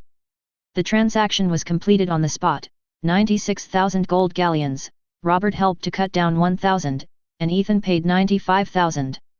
After Ethan handed over the gold galleons, the leader of the organization brought Ethan packed the selected magical animals and sent them a packing box, which was a suitcase with a traceless expansion spell. Of course, the area of the suitcase would not be very large. Robert went to inform them to prepare for the dinner. All members of the base had to participate in the dinner, in order to make a grand show and show their importance. After handing the suitcase with 4 magical animals to Tom, the 2 came to the banquet under the guidance of a young witch in her 30s. Sitting on the sofa, Ethan took another sip of polyjuice potion. He was really tired on the way and walked around for a long time. There was no way, because many wizards here had door keys in their hands. If they attacked by force, they could only get some magical animals at most. If they wanted to accept this base in its entirety, they had to wait until the banquet started and everyone gathered. This news was also told to Ethan by Dennis, so they spent so much. Otherwise, Ethan would have nothing better to do and would just play along with them. The members of THRES did not let. How long did Ethan wait? With magic, many things were prepared very quickly. Please come to the stage, Mr. Borjan. The young wizard who had just led the way now became the host and invited Ethan on stage. The members below applauded under the leadership of the boss. Ethan tidied his clothes and walked onto the stage in an orderly manner. The moment he stepped onto the stage, a black and white halo began to spread from under Ethan's feet. In a few breaths, the entire banquet hall was shrouded in it. Chapter 147. Mr. Borjan, what are you going to do? Sam Joyce, the leader of the THRES organization, stood up and stared at Ethan with his gloomy eyes. Such an obvious change, not even a fool can see it. Just ask everyone to stay here. Ethan directly ignored the young witch's wand and looked at the people below with a playful look. Kill him. Sam Joyce took 2 steps back and made room. 30-2, the advantage is mine. No matter what kind of magic this is, as long as the caster dies, it will naturally fall apart. Shattered into pieces. Shattered to pieces. 10,000 bullets fired at once. Various colored spells illuminated most of the banquet hall, and Ethan drew out a pure black wand and pointed it at the void. A blue barrier protected the entire stage behind him, allowing the spells to rain down like raindrops, and it remained motionless. It was the same model as the double snake staff that Ethan made for Nagini, except that the powder of the horned water snake and the basilisk horn was replaced with Onyxia's dragon teeth, claws, and scales powder. The double snake statue was replaced with a tiny dragon relief. This also made Ethan spend more time. Of course, the effect was quite good, and at the moment of success, the whole wand was dyed black. It was much stronger than the wands made of yew wood and night thestral tail feathers. This also led to the wands made of yew wood and night thestral tail feathers retreating to the second line, and basically only needed to be taken out when they were used in Hogwarts. Ethan started to make his move, and Tom didn't just watch. Avada Kedavra. The petrification spell released by the young witch was instantly shattered by the dark green light. The green light continued to expand in the pupils of the young witch, and a sense of despair arose spontaneously. Tom didn't know what it meant to be gentle with women. After killing one, he turned around and looked at the more than 30 people below, with no fear on his face. The door key is invalid. Apparition doesn't work either. After a large number of spells failed, the members of SLES began to panic. They had never seen such a situation before. How could one person stop the magic bombardment of more than 30 people? Some people started to prepare to use the door key to escape, but found that there was no reaction at all. Bojan came prepared. Do you see this space? It is this magic that prevents us from leaving. The only way to survive is to kill Bojan. Sam Joyce tightly grasped his wand and forced himself to calm down. Wait, what do you see? Constance. A group of people looked at Ethan's side in horror. A shadow with a sense of transparency floated up from the place where the young witch fell just now with the same face as the corpse lying below. Even little Tom looked at Ethan in surprise. What kind of magic is this? Even the birth of a ghost is not like this. As early as the moment of entering, Ethan cursed everyone. With the help of Nibelungen, it was easy to curse. Grinder. Ah! Painful wails came from behind the members of THRES. They turned their heads around, thinking that there were enemies behind them. Sam Joyce was nailed to the ground by a thunder spear, and electric arcs continued to be emitted during Sam Joyce's screams, causing the area around the wound to be charred. Seeing the miserable appearance of the boss, everyone thought of the flash of lightning that just passed by. If the target was aimed at themselves, would they dodge it? Now, it's your turn to make a choice. Ethan stepped forward and said coldly to everyone. His purpose of this trip was to take over the organization, not to destroy it.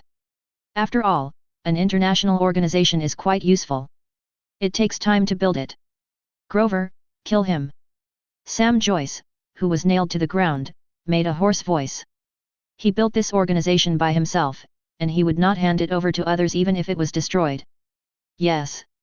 Grover, who was surrounding Sam Joyce to protect him, agreed immediately. He was one of the loyal followers specially cultivated by Sam Joyce. In addition, there were several other people who were now surrounding Sam Joyce to protect him. Mjolnir. Amid the roar, a hammer flashing with lightning fell from the sky, directly covering Sam Joyce and the people around him. In the shocked eyes of everyone, Sam Joyce and some of his confidants were smashed into charred meat. Then, in just a few seconds, all those who were the spirits of those people that Ethan smashed to death floated in the air, and like the young witch before, they stood behind Ethan. Ethan didn't want to wait for someone to attack him before he could fight back. And the leader obviously won't cooperate, so there's nothing to say. If he can't do it, there are still the second and third in command, there will always be people willing to surrender. Now tell me your choice. I surrender. A wizard in his 50s threw his wand aside and raised his hand. It doesn't matter who you follow, even if the former boss gives you a lot of money, but he won't give you his life. Looking at this big brother who led the surrender, the people around him were a little surprised, but soon they didn't care so much, and they all dropped their wands and followed him. Tom, go collect their door keys and wands. As long as the door keys and wands are confiscated, they can't escape even if they pretend to surrender. Yes. Tom agreed reluctantly. This is the pain of being someone's younger brother. After all the door keys and wands were confiscated, Ethan stepped forward and gave each of them a ghost mark. After everything was done, the Nibelungen could be eliminated. The world changed from black and white to color again. Except for a few fewer living people and a few more spirits, everything around did not change. The tables, chairs, and benches were still intact. Just now, Ethan discovered that the moment the Nibelungen spell was closed by Ethan, it seemed to react to these spirits. But now Ethan doesn't have so much time to care about these. Who is in charge here now? Ethan glanced at everyone present. It's me. The first person to surrender stood up. Are you the deputy leader? Ethan looked at him in surprise. It turned out that this big brother who led the investment was the deputy leader. No wonder everyone voted in without any obstacles. No, I'm not the deputy leader.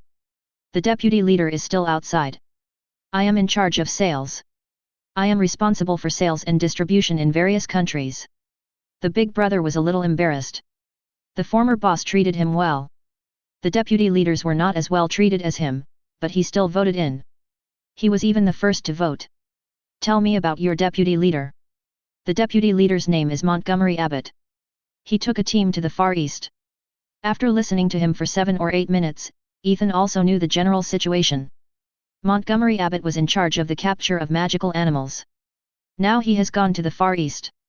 The chaos there has lasted for many years and is still not very stable. The Ministry of Magic there is smuggling magical animals. For Slaws, it is simply a paradise.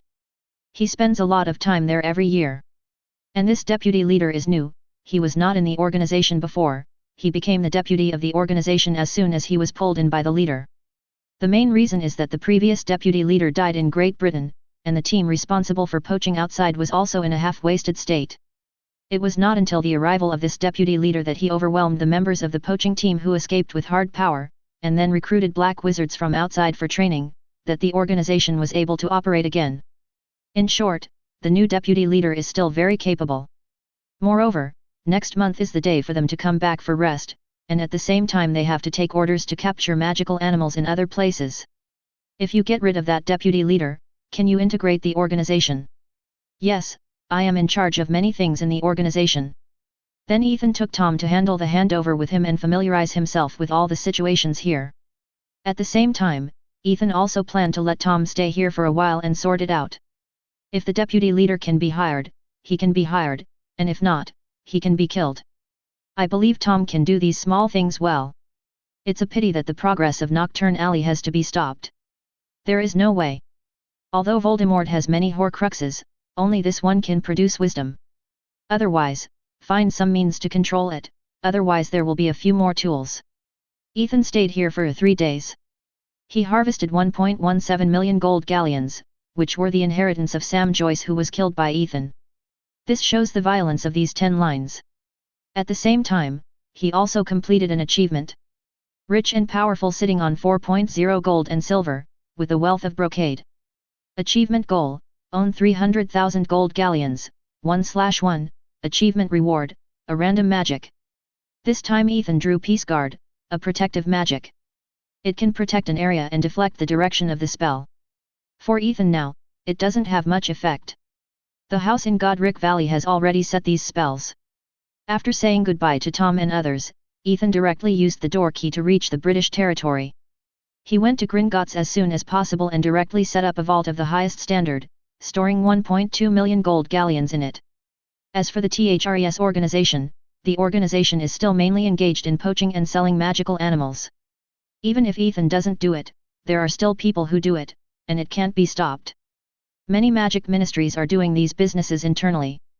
For example, the director of the Department for the Protection of Magical Creatures of the Ministry of Magic in the United States has a good relationship with Sam Joyce, and the two sides often drink tea and chat.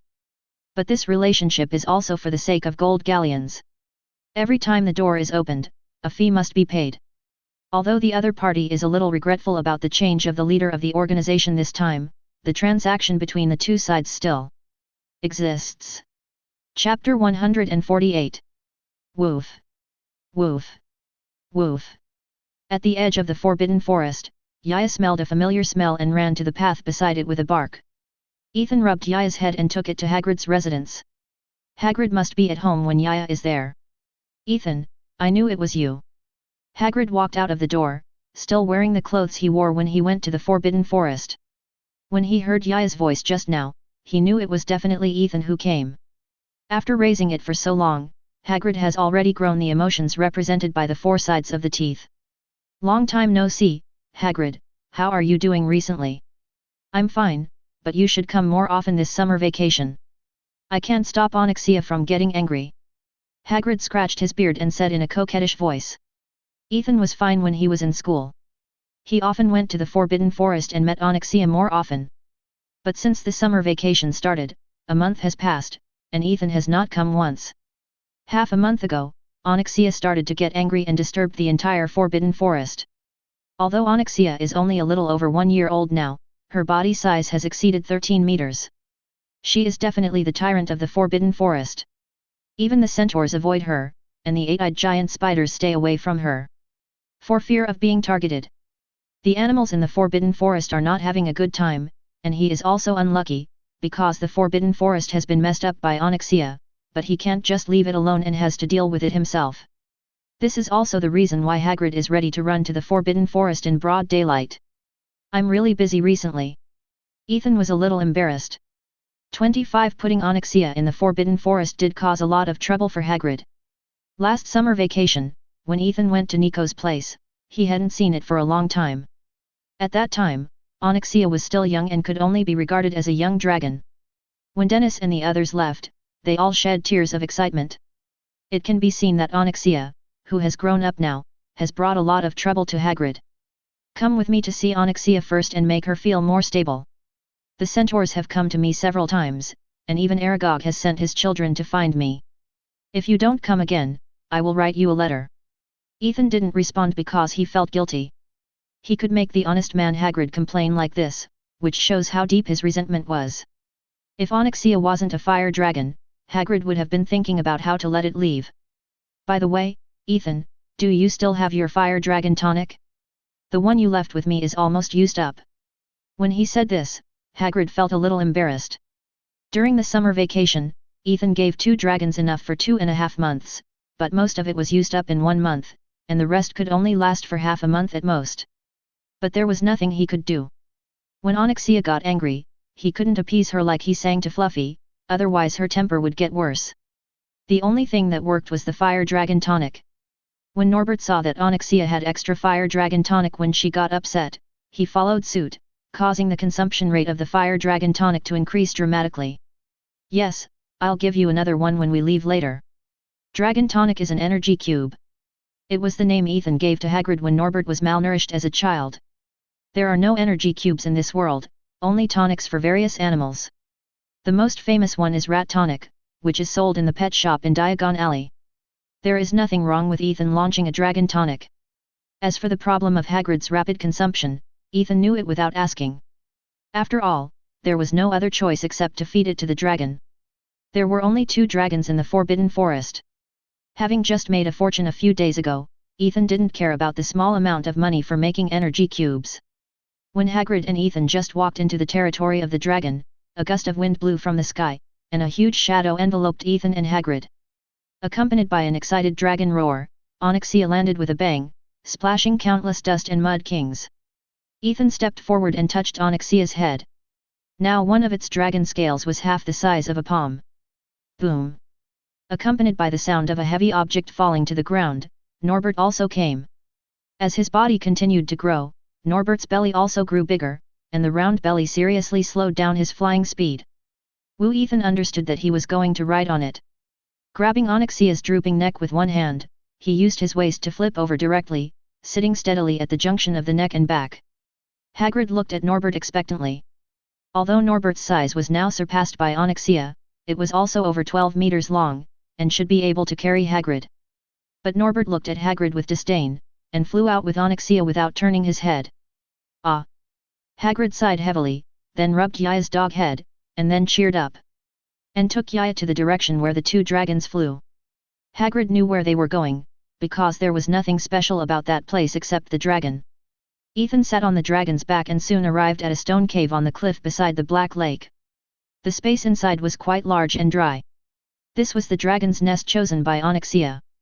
Norbert also had a similar one not far away. The location in the Forbidden Forest just now was their activity and hunting area.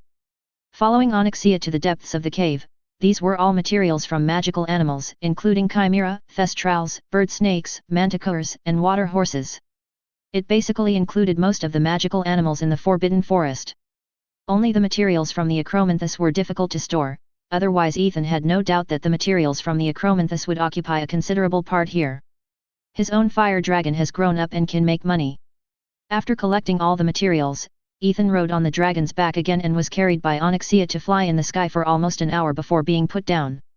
After feeding the 2 fire dragons with energy cubes by hand, Ethan walked to the side. Hagrid sighed. I brought you some gifts, I wonder if you can arrange them. In Thrace's organization, Ethan brought out a lot of magical animals, mainly to prepare for making magic blood potions after school starts. It is definitely not appropriate to keep them around, and the Forbidden Forest is still the first choice. At the same time, it can also enrich the species diversity in the Forbidden Forest and increase the difficulty for the Hogwarts children to explore the Forbidden Forest. What is the gift? Hagrid is still looking forward to it. The alchemical crossbow that Ethan gave last Christmas is really useful. Your favorite magical animal? Fire dragon. Hagrid glanced at Norbert and Onyxia. If he could get another fire dragon in the past, he would definitely jump up with excitement. But now he doesn't have that excitement anymore.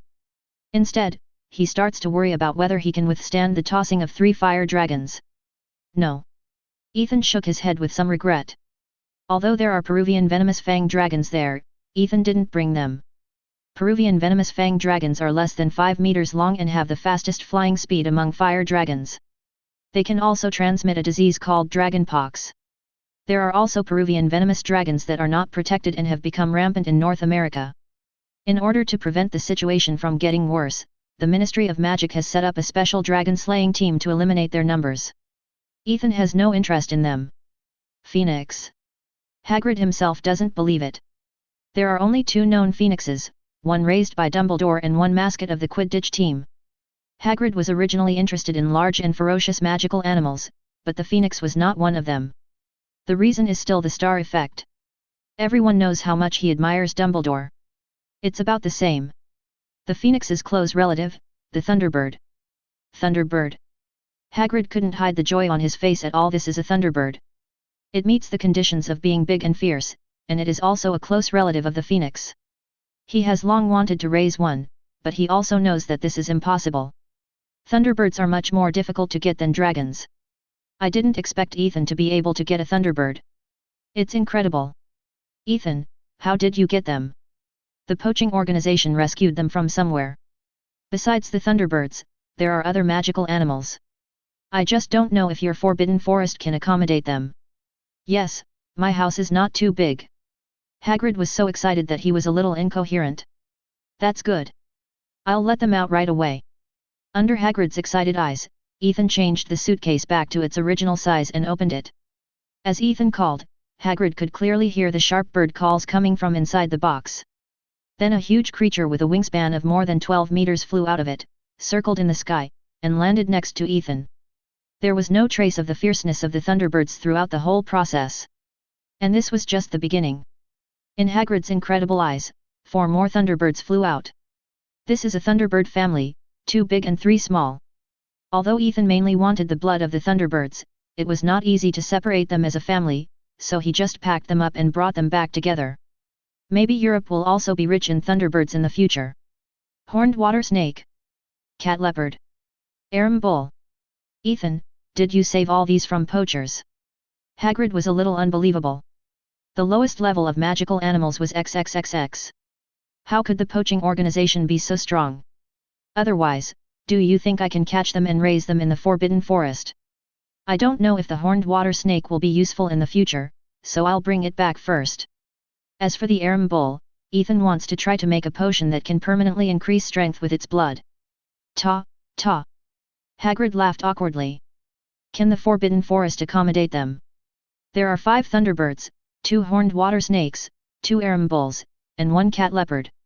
It's a lot of them. It can accommodate them. Hagrid nodded affirmatively. Arum bulls are herbivores and have a very docile personality. They can live in the unicorn territory. The horned water snakes and cat leopards are not cruel magical animals. If you don't show hostility to them, they are generally quiet. They are not big in size and are easy to place in the Forbidden Forest. Only the Thunderbirds are more troublesome. Hagrid thought there was only one at first, but now there are 5. It is not known how big a territory they need to survive, and the Thunderbirds are quite irritable. Okay, then I'll leave them to you. Ethan can only suffer for Hagrid. After explaining some things to these magical animals, he gave Hagrid a large number of energy blocks and left the Forbidden Forest. Chapter 149. It was August. During this period, Ethan either practiced magic at home or took Cassandra and others out to play, combining work and rest to the fullest. Early in the morning, Ethan got up from the bed without disturbing Penelope and Nagini, who were still sleeping beside him. Nagini was pulled over by Penelope last night. Penelope really couldn't stand it. She was shaking when she walked the next day after playing once. She had to rest for 2 or 3 days to recover. As a result, she was pulled over by Ethan as soon as she recovered. Who can bear this? This summer vacation, she was either resting and recovering or fighting. Penelope really didn't want to live like this, so she pulled Nagini into the battlefield. Who knew that after pulling Nagini into the battlefield last night, the situation not only did not ease, but Ethan became even more violent, so that they haven't woken up yet. It was completely a loss. Gabrielle. Ethan hugged Gabrielle, who was wearing a Lolita dress, and rubbed her cheek with his face. It was quite soft and tender. Human cubs are so cute. Wait a minute, sister will take me to the amusement park. Gabrielle, who was brought to the restaurant by Ethan, shook her 2 little feet and looked quite excited.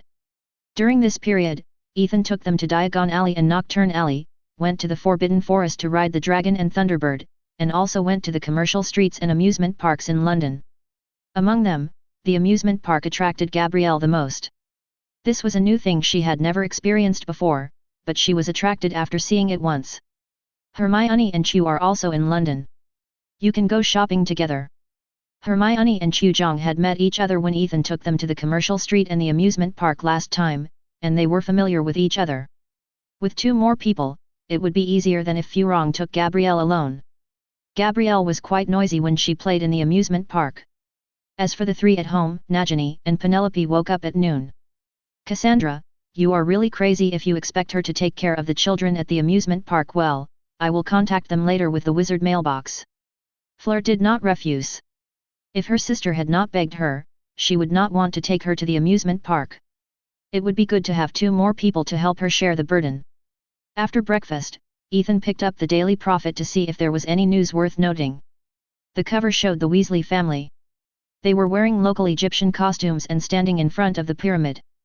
Oh, there was a mouse in the photo. This summer, Arthur Weasley won the Gold Galleon Award of the Daily Prophet. Ethan knew. He published the newspaper at the beginning and received 700 gold galleons. But did they still choose to go to Egypt to see Bill and travel instead of buying Percy and alchemical equipment? Although Percy became a disabled person and lost the chance to be a high-ranking official in the Ministry of Magic, he could recover his strength. Now his strength has declined because he is not used to using the wand with his left hand. In the 5th grade, Percy got 12 zeros in the O, W, L, and S exams, but in the 6th grade, he got a lot of E and A, which was caused by the inconvenience of casting spells. In this case, either the left hand should be trained to be able to use the wand as flexibly as the right hand, or alchemical equipment should be equipped. For example, the alchemical eyeball of Mad Eye Moody, the silver arm obtained by Peter Pettigrew after contributing a hand, all of which can make Percy return to his original strength. In the end, the family still went on a trip, and now the newspaper has been sold, so it is not far from Sirius's escape from prison. After putting down the Daily Prophet, Ethan got up and went to the magic room. Work and rest. Today is a day for work, so naturally he has to study magic. Mainly Nibelungen, now Ethan is quite familiar with it. In the world of Nibelungen, Ethan can appear anywhere Ethan wants to go at any time without apparition. But I haven't figured out what the connection is between Nibelungen and the spirits created by Helheim. Using Nibelungen, Ethan came to the world of black and white and released the 10 spirits in the suitcase. They moved freely in Nibelungen without being affected in any way, and there was no connection between them and Nibelungen. Just when Ethan was at a loss, he suddenly thought of another function of the spirits created by Helheim, which is that these spirits can instantly restore vitality and magic. If these spirits are integrated into Nibelungen, can it be strengthened? Anyway, the cost is not high. Ethan immediately took action and crushed Sam Joyce's soul.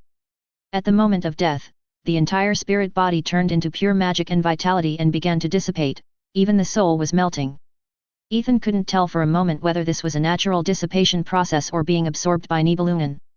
He immediately killed all the remaining 9 spirits. Anyway, they were useless. Before the number was accumulated, they were useless.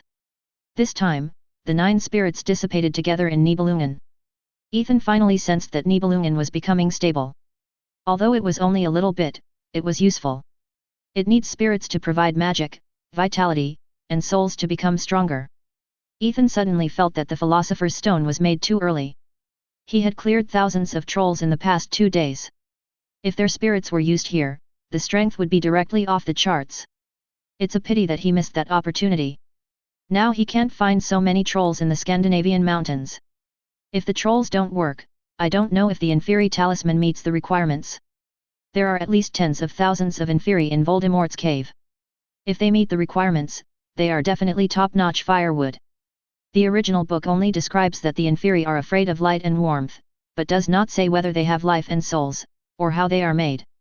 Ethan immediately took out the wizard email to contact Tom. Ethan only knew that the location was at the seaside, but there are many locations on the seaside in Great Britain. It is impossible to find it with these 10 clues. And Tom must know it, because he went there during the summer camp held in the orphanage, and he remembered it vividly. Soon, Ethan figured out where the location was, which was not far from London. He used apparition to arrive in London, then took out the map to find the location Tom just mentioned, and finally started the McLaren F1 to go to the destination. There was a cliff in front, and the landing place was all sea water except for a rock. So Ethan had no choice but to get off here and stand on a rock exposed to the sea. The waves rolled under his feet, foaming, and the air was filled with a salty smell. Put the McLaren F1 away, Ethan used the crow storm to summon a crow to fly to the opposite cliff. There was a black crack there, and the sea was swirling inside. Riding the crow, Ethan arrived directly inside the crack, and now a dark passage appeared in front of Ethan. Fluorescent flashing. A ball of light appeared 2 meters above Ethan's head, and moved with Ethan's movement. With the light source, Ethan also saw the situation here clearly. The rock walls on both sides were covered with silt, and the passage was only 3 feet wide. Going forward, Ethan stopped in front of a cave wall. Only here was there a fluctuation of magic. Only wizards with high enough perception could find it. Ethan cast a spell at the rock wall, and in an instant, the outline of an arch appeared here, emitting dazzling white light, as if there was a strong light behind the crack. Read the original book. Ethan knew that blood was needed. He casually took out a few pints of dragon blood and splashed it on the rocks in front. The blood of house elves was fine, so there was no reason why dragon blood was not fine. They both contained magic power, so which one was more noble? And this was not Onyxia's dragon blood, but just the ordinary dragon blood that Ethan bought when making potions. As the dragon blood was absorbed by the rock, the outline of the dazzling white arch appeared again, and this time it did not disappear after it appeared. Instead, the center of the arch disappeared, and the stone that had absorbed the blood just now revealed a dark doorway behind it. Ethan walked directly into it and came to a large black lake. The lake was so wide that he could not see the scenery on the opposite side at all. This required pulling out a small boat and then crossing the river by boat. No other magic would work. And when riding a small boat, the more powerful the magic, the more magic it would cost to drive it. But Ethan did not intend to take the boat honestly. Ethan knew his own magic level very well. If he honestly followed Voldemort walk down the steps, and the consumption of magic power was absolutely terrifying. He immediately started to transform into a dragon, and fine black dragon scales appeared on Ethan's skin. A pair of wide dragon wings on his back directly broke through the wizard robe. Gently flapping his wings, Ethan came to the surface of the lake. As expected, it was forbidden to use various magic to pass through here, and it was invalid against the laws of physics. The more you go, soon Ethan found his destination, a rocky island in the middle of the lake. In the center of the island was a stone basin, and in the basin was emerald green liquid, emitting a glittering phosphorescent light. Ethan didn't need this fake Horcrux, so he naturally ignored it. However, Voldemort was good at calculating. After this set of combos, he beat the old man to the ground. First, the blood made his body weak, then consumed a lot of magic power, and finally had to take poisonous potions to obtain the Horcrux. If the old man had a lower moral bottom line, he would just grab a few people and they would only need to survive the magic test. Ethan knocked on the basin, making a noise to attract the attention of the inferi. After a few minutes, there was movement on the lake, and a large group of sticky, wet, and disgusting things came out of the lake, all around. The Nibelungen was directly deployed, and all the inferi close to Ethan were brought into its aura. With the blessing of the Nibelungen, the curse of Helheim fell on the heads of every inferi.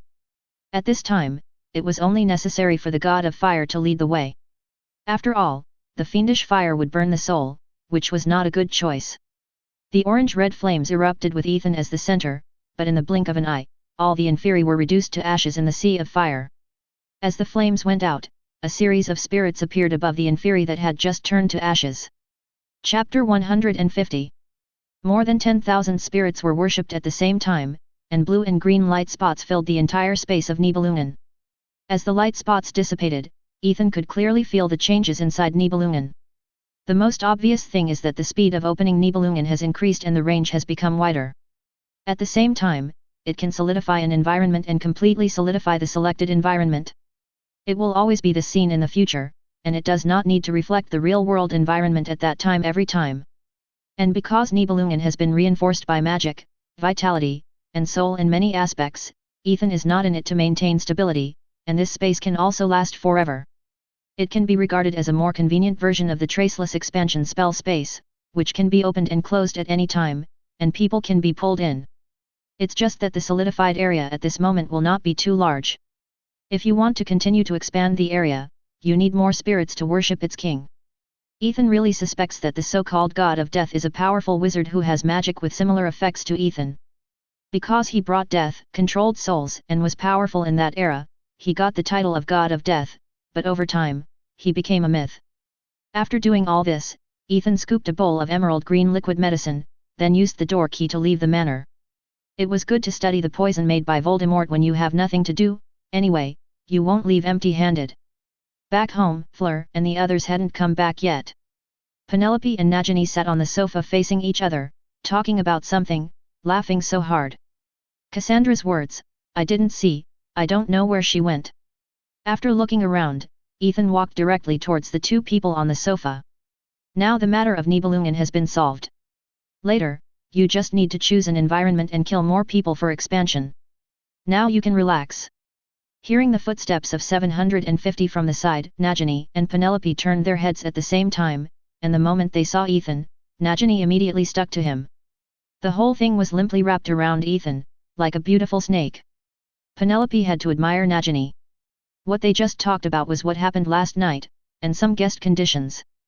I don't know if it's because of the blood curse orcs, but after Nagini lifted the curse, she was still able to turn into a snake, which is fine, but her recovery speed is much higher than that of ordinary people.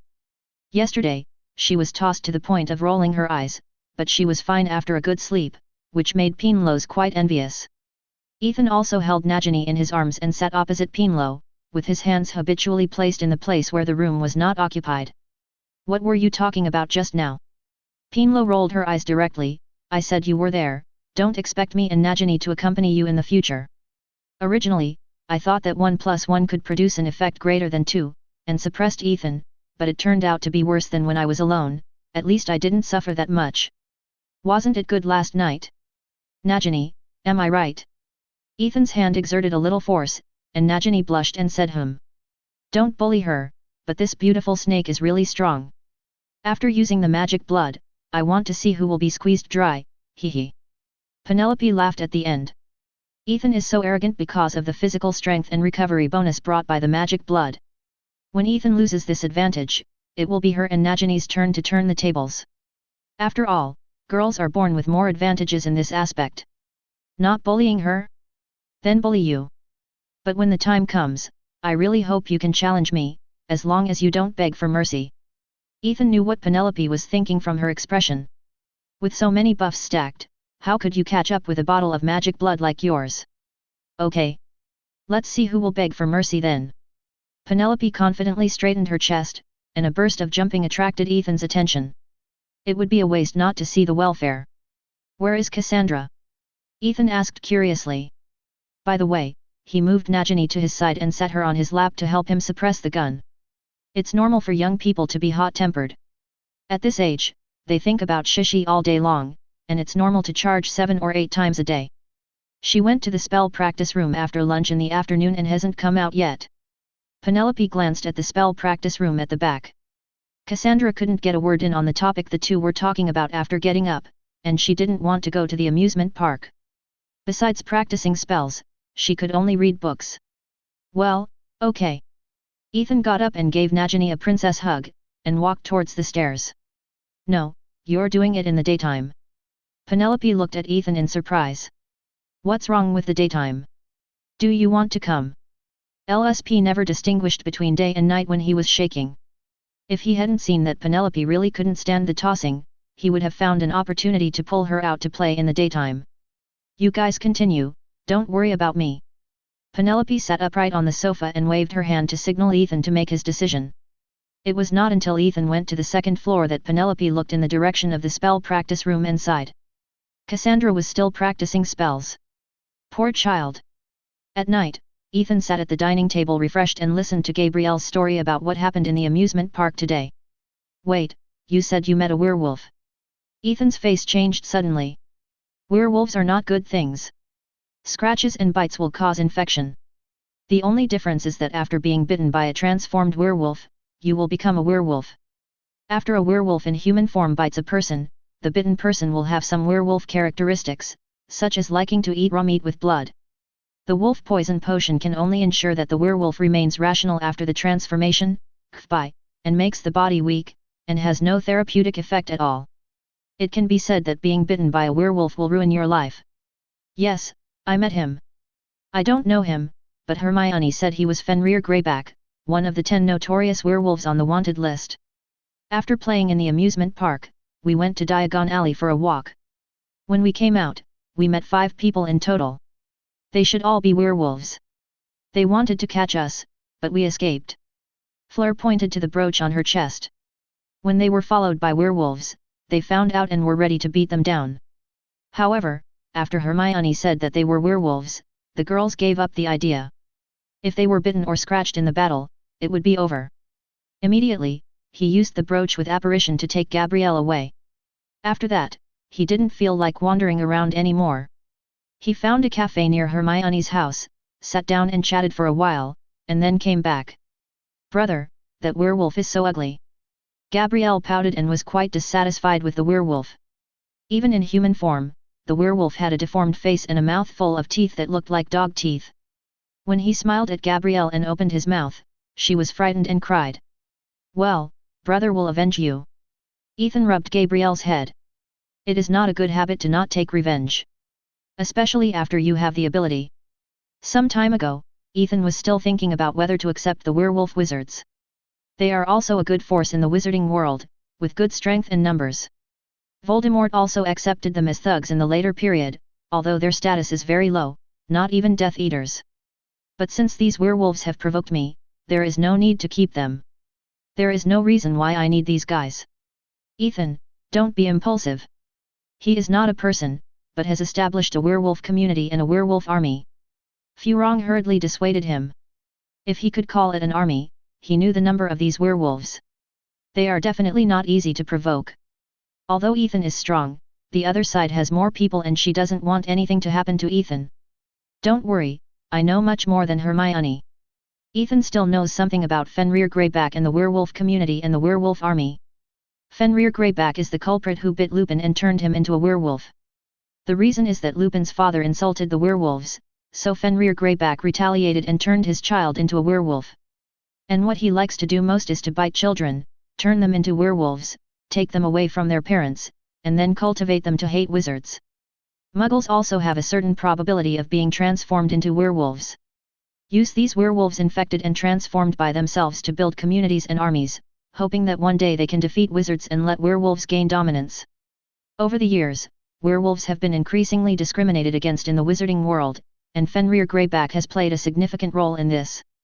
And he targeted Fleur and the others, probably because he had his eyes on Gabrielle. Children of this age are the most suitable age for him to attack. After dinner, Ethan went to Nocturne Alley alone. It's a pity that little Tom is still in the United States and hasn't come back, otherwise it would be absolutely no problem if he was entrusted with the investigation. But it doesn't matter, he can still find Borgin and take back his 23 rune spore eggs. Borgin and Burke's was not closed at this time, and Ethan pushed the door and walked in. You are here, the rune spore eggs are ready. When Borgin saw that it was Ethan who came in, he immediately changed his face and took out a box from under the counter with a smile. Ethan took it without checking it and put it away directly. Do you know where the werewolf community is? How many werewolves are there? Some of the information Ethan knew was from the Book of this World, and some was from the original book. But where exactly is the werewolf community, Ethan really doesn't know, and the exact number is not clear. I know where the werewolf community is, and I'll tell you. But the exact number of werewolves, I guess even the werewolf registry doesn't. No. If you enjoyed this video, please give it a like and subscribe to the channel so you are notified of future uploads. You can find the next parts in the playlist visible on the screen or on my channel. Thank you for watching, and I'll see you in the next one.